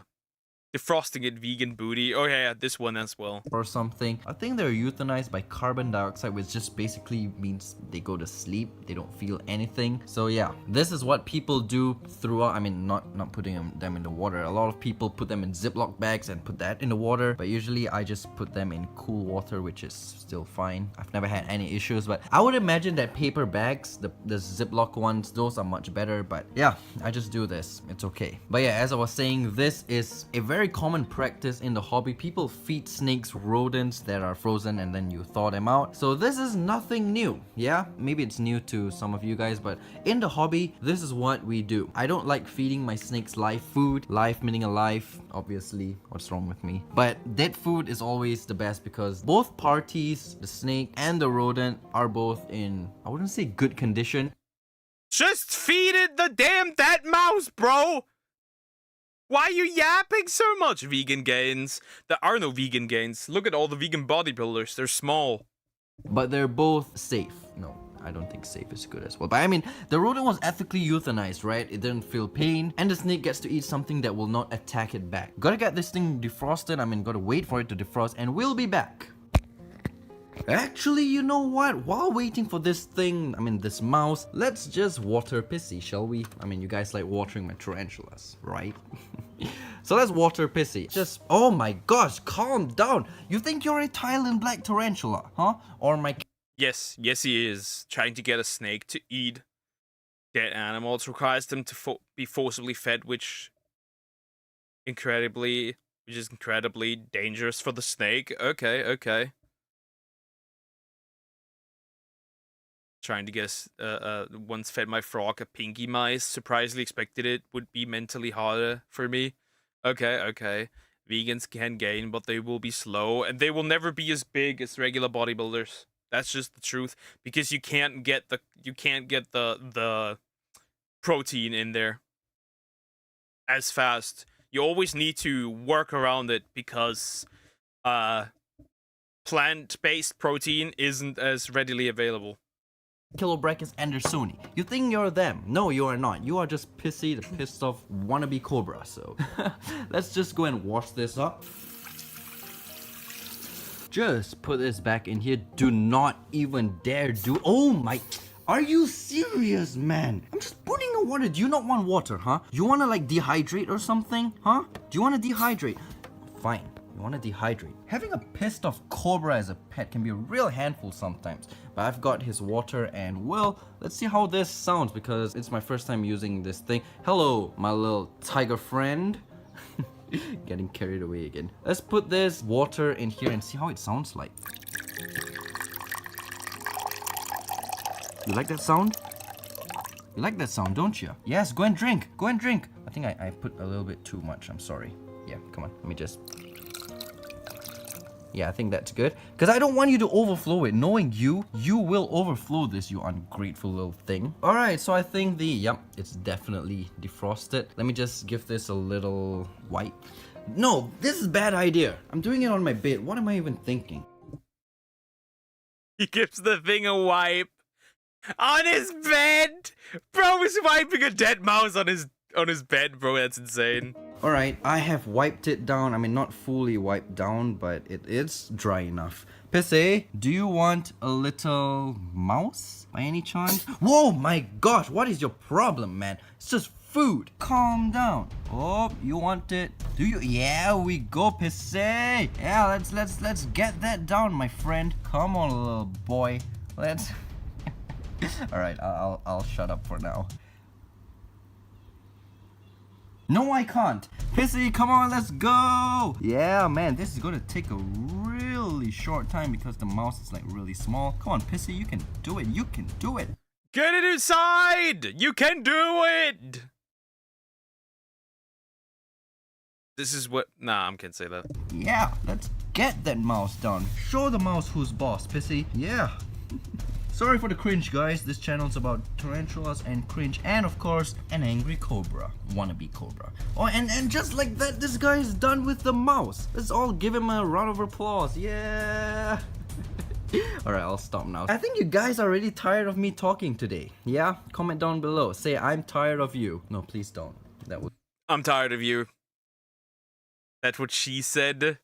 Yeah, I wanted to say average, woman on her knees experience. Anyways. Just speed. No. Anyways, I hope you guys enjoyed this video. If you did, thumbs it up. I'm sure Pissy enjoyed it.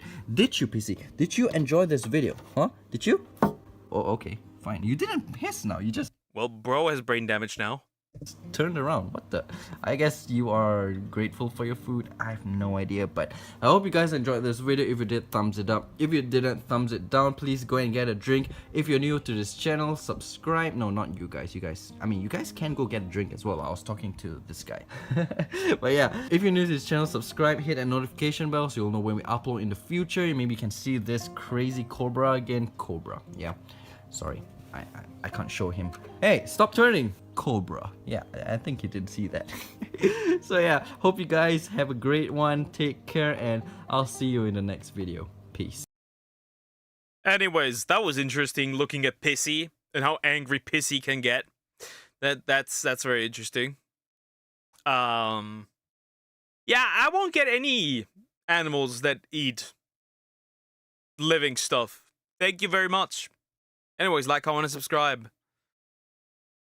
Also in Germany, you apparently have to gas the mice and rats before you feed them to the snake, which is also dangerous for the snake, by the way. Wait.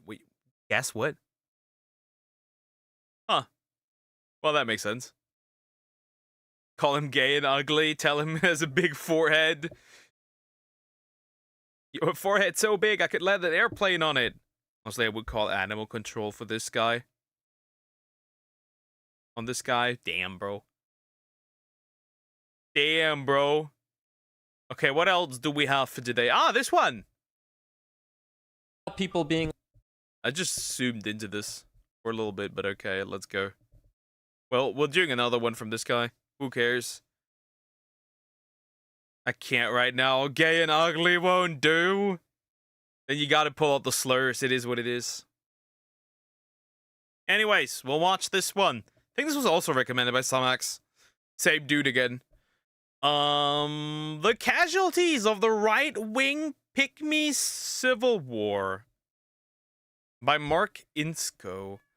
I see Pearl Davis, and when I see Pearl Davis, I get horrible flashbacks of her saying men should get vasectomies.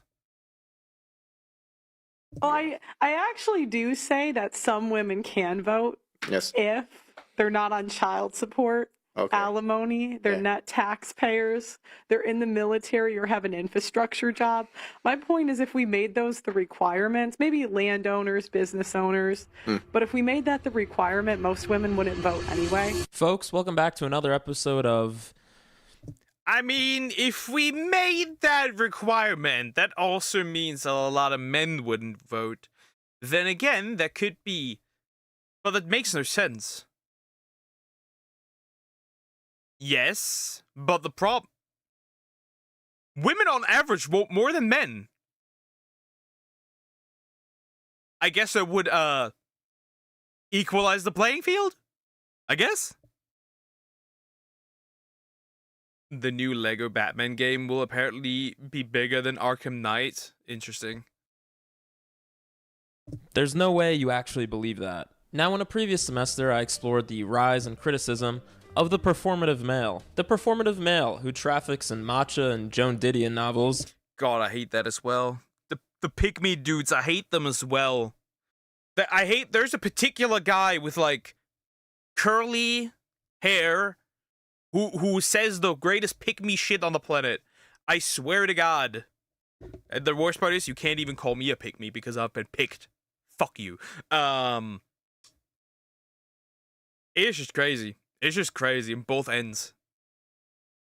And the funny part is, like, Pearl wants to act like the peak conservative woman. But the problem is, you're single, childless. You don't even fulfill the purpose that you think is the purpose. As a means of appealing to the female gaze. The performative male's very essence has been distilled into an unholy stew meant to be served to whichever woman is closest to him at your local overpriced vintage shop, cafe, or cocktail bar. However, the performative male did not appear from the ether. Like the biblical story of Adam and Eve, the performative male came into the world with another. Except this time, Eve actually came first, and is also a Republican for some reason. Why would you want to remove, just from yourself, the right to vote? I found out that only 5% of women wanted the right to vote. Because they've been conditioned by men to think that they shouldn't have a vote. I mean, that's what they say. Ooh, God. Yes, the right-wing pick-me, which in my opinion is the only subgenre of pick-me that really still exists. The pick-me, which had its heyday probably like 2 to 4 years ago. People were making memes all over the place about this in like 2021. Basically, a pick-me girl is just a girl who puts down other girls in an attempt to look better and more unique than them for men, so that boys will pick her. I'm pretending not to know about Facetune. One time I was showing a group of people my old, embarrassing, like terribly Facetune photos, and in front of guys too, and this girl was like, what is Facetune? People... Hot take. Hot take. Incredible hot take. We're all pick-me's. All of us. Man and woman. We're all pick-me's. We're all pick-me's. All of us. We want to be picked. It does make sense not to want to be a pick-me, because we want to be picked. All of us. All of us. It just depends on the audience that we want to be picked by, but we're all pick-me's. You, me, your grandma is a pick-me. We're all pick-me's. The problem is just that that I would say that we need a new term. We need a new term. Because there's a difference between wanting to be picked and doing something that you don't agree with so you get liked by one side. I think people like that would actually be actual grifters, right? Technically, per definition. People do that. Okay. Cleaning up a guy's house after a party or a pregame. I mean, like, I just have to do this. I'm sorry. No, you don't. Yes, people were very mean to pick-me's, okay? Those who were not like the other girls. And apparently the term originates from Grey's Anatomy, which is an instructional program for medical students to teach them about workplace professionalism. So pick me. Choose me. Love me. Y'all be weak in the knees. Stand up! Stand up! But in social media or TikTok parlance, the pick-me quickly declined and was replaced with not a girl's girl. Now, if being a pick-me is an active state of being, not being a girl's girl is somehow worse, because you can stop being a pick-me. If you're doing pick-me, you can stop that. But if you're not a girl's girl, that's who you are. If you're not a girl's girl, that's like being Estonian. You can't stop being Estonian. You just are Estonian. What's the beef with Estonians? Huh. Dupo guy just got out of the store again and saw a female with more facial hair than me. That's a sir. That's a sir. Why do you want to walk around as a woman with facial hair? That's weird as fuck. That's what you are.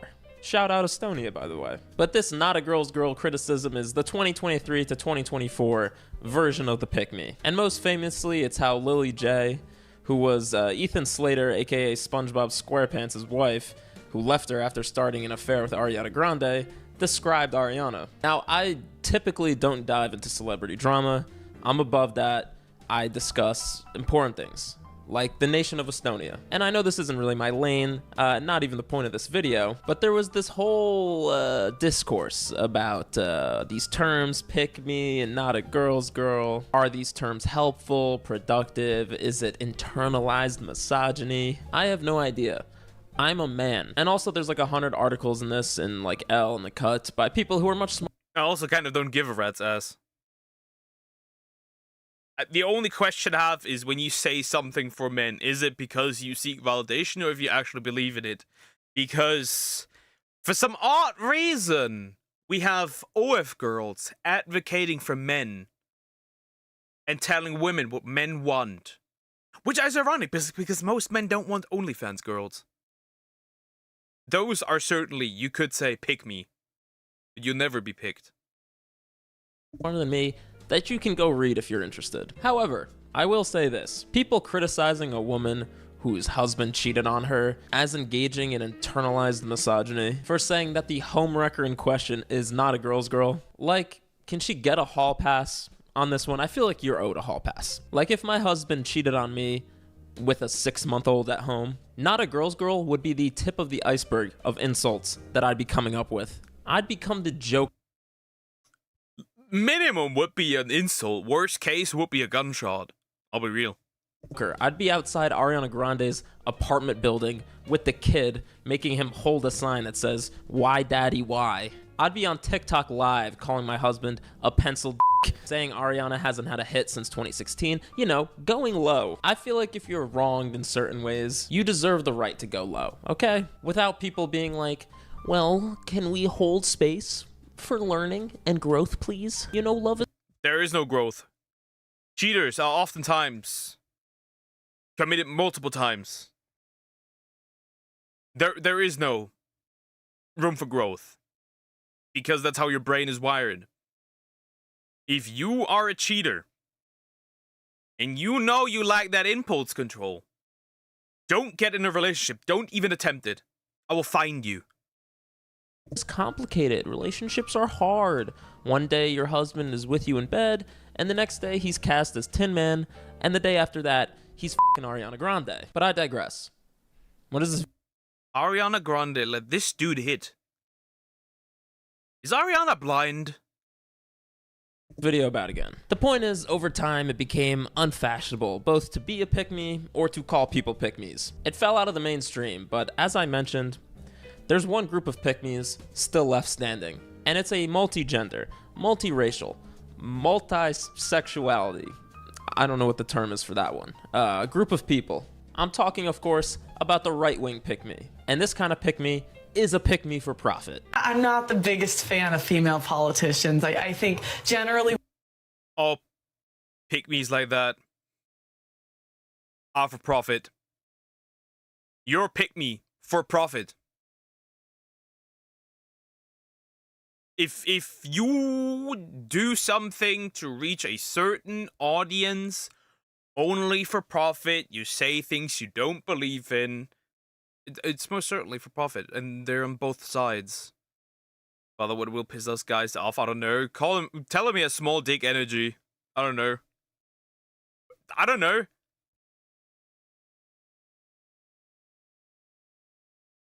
We're too emotional. Yeah. So, I mean, it's like, do I want, you know, in the U.S., I know more about the U.S. political system, so do I want someone with the nuke bomb that could get their period? In a way, you have to respect it. Their entire business model is insulting and degrading whatever group they represent, whether it's women, gays, black people, in order to get views and money from their conservative, straight, white male audience. I respect it. I also famously make a living on the internet.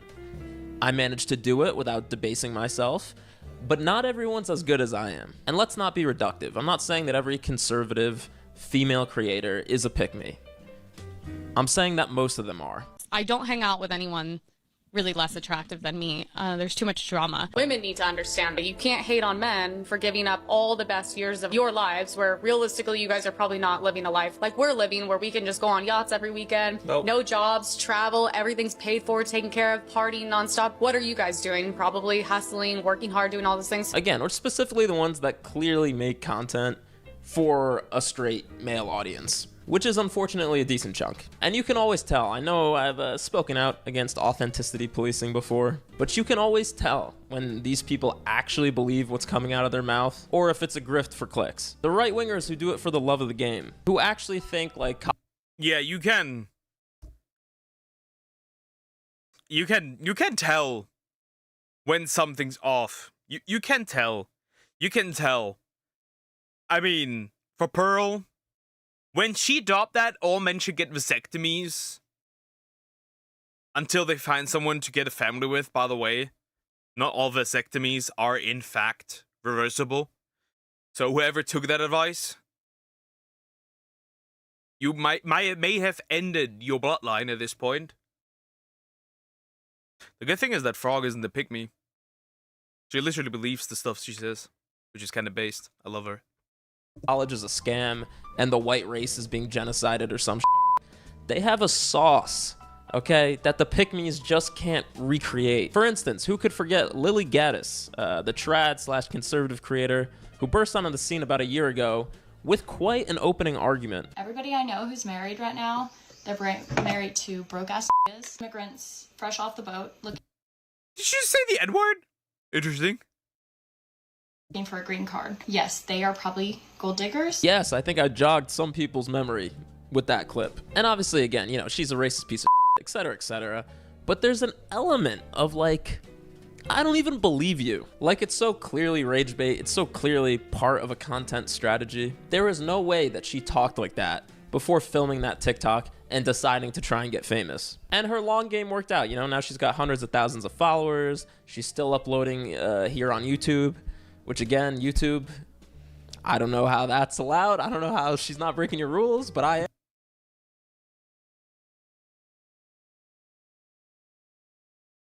Those are very interesting thumbnails. Yeah, that isn't much better. Yeah. Those are interesting. God damn, those are interesting. Holy shit. Yeah. Bro, that's wild. Those are wild. Okay, never mind. Those are actually wild. Yeah, but I mean, okay, I'm not mad. Don't put in the paper that I'm mad. And new clothes are so expensive that I can't. And I'm sick of going to thrift stores and fighting with Mexicans, okay? Now, the only good thing there, the only redeeming factor for Mexicans is that they have such horrible style that they don't really want the things I want. Again, you know, I'm trying to feign Huh? Bro, what is going on? Anger. But I just don't believe her. And that doesn't make this any less harmful. But there's a fascinating tragedy underneath the surface here that needs to be explored. And that's what I mean, that there's a difference between just being a right-wing creator and being a right-wing pick-me creator. Like, there's a difference. For instance, there's trad wives out there, right? Who make content about being a trad wife. You know, life with the kids, God, doing whatever your husband says, blah, blah, blah, blah. You know what I mean. Baking bread, like, it's just a subgenre of lifestyle content. I get it. But then there are trad wives who are basically just doing, like, softcore pornography for conservative men. Just straight 1950s mommy ASMR, essentially. You know, and that's not so great. Like, yes, King, you are so right. Modern women, they're all come to mommy. Mommy's gonna make you some cookies. But I do think a lot of modern women are hoes. I also think a lot of modern men are hoes. They're all hoes. I'm different. I'm different. You don't like female whores. I don't like all whores.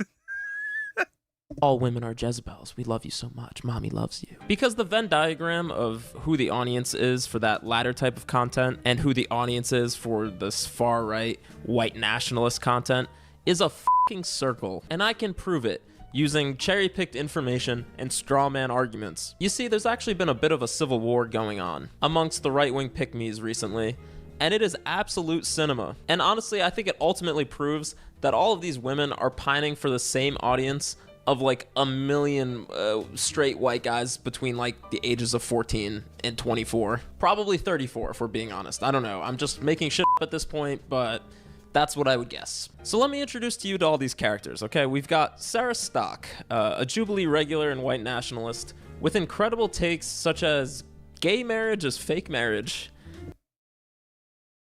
I mean, if we look at it, I mean, technically, if we look through it through a biblical lens, then that's looking at how she has a cross in there. Kind of not wrong from her perspective. Kinda. Okay, be like, I'm not like other guys. Right, I'm not like other guys. I'm much worse. And even worse, does anybody put salt in their coffee? No, we don't, Sarah. And that's a crime.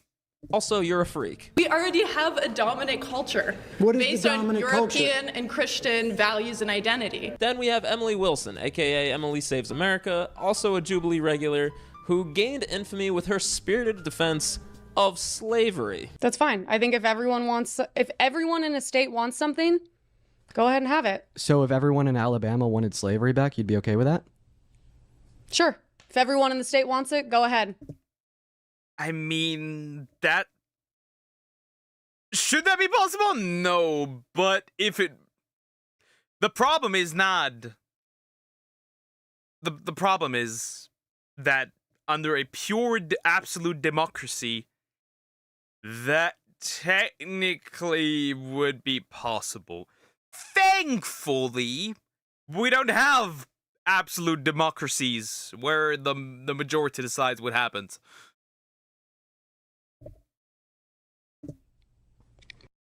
What do I give a All right. Well, let's go next topic. I mean, great. I feel like I'm doing wrestling intros right now, except for racist white women.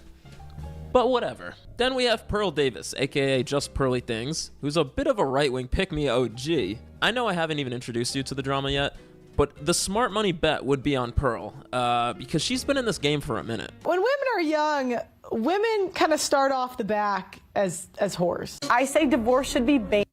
No, that's not true. They don't. They... Just like men, they get pushed into that by society. Because we let this society go degenerate. And ban divorce. Let's take marriage back for the people that actually believe in marriage. Modern men have to work 5 times harder than their grandfathers did for women 20 times worse than what their grandmothers were. Incredible. So here's what went down. Sarah posted an engagement photo on Twitter, just captioned, "I won," and showing off her engagement ring. Very innocuous, very on brand, obviously, you know, for someone who espouses the need to, you know, expand the white race or whatever. Yeah, she's putting her money where her mouth is.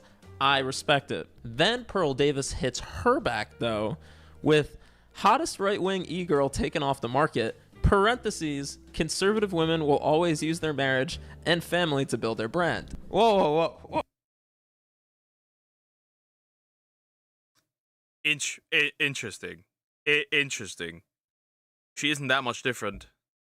To be fair, she isn't that much different.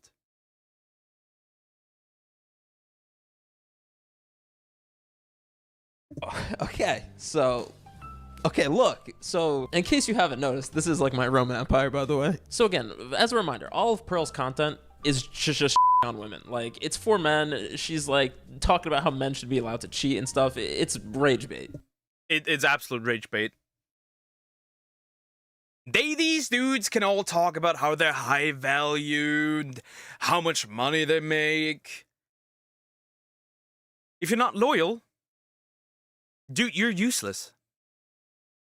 Straight up. Father, you have to watch this one. Yeah, Roblox, I see it.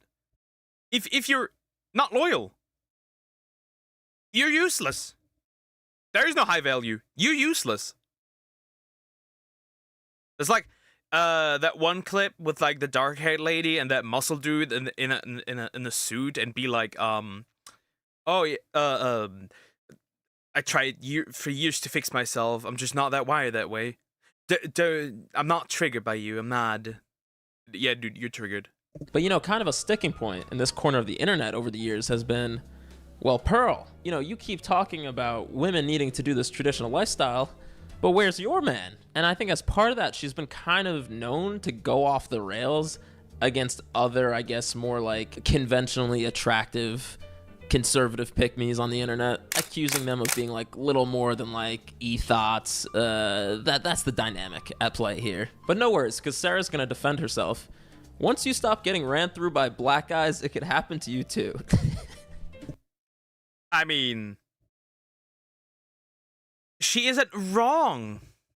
She isn't wrong. You know, it might sound harsh, but she isn't incorrect. Yes. Pearl Davis, the trad woman, had a lot of black dudes in her inbox. I'm not going to be able to get through this. Okay, so racism has entered the chat, and that means Emily Saves America is not far behind, because she's going to... Well, it's not racism. She didn't put down anybody. She just said how it is. She just said what Pearl actually did, technically.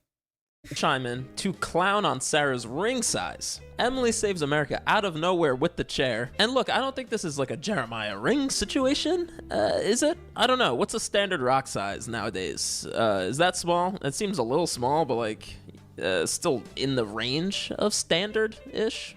I don't know. Also, the ring size. Ours is like also small.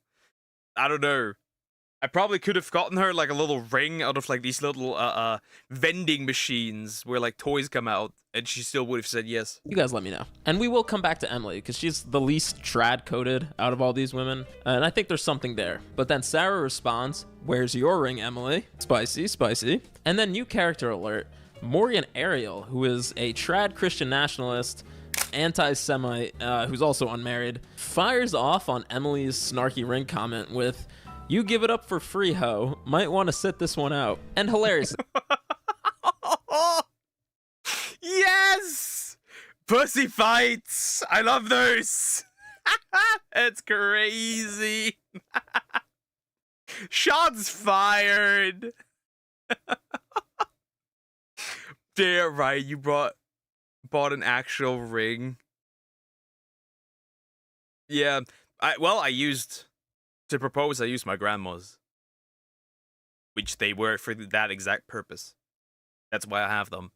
By the way, out of all the tweets so far, that's the one that got flagged for hate speech. But no worries, because speaking of hate speech, Pearl claps back with, "Morgan, you are a single mother with a public video admitting you have HPV. You may want to sit this one out too." Now, at this point, I think everyone just sort of decided to take a breather, let cooler heads... They're beating each other's ass. Yeah, there has been infighting, for real. And to be fair, the infighting happens because those people are not on the same side. They're just there to make money. They don't actually believe in what they're saying. I guess the racist lady probably does, but yeah. Bale, all these ladies, they're all supposed to be fighting for the same thing, right? So there's no reason to keep this going. You suck black and probably have AIDS. Oh, goddamn, bro. Damn, they're beating each other's asses. I love this. I'm really entertained. Like, where did these people come from? I swear to God. I mean, these ladies are just idling at 100 miles an hour at all times. Next from Emily. "Morgan, your baby daddy abandoned you. You're raising a bastard child. But yet somehow, someway you think you're better than me or anyone on this app? You gave it up for free, got left in the dust, and now post rage bait on X to supplement for the inadequacy of your monthly child support payments." This is what people think that the Kendrick Drake beef was, by the way. This is actual beef, though. That was a child's disagreement compared to this. I hit you like I'm young. But here's really the magnum opus, and you know, this is going to be in the Louvre one day, so take a screenshot, just a final shot across the bow from Morgan. None of that is true, Emily, but unlike you, I don't lie, so here are some facts.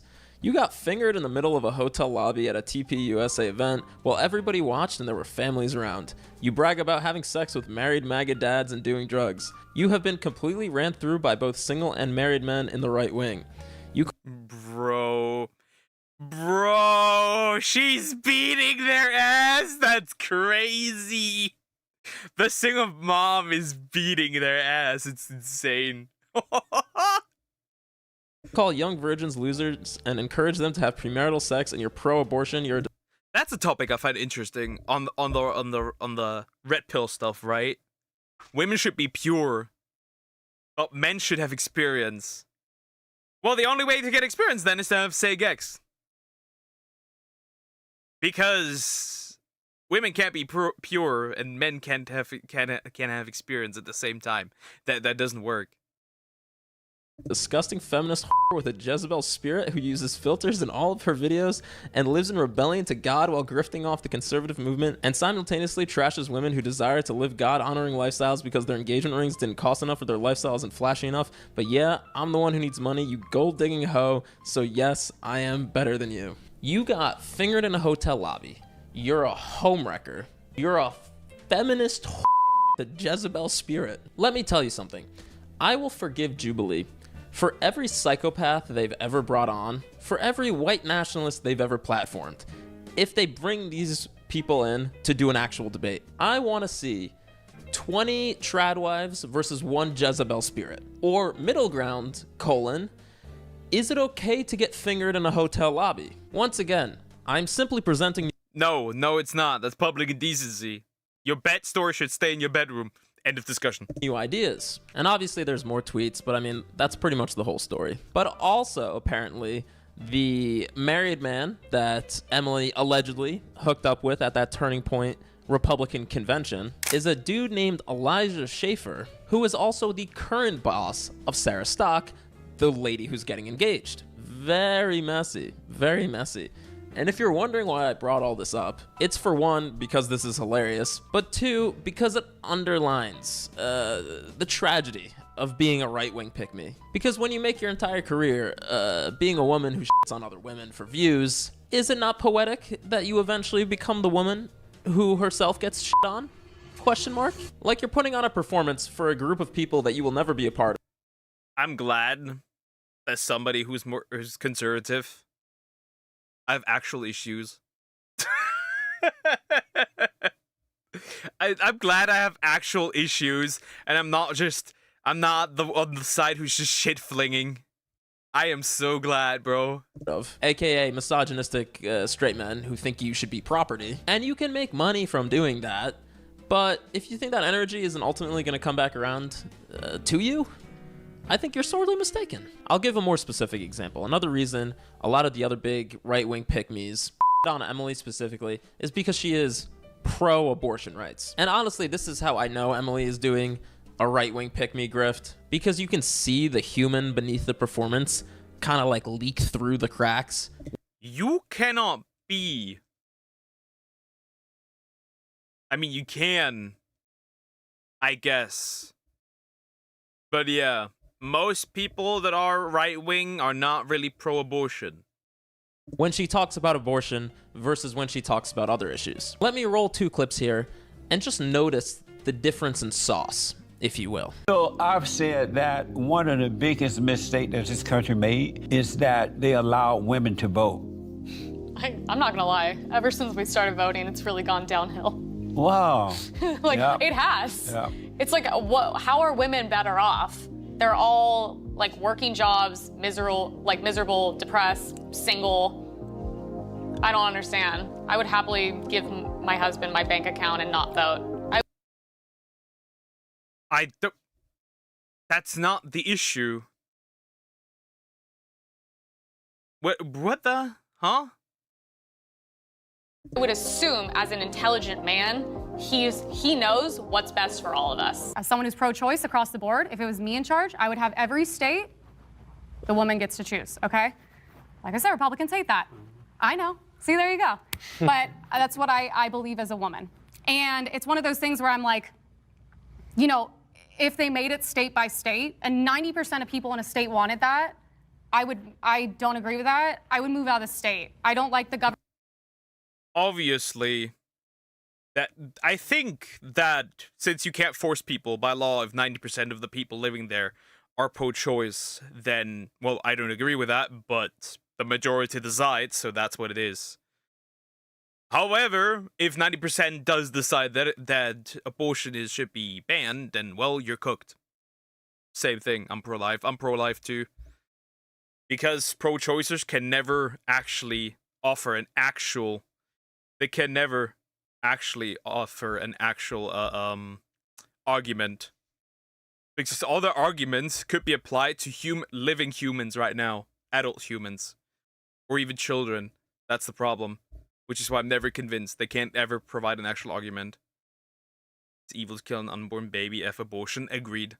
Government interfering on women's bodies, the same with the vaccine. Now, it's possible that I'm being too charitable, but you can tell when she's just like spewing bullshit that she thinks will get clicks, versus on abortion when she's a little more reserved, a little more honest. And her beliefs on abortion make sense. She's like a millennial blonde woman from LA. That's what I assumed you would believe about abortion. And she still makes videos about abortion being bad or whatever, but she doesn't want it to be illegal, which is a convenient way that she can keep up her grift. But it is fascinating to me that you can almost tell that when she decided to go down this road of being a right-wing grifter, that somewhere along the line she made an agreement with herself that this was a line she's not going to cross. When she locked up the true Emily Wilson, who was trying to be an actress in LA or whatever, and decided to just go on podcasts and talk about how states should be able to bring back slavery, she told the devil, I will say or do anything to get famous, but I will not speak out against this one issue. And you know what? I actually have no respect for that whatsoever. They do it for personal reasons. No one does it for funsies. Here's the fun part. Here's the fun part. Here's the fun part. Even if you argue for abortion, then the only abortions realistically you could do are the ones where protection is used. Here's the fun part. 95% of abortions are not due to failure or not using of birth control. So it's actively retarded people. It is for funsies. It is used as birth control, not as a last-ditch effort. Read the statistics. Get out of here. That's all I can say. For fun, not for funsies, is a bullshit argument. Again, you cannot bring an argument that actually works. No, actually, like the women who do it, they have the right to choose if they want kids or not. Well, then use protection. Then use protection. Unlike the other 95% who don't. Because Emily gets to be this hardcore MAGA conservative influencer and pat herself on the back for taking the middle ground, quote unquote, on the abortion issue. But she can only do that because she enjoys the protections of living in California. But what about all those women who don't have the privilege of living in a blue state?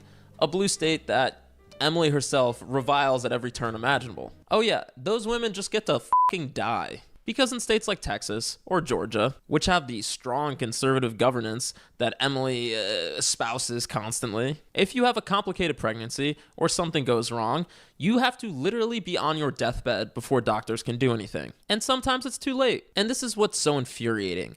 This is what's so tragic about the right-wing pick-me, which is that you're okay advocating for the rollback of rights for whatever your group is because you think it'll never happen, but it will. And it is happening. The only time where I think abortion is fine is rape, incest, and mother about to die. That's the only time. Other than that, you're kind of your own. You're kind of on your own here. It's your own fault. Fine, you could argue that when you use protection and it fails, you could argue it's not your fault, right? Technically, you could argue that maybe there's a possibility for You know, a gray area where you could say, well, I didn't actually want the child. I applied the birth control correctly and it failed. Okay. It's their wish. They like it raw. You can't dictate what they want. Then you get the child raw. That's my take. If you're retarded, live with your retarded life. That's the problem why society is so degenerate.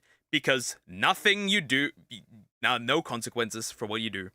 I'm sorry. Take your consequences. You get fat, you live with consequences. You get underweight, you live with consequences. You commit crime, you live with consequences. That is the consequences.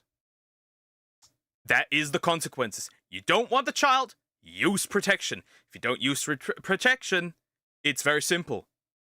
Get fucked, literally. That's my take. Simple. If they're getting pregnant, then it's fuck around, find out. And there you have it.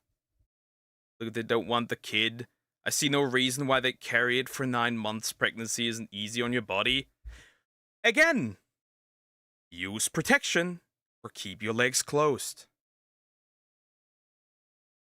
No, I disagree. The kid deserves a home where it's welcomed. If both of the parents are ready to step up, that's nice. If not, abortion it is.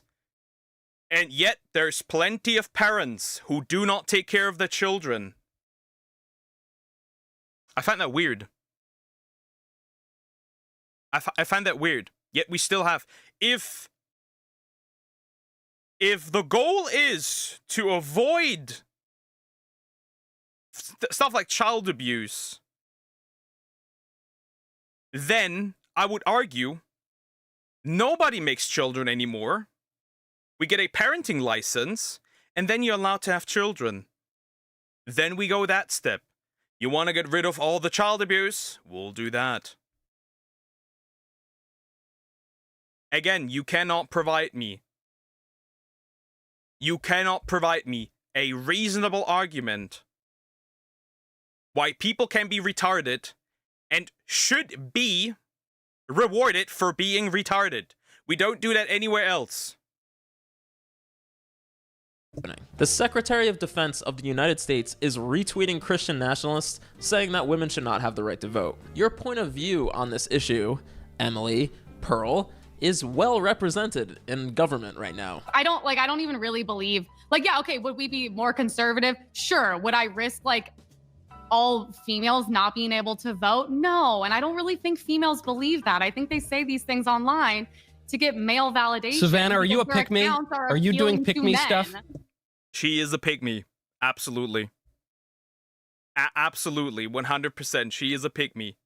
I'm married. I don't need to be picked. I've already been picked. Yeah, but every single thing you say is literally appealing to men. Also, women shouldn't their right to vote shouldn't be taken away. That's retarded.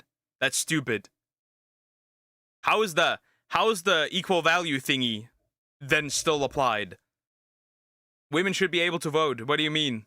No, there will be no repeal of the 19th. What the fuck? There's Republicans pro-abortion people, most of them women, obviously. That makes sense. And usually hating on women as well. All these other women who are advocating for women to go back to the kitchen and raise children and submit to your husband or whatever. Do you think when your dream is achieved that Gordon Ramsay is the only one who would tell a woman to get out of the kitchen?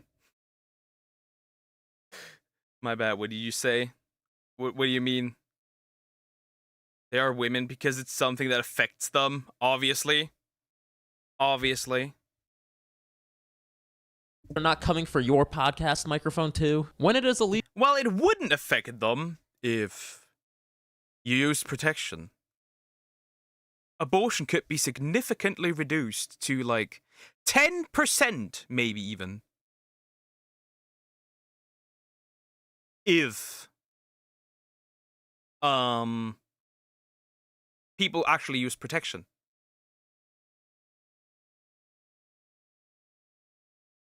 Simple. Legal for women to vote, or to have jobs, or to have a bank account. Do you think you will be the sole exception that will still be allowed, to have a Patreon? And again, let me expand this conversation, because like I said, we have all kinds of right-wing pick-me's out here. All kinds of, traitors. Just a couple of days ago, it was reported that the Supreme Court was thinking about reopening the gay marriage question. Gay marriage, which has been a settled issue since 2013, now back on the chopping block, thanks to this new ultra-conservative majority on the Supreme Court. And I was just thinking, about a couple of weeks ago, this other conservative influencer, Robbie Soav, I don't know, drops. Never heard of that. Conservative gay man, interesting. Interesting. Get it? Let women decide what the laws are regarding their own bodies. If they want to abort, that's what? Nah. I'm clearly saying no. Because actions have consequences. And if you don't want to use protection, that is what you get. And I'm gonna say this. If you do abort, you should have no children. Or, here's a better thing. You don't want to have a child. Get the vasectomy. Make it so that you can't have a child. Problem solved. There is plenty of ways to avoid a pregnancy. Plenty.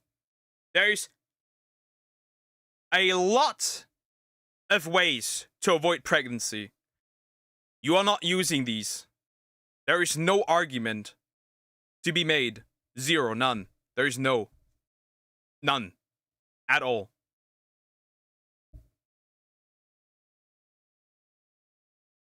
Some engagement photos of him with his fiance, and good for them. I'm happy for them. But of course, the reaction from Robbie's fan base was predictably homophobic as shit. Ew, take a parasite cleanse and return to God. God damn it, bro. That's crazy. That is wild. And they'll bear the consequences. Which is, if you don't use protection, you're gonna have a child. Simple. This goes for men and women. Ain't nobody opting out of parenthood if you are stupid.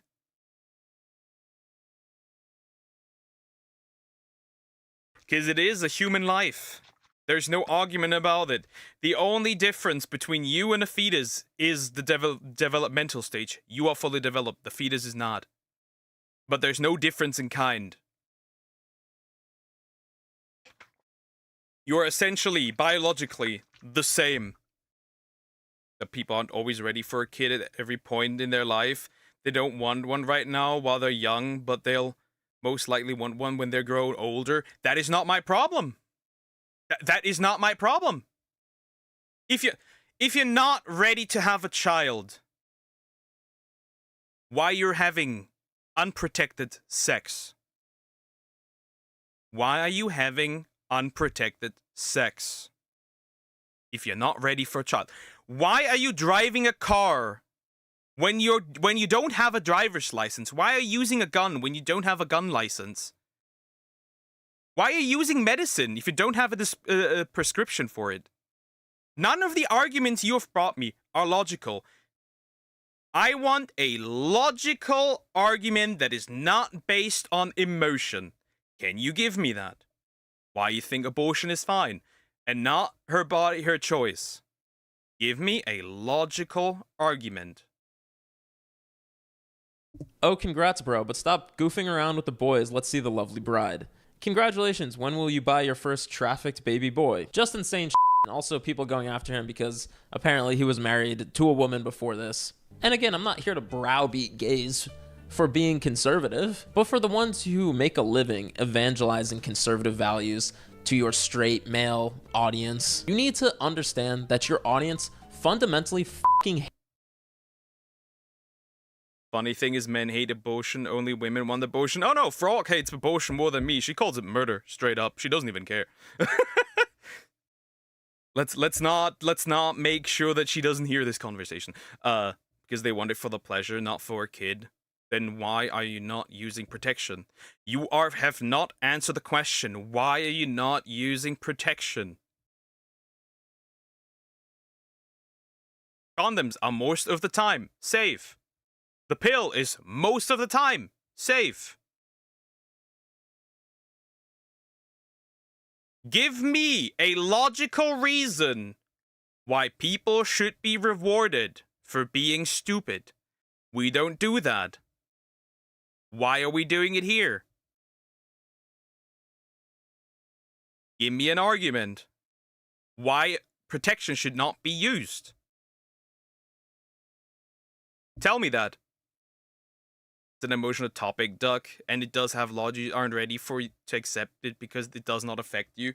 Oh, it does affect me as well. It does affect fathers who would have loved to be fathers, but their partners did the abortion. Do you think that does not affect the man? Do you think that does not affect the man? Because they don't want to do, they need another reason. That is not a logical argument. That is not a logical argument. Why you don't use protection. You have not provided a single logical argument in this. Not a single one. None. Negative. Zero.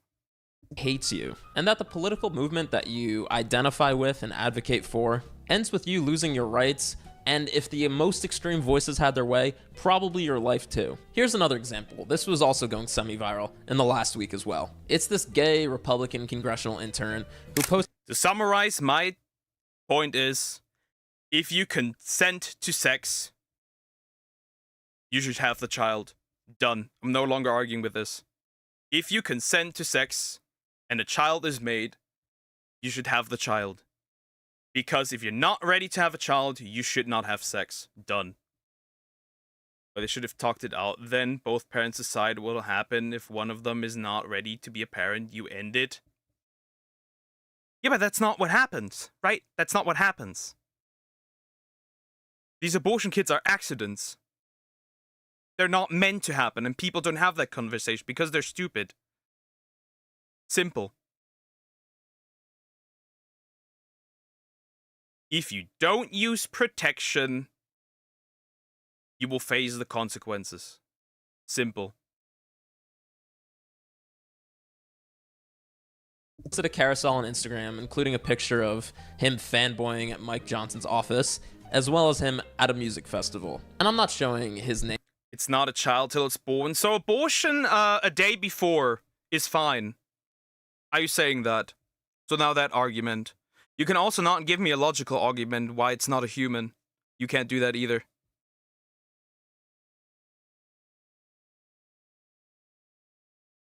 So it's not a child until it's born. So abortion 1 day before is fine. I can shredder a 9-month-old. I don't agree with that sentiment. It's hateful. It's not hateful. Because it affects both. The father has to provide then. There's nothing hateful about it. In fact, it's actually, I would argue it's actually quite unhateful because I care about the smallest of the smallest human. You don't. So there's nothing hateful about it. Isn't even legal, Doug. That's not viable. No one does it unless it's medical emergency. How is it hateful? Speed is not a human. If they were, they would make them pay taxes. But there's no difference. You get what I mean. There's no difference in kind. There's literally the only difference is the developmental stage. That's the only difference. Also, yes, it isn't legal, but you said it's not a child until it's born, so what is it? Your words have meaning, so what is it, Sumax? If it's not a child until it's born, that means... Is it then already human? That's the question. Or is it not human? Because if it's not human, you can technically, on legal grounds, you could make the argument that you can abort it. I care about that human that will give birth. I care about both. I care about both. That's why I'm saying. Please, do take your birth control. If you don't want to have children. Simple. That's the main argument. Like I said, you could argue that if a child is made off on failed birth control, it's not, it will be one, but it's not. What's the difference between you and a fetus, genetically speak? Now, what is the difference in kind? Because if it's not a human, it must be different in kind. Again, is it different in kind? It's not. The there's no difference in kind. You're the same species at that point already. Again, you have no logical argument. I mean, he's barely an influencer, and he's also looks like he's 19. But again, it's the cognitive dissonance required to live like this. Like, dog, you're popping at a music festival that your boss probably believes is like a hive of degenerates who should all be shot. Here's a couple banger quotes, actually, from this kid's political hero, Mike Johnson. Homosexual marriage is the dark harbinger of chaos and sexual anarchy. What the fuck? No, it's not. Let the dudes marry. What the fuck? And the girlies. I care about a human. I care about a human too. I care about both of them.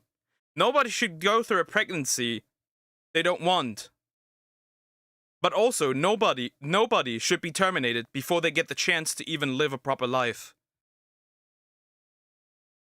To build a future, a life, dreams,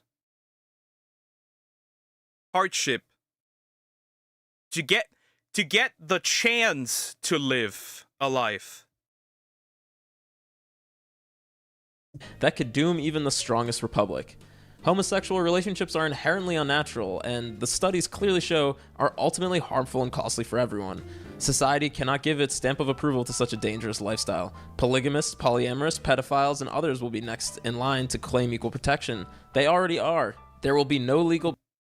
Homosexuals are not on the same level as these. Do I think unwanted children shouldn't be born? Yes. My hot take. Yes. I agree. But then why don't you lower the chance of them being born? That's the problem the main problem I have. Why do you not lower the chance of them being born? That's my main problem. If you don't want the child, don't make one. They had the chance because of a fetus has no dreams, but they would have had a future, dreams, a unique personality. They would look unique. They would have unique traits, unique characteristics. They would have that. But the chance is being robbed, and they will never get that chance again. That human in its unique genetical composition will never happen again. It's a one shot.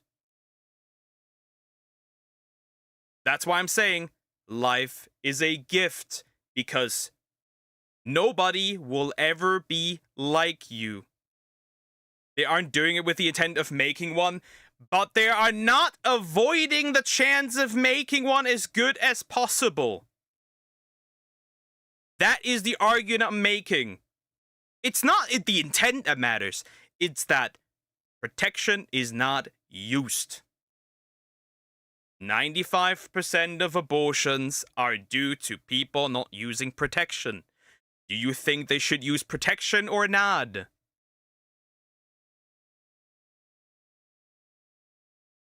Simple. Again, no, your arguments are baseless. Basis to deny a bisexual the right to marry a partner of each sex, or a person to marry his pet. That's who you're working for, big dog. Though to be fair, dark harbinger of chaos and sexual anarchy would go pretty hard on a shirt. But real quick, actually, let's go back to a familiar face. 2013. That's when California legalized same-sex marriage. I don't care who you marry whoever you want. Why is it shoved down our throat? Why are we still celebrating? I understand, like, have a parade, have fun. Cool, I agree with that. Why should you have, it's normal. So why must you celebrate it? we don't have any heterosexual month or something like that. I think if it's normal, just treat it as it's a normal thing. Yes, in that home for that mother, it's an unwanted kid. Why would you go through 9 months of carrying a life you aren't ready for? Why are you not using protections to avoid that 9 months? Why are you willingly choosing to risk an abortion if you know you could minimize the chance to almost 0%? I do think they should use it, but I also think they should have the freedom to choose if they want to abort one in case things go south. That's why I'm saying you could make the argument that if birth control genuinely fails, that you could abort the child. But that's not what's happening, right? That is not what's happening. It is used as birth control. Go ask Frog. She knows women who have had more abortions than she has fingers on her hands. You think that's normal? You think it should be used as birth control? And if it is, does that mean in a system where it's free healthcare, should people who are not pro-abortion, it should also cost money, I think, by the way, in a system where it's healthcare, actually, where it's free healthcare. I think that too. 13 do that. Maybe 2014. I get it. Why are we still doing it? Yes, I keep coming back to Emily, who, again, apart from her trad contemporaries, continuously tries to stake out a middle ground on some of these social issues. Here, she's essentially doing the like, oh, I don't mind gays, but just don't do it near me. I don't mind gay marriage, but I mean pride? The traffic, it's gratuitous. Well, Emily, to answer your question, we still have pride because the attacks on marriage equality aren't stopping, thanks to your friends. But again, we have another interesting moment here, where her pick-me grift runs up against, like, her advocating for something that she really does not approve. White girl from LA, probably has gay friends. As a matter of fact, she recently appeared in a photo with some mean gays in the Hamptons. And I understand that, because I also aspire to be chilling with the mean gays in the Hamptons. But here's what Morgan, that other lady with HPV, wrote in response to that. Heathens, this is where your movement is at, Emily. It's not too late to tap out. You can go back to doing Erewhon smoothies and aloe try-on hauls. You don't need to be a Nazi, I assure you. These people will never like you or respect you, no matter how much you performatively shit on pride festivals. And I'd be remiss, of course, if I didn't mention the racism. I mean, I think it's generally fine to shit on pride stuff if it's degenerate, right? Nobody wants to see somebody have sex on the street. I don't think one should do that. If they want it, then that's that. They should have the choice to do so. And I think they should pay money, straight up. Then, an arbitrary amount of money as well. Why should that be healthcare? Especially when there's plenty of places where it's free. Again, I think that if you consent to having sex, unprotected sex, predominantly, you should have the child. This is the only way we get rid of abortions, is if we penalize it. That's the only way. That's how I see it. Simple. They are paying for abortions. Here they aren't. Here they aren't. In countries where there's free healthcare, they don't. They're not paying for their abortions. And there's plenty of places in the US where women don't pay for their abortions. In these conservative circles, which we already saw a little bit of, but for black conservatives or any kind of minority trying to make it in this right-wing influencer sphere, they are constantly rediscovering just how racist these people are that they're trying to appeal to. I never thought the leopards would eat my face. No, I never thought the leopards would eat my face. Again, surprise, surprise, when you foster a conservative white male audience, which you attract by shitting on members of your own group, that audience is going to be racist towards you too. I am reminded constantly of Vivek Ramaswamy, who is one of those culture war warriors who also ran for president, hearing what the main critique of his candidacy was from Ann Coulter. Oh, and I agreed with many, many things you said during, in fact, probably more than most other candidates when you were running for president. But I still would not have voted for you because you're an Indian. We'll get back to that. Shocking. Your entire career is based off of... I'm voting for you because you're Indian. Poor Indians again. A classic. A classic. It's a medical procedure. If you have free healthcare, that includes it. But I don't want my taxes to go to that. Because I don't want to be a baby deleter. So I think that everyone who's against it should be able to sign a form that their taxes specifically don't go there. I think. As well. Trafficking in white supremacy, and your supporters end up being white supremacists who hate you too. And I'm not going to spend too much time on these black conservative creators because it's the same pick-me dynamic at play, and I also don't want to come across as sounding like Joe Biden. So if you have a problem figuring out whether you're for me or Trump, then you ain't black. But it's the same fairly obvious point, the same as the women we looked at, which is if you make your career reinforcing stereotypes in order to make money off your racist white audience, there is going to be some danger in that territory. And I watched a great video on this by Antonio Speaks, who I don't know, but I've been binging his stuff. It's good. The video is called Black Conservative Fatigue. I'll link it below. But look, the reason I'm airing the clip out on all these weirdos now is that I feel like we are in the dog caught the car moment. We're in the end times. We're in the end game. What these right-wing pick-me's of all flavors have worked towards, even if their motive was primarily money, they're achieving it. The percentage of... Yeah, that makes sense though. I do think they can put some sort of restriction in place that you can get a few abortions at max or something, but it shouldn't be illegal. I think it should be... If... I could go a step towards and say it should be illegal if protection was not used. I think it should be illegal if protection does not be used. You could argue that you didn't plan for the child. That's not deleting a baby, but sure, whatever, I'm done. That is deleting a baby. There's no difference in kind, again. Again, you need to give me a logical argument why it's not a baby. Or at least why it's not a human being. American boys who actually believe in like basic gender equality is tanking. Men aged 18 to 21 in this country favor Republicans by a 23-point gap. Well, if you tell me I'm a piece of shit because I'm a man, well, I would go there. Globally, the percentage of young men who believe, quote, a woman's place is in the home is skyrocketing. So we're losing a generation here. Even France. Surprise, surprise.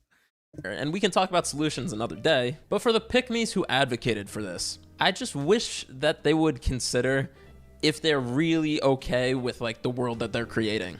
I've never watched the Handmaid's Tale show, but I've read the book, and I'll always remember the character Serena Joy, who was like this far-right activist, passionate anti-feminist, who ended up being instrumental in creating the Society of Gilead, where basically women had no rights.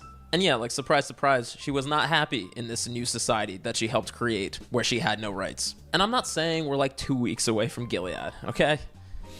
I'm saying we're like 2 years away, or 20, or 200. My point is, do we really want to find out? Being anti-Gilead is like the easiest thing you can do. And I'd rather be too cautious than too late, because when you lose your rights, you might never get them back. What a cheery thought, Mark. Holy The problem is, the main issue on this is, and that's just the rough truth, is that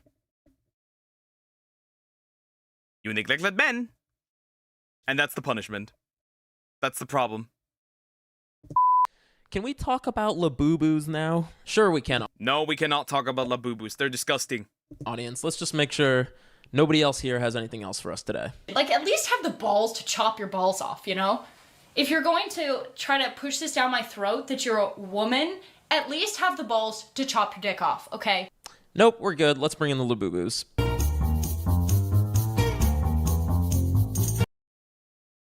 We are not doing the Labubus. Oh dear, look at that.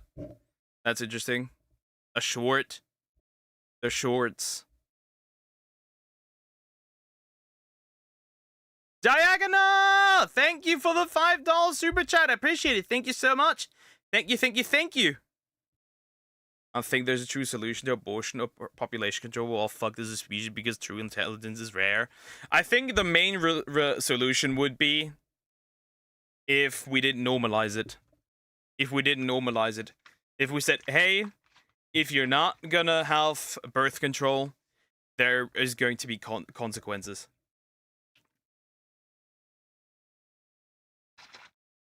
Well, there she is. I'm not gonna comment on that because I wouldn't go that far because the requirements for murder are not completely given. Also, you're a lot harsher than I am. Anyways, what is that? What is that short? It's short. The fuck? I don't know what that is, and I'm scared to look at it. What is that? What is that? Well, let me click on something. Anything. Not this woman again. No, no, no, no. No, no, not this lady again. This crazy bitch. Is that?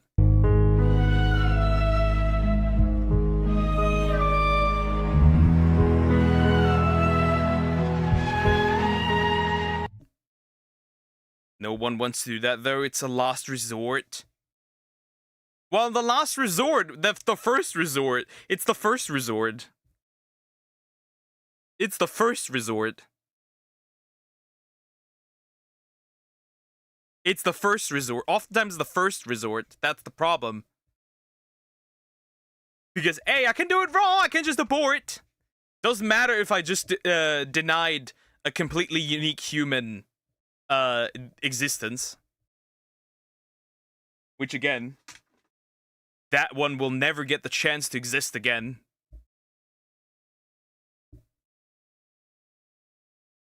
Let's do this one. Yeah. Speaking of octopus. No. Chat, should I read the copy pasta? Should I read the octopus thingy out? Should I? Should I? Should I? Did you shoot them? Shoot down DNA testing for newborns? Sag. Sag. Sag. Anyways, enough about the abortion talk. You understand my stance. I don't think arguing does anything further. I don't think that does anything further. Should I read it? White sucks to be Earth's oldest genius. They're retarded and still should have the right to abort it. Nah, I think if you're retarded, you shouldn't. End of discussion. I'm no longer arguing. White sucks to be Earth's oldest genius by Casual Geographic. Let's see. This is about octopus, isn't it? It's about octopus. Maybe I should start with this one. You know what? I'm gonna find it real quick on Twitter. Give me a second. I'll find it real quick on Twitter, and then I'll read it out. The post. I'll read it out. Okay? I read it out. I'll read it out. I'll find it. Just to traumatize you. Just to traumatize you. I'll find it. I'll find it again. I'll find it again. I found it. I found it. Okay. Okay. Get ready. Get ready. Get ready. Are you ready? Are y'all ready? Close your ears, because that's not going to be funny. Okay. I'll read it out. I'll read it out. I'll zoom in. I'll zoom in into the video already. And I'll read it out. Maybe. I can't. Wait, I can't. I can't. Because then I can't see the chat. Or maybe, actually, I can. I can see the chat. Hold up. I'll read it out. Time for trauma, chat. Okay. Okay. Okay. Okay. Okay. Okay, this is from 4chan. Okay? This is from 4chan. Octopuses do not have any bones with the exception of their beaks. So if you are responsible and depraved enough to be literally the life support of your 8-limbed friend, you can debeak it. Like how you declaw a cat and then push your into it. Into its mouth. You can then let it subsist on your baby batter. The octopus is smart. Very smart. It will learn that without its beak, it cannot feed on anything else but your human seed that has to be milked from you. Every morning, you will feel your clothes slide off. And a damn weight on your lower half. The sensation creeps up your body until most of the jiggle mass has developed the entire length. It will start pumping as fast as it can, for it is hungry. The animal gyrates its empty stomach and the folds of its brain. Oh, bro, I can't read this anymore. Rubbing on your begging for nutrition. You and give the marine creature breakfast. The pumping slows down but doesn't stop to milk out the last few drops of its meal. Looking in its yellow animal eyes, it looks back with a 1,000-yard stare. This will be routine for all of its meals for the rest of its 3 to 5 years on this godforsaken planet. This is 4chan, chat. This is 4chan. Oh my goodness. This is 4chan, chat. Are you traumatized yet? I hope you are. I hope you are. Bro. That's the unhinged people 4chan. What did we think of it? What did we think of it? What? Oh goodness. Okay. We can jump into this now. You know what? I'm sending this gold mine into Discord. I'm sending the censored gold mine into Discord. You can't censor it, right? Oh, brother, ew! What's that?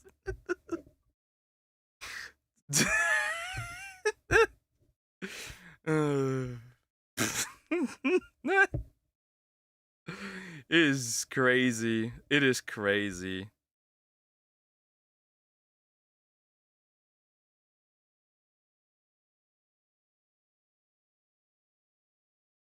As a furry, what the fuck did I just hear?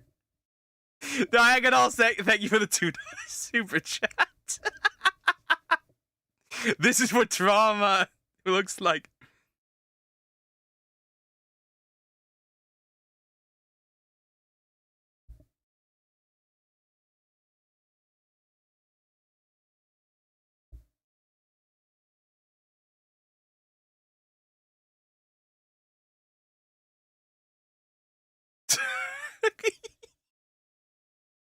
Now you can read it for yourself.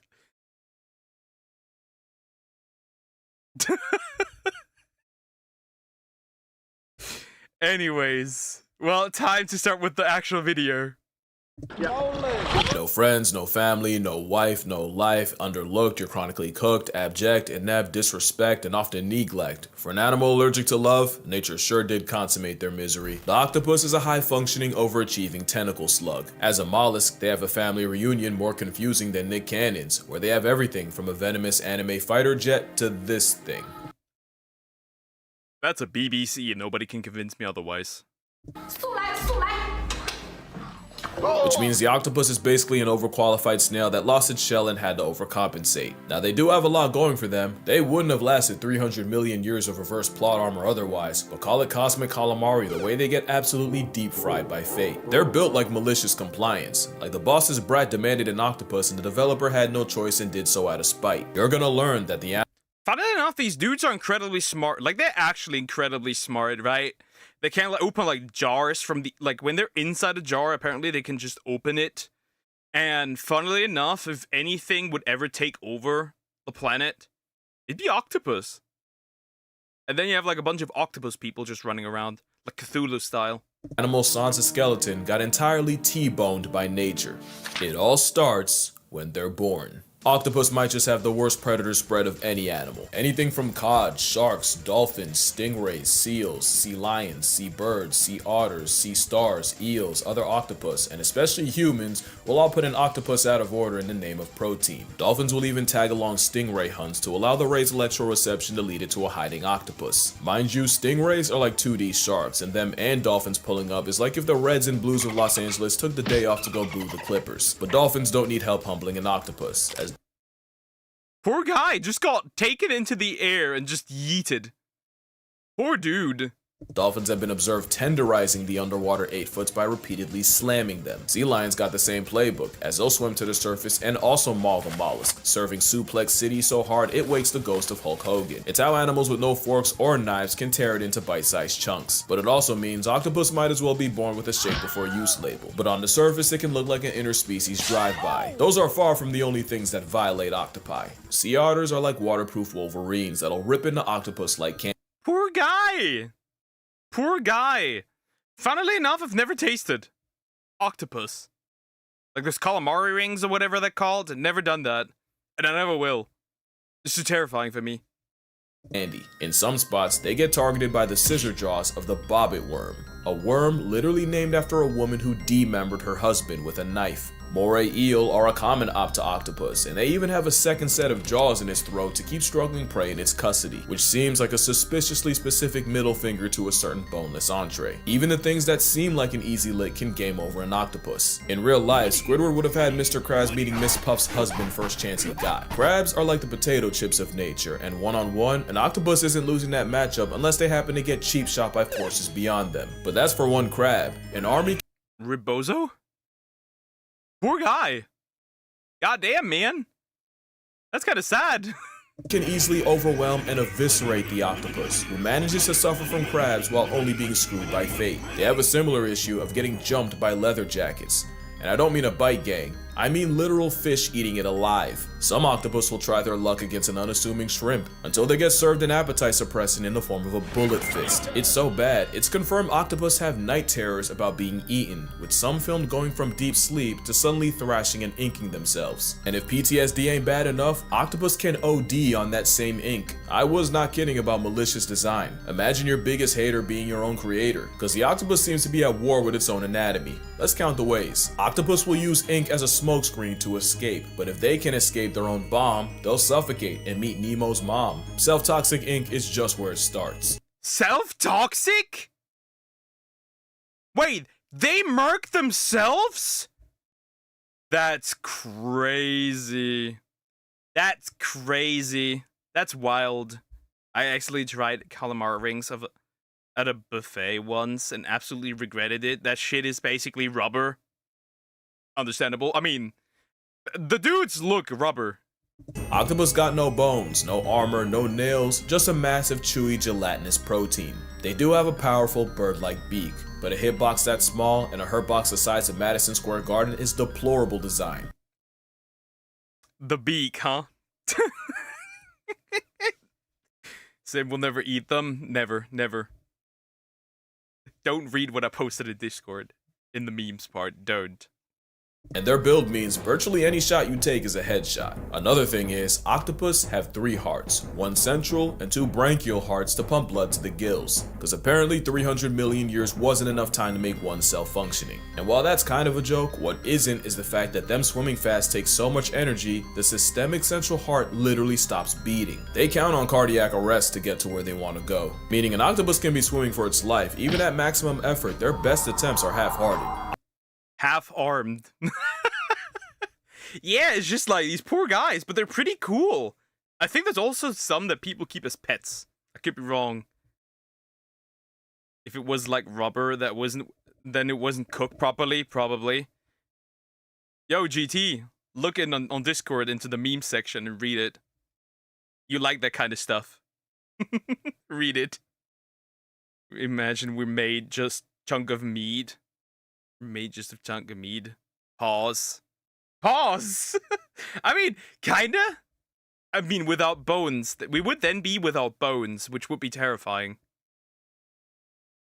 That would be terrifying. Octopus proved that a lot of us had evolution wrong. It's not survival of the fittest. It's just barely being good enough to keep the wheel going. And if that doesn't prove it, their brain does. Not intelligence, I mean the literal donut that has its esophagus running through it. Octopus risk brain damage every time they eat, and they're always a piece of food too.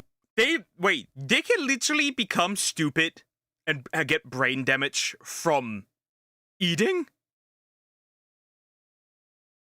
No, I heard you talking about it, you weirdo. Big or too sharp away from factory resetting their entire personality, which is why they have the razor sharp radula, the answer to a problem they never even asked for. That's not the only thing that can bring on cephalopod CTE. Since octopi can't thermoregulate, sudden changes in temperature can also cause significant brain damage for an animal that lives in the ocean. But remind me to get back to that. But none of that can top the fact that nature gave octopus a built-in self-destruct button. Senescence is the process of deteriorating with age, the withering of functional characteristics in living organisms, basically what kids think turning 30 is. It happens to everyone, but nature chipped Octopoda with a kill switch. It's no secret that making babies is the last thing an octopus will do, as the process seems to give both parties dementia as they lose all sense of self-preservation. Symptoms of senescence include lack of feeding, skin around the eyes retreating, white lesions forming, and awkward uncoordinated movements, almost like they were built to suffer. Is that what it is? Without bones, teeth, nails, just meat, scary there. That is terrifying. Now that you mention it, that's terrifying. You'd just be a gelatinous mass. Ugh. Wasn't there a Family Guy episode where that was the case? Where essentially just without bones? No purpose beyond this point, but some seem to actively crave the sweet release, since captive octopi have been seen trying to rush the process by banging. The soundtrack he's using is from Walking with Dinosaurs, the old one. Cool. Into sides of their tank, tearing off pieces of their own skin, and even getting their tentacles tangled. And it all begins with these two guys. They're small, but they got big plans. Those are optic glands, and they're the double agents that lie dormant between the brain and optic lobe, until they get active, usually around the same time the octopi do, and it's believed this triggers them to produce more steroids and boost cholesterol. Specifically, scientists saw more activity in the genes that produce neurotransmitters called catecholamines, along with steroids that help metabolize cholesterol. What does that all mean to you? Well, catecholamines are hormones like your epinephrine and dopamine, basically the fuel to your fight or flight, and in octopus, their job is to redirect energy away from eating and, keeping themselves alive and put it all into raising their own, especially since that same optic gland will also secrete stuff to turn off digestion, which is why they starve to death. Not only that, but neuropeptides are what causes appetite and hunger, and they get turned off too. Yeah, they put the op in optic. It's a gland, but that optic got a lot of nerve, because in 1977 in Brandeis University, psychologist Jerome Wodinsky removed the optic gland from a mother 2 spot, and the outcome was they abandoned their eggs, continued feeding, and lived longer. It's literal predetermined. Interesting. Interesting. Well, jellyfish are essentially just the nervous system. True. Yeah, well, dear, send it to me. Determined self-destruction, and it's the worst kind. The Australian anti-kindness has a similar fate, since males will mate themselves to death, and an increase of steroid hormone. I mean, tarantulas aren't that different, right? Usually, either they die of exhaustion or they get eaten by the female. In the blood is how the kamikazes can go all out. Those same steroids also nerf the immune system and eventually cause a total body shutdown as they get poisoned by their own supply. But at least when that happens, they've made it with as many females as possible. The octopus is very much one and done, and that's why it's survival of just being good enough. You can end up lobotomized by your own dental as long as natural lobotomy. I didn't even know that was a thing. It happens after you breed, that's strictly a you problem. And evolution can't save you from one of the most toxic relationships underwater as long as it ends with children. Yes, worse than the anglerfish. First of all, they barely tolerate each other. Lady octopus will respond to male harassment by chucking shells like it's Mario Kart. Just when the male thinks he's in the lead, there's a blue shell for his blue balls. You know what that reminds me of? Classic Russian mom. When she throws her slippers or whatever they're called. My voice is dead. Death. It doesn't get much better if Squidward succeeds, since many males are dwarfed by their mates and run the very real risk of being cannibalized, leading to some very questionable mating methods. The blue-lined octopus will inject his mate with a venom while on top, a venom called tetrodotoxin, arguably the most potent neurotoxin out there. It obviously doesn't kill her, but it does make the female angry enough to yeet the male off her back once she's functional again. That's why male octopus have a venom gland 3 times the size of a female's, cause ducks have a coital curly fry to force the issue, while the octopus clearly listens to Rick Ross. That is interesting. So the males are the ones who could be considered more poisonous in this case.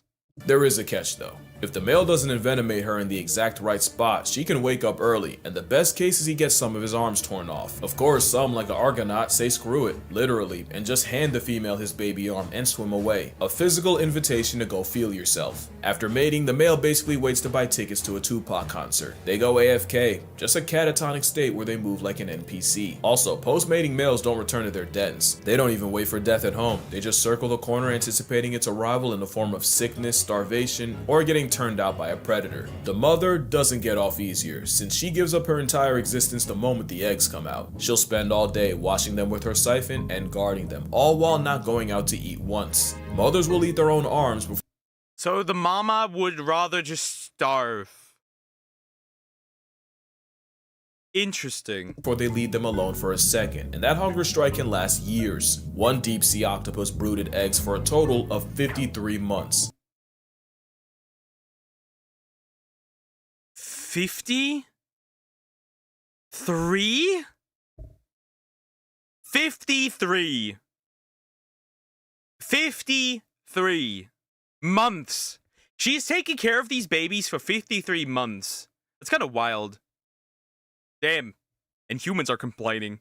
Just under 4.5 years. It was by far the longest brooding period of any animal, and she even turned down crabs offered to her by researchers. Like all octopus, once the eggs hatch, the babies swim to the surface and spend their early days drifting the current. And if motherhood doesn't murk her, the sheepus just waits for something like a pack of starfish to put her in her place. That place being past tense. It's the worst outcome of any mother, worse than cheetahs, hyenas, and even the sea louse. The payoff is all the kids she spawns. The giant Pacific octopus can have over 100,000 eggs, and some like the cyanea can exceed 500,000. 500,000 eggs. That's 500,000 squid. They're probably, well, not squid, octopus. They're not gonna make it there. Unlikely. I hate that squid and octopus is being classified as the same creature in this video. They're not the same, right? I could be wrong, but they're not the same. They're different species, right? I guess they could fall into the same category. Let me Google that.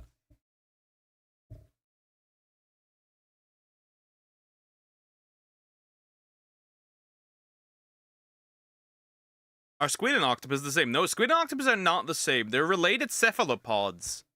But different, yeah, they're the same, how do I put that? The same class, so to speak, but they're not the same species. I guess they are similar in a way, but not. With all these sentient grains of rice, about 1 or 2 will live long enough to repeat the cycle. Because as far as evolution's concerned, that's enough. From egg to adult, the octopus's short life isn't a total show. It's a septic symphony, and the biggest insult is the wasted potential. The octopus got straight up cheated, almost like someone knew there were a few changes from an obnoxiously overqualified Sigma slug seriously bending the natural order. Bro, he needed to be wobbly, otherwise he would have been too strong. They nerfed the octopus, otherwise it would be the dominating species. They're not the same, yeah, they're just the same category, but they're not the same species. Octopus don't have hands, but they do have arms, and they'll throw them, with reports of octopus suffocating threats like dolphins and sharks. Specifically, an octopus was caught shoving its killing dolphins and sharks. Bro, these little guys are menaces. Arms down the gills of a pajama shark, nearly putting it to bed permanently. And speaking of sharks, that matchup isn't as one-sided as you think. In a Seattle aquarium, one octopus earned himself solitary confinement, and the reason was staff kept finding the bodies of dead, butchered dogfish sharks all over the tank floor until cameras caught the neighborhood octopus murking any sharks that were put in the tank with him. Octopus will square up with sea lions with everything they have, and even ship-sinking stellar sea lions can struggle with a vindictive hors d'oeuvre. Even the symbol of America can get it, and there's at least one seagull with octopus in its. A seagull with octopus. That's interesting. Interesting combo. So we got actually a squid, actually an octopus, confirmed by his father from the episode of SpongeBob. Yeah, he's not actually a squid, yeah. They're like us and the Neanderthals, yep. Obituary. Not to mention Neptune's hitman has enough awareness of human anatomy to attempt to play hangman. But the octopus's biggest flex is... Is that looking... Those aren't eyes, but they look like eyes. It looks like... These are eyes, and this is a big nose. That looks like Squidward. They're shape-shifting. Octopus have the ability to change colors, despite being colorblind. It's said that their skin may be sensitive to hues, shadows, and colors around them, and can conform to their environment. Some, like this cyanea, can make hundreds of transformations in a day, but one octopus does this on steroids. The mimic octopus can not only cosplay as other animals, it'll purposely exploit their own fears. If a mimic's getting harassed by some punk-ass damselfish, it'll take the form of a venomous sea crate. And if the block's real hot with... Ooh, cool. They're cool. Okay. predators, the mimic mirrors the biggest threat in the area, a lionfish. But you can have all the tools in the world, it means nothing unless you know how to use them. And few things alive are as nice with the tools as the 8-armed handyman.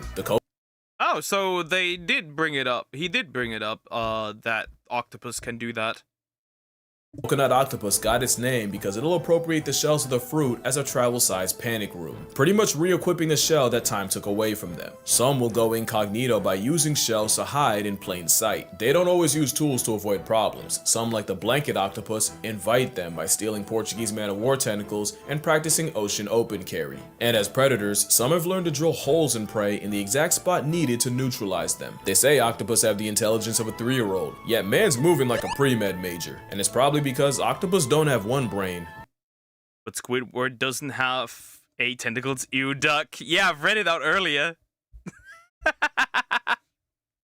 I've read it out earlier, so you read it. Suffer.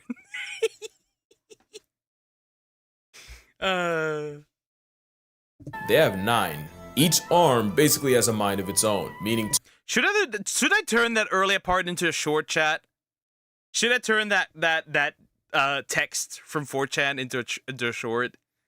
Do y'all think this is a good idea? I think I should.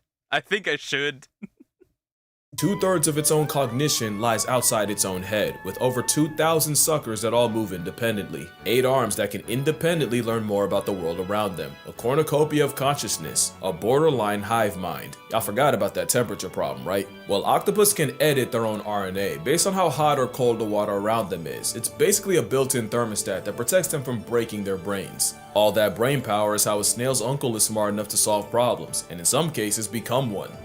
Little baby octopus! I didn't make an octopusy joke.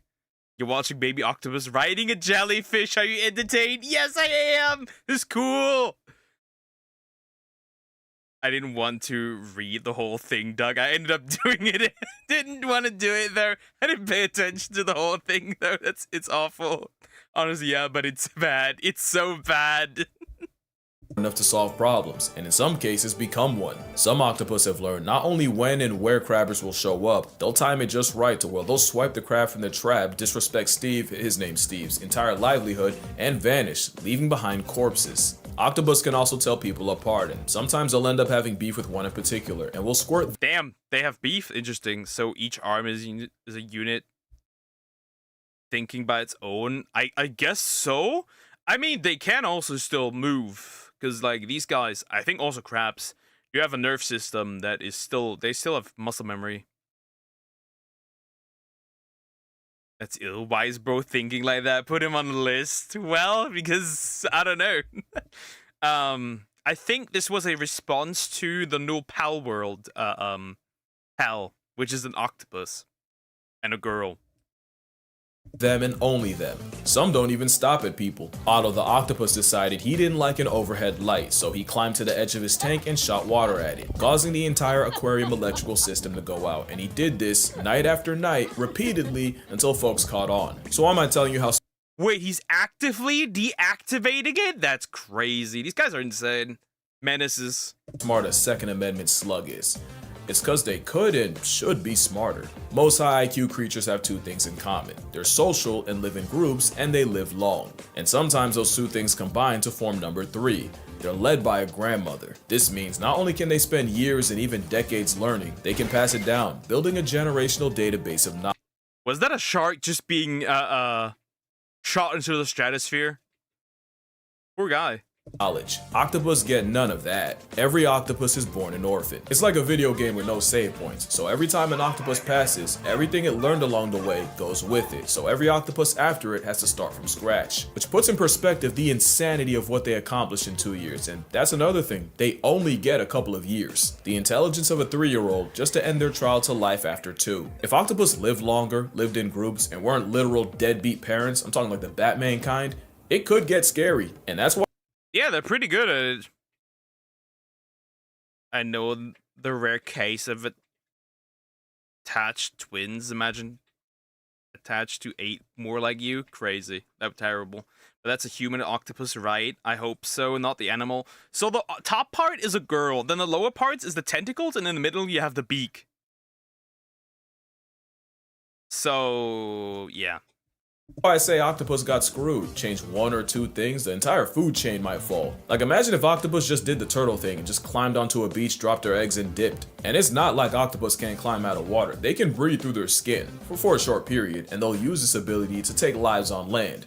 So why not create them? Except the soft-bodied cephalopods would probably get put on a shirt before they got far. If only they had like a shell or something to protect them. It's a shame nature never came out with anything like that. And then imagine if octopus worked together. Who knows? Maybe they'll get the DLC. But yeah, being a turtle must be terrifying because you know, you get born, you hatch, and then it's just like you gotta try to, you know, get to the ocean. Chances are you won't make it. Most of those don't make it. You get eaten by seagulls and shit that still can't see the vision. Yeah, but they want entrance to the beak, to the mouth. That's the problem. Together. Humboldt squid scare me for the specific fact that they kill in packs, and there has to be at least one human who was jumped, dragged to the abyss, and hate crime by the Antichrist calamari clan. But aside from violence, imagine what a group of like-minded octopi could do. They might mess around and start a renaissance. In fact, what if I told you it's already started? In 2016, in Jervis Bay off the coast of Australia, scientists found a non-human settlement containing residents of gloomy octopus. Up to 15 of them, living on dens on top of scallop shells, doing everything from hanging out, communicating, to fighting, procreating, and even evicting particular offenders from their den. It's like an octopus suburb. It's a cephalopod community, and scientists named it Oclantis. And it's not the first. Octopolis was discovered in 2009, except they're building they're getting too smart. They're building communities. Also typical, an octopus dies shortly after breeding, hence their short lifespan. Yeah. They're building civilizations. They're too powerful, chat.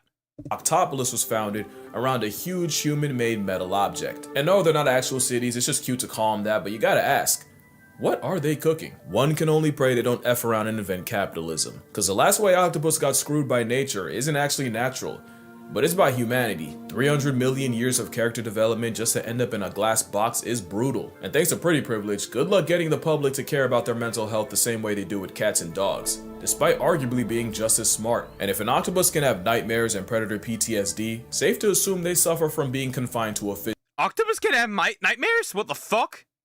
Fishbowl, just like orcas. Except orcas are a lot louder about their displeasure. In fact, there's a really good chance octopus are fully capable of catching feelings and forming attachments. Remember that next time an influencer tries to mukbang one still alive.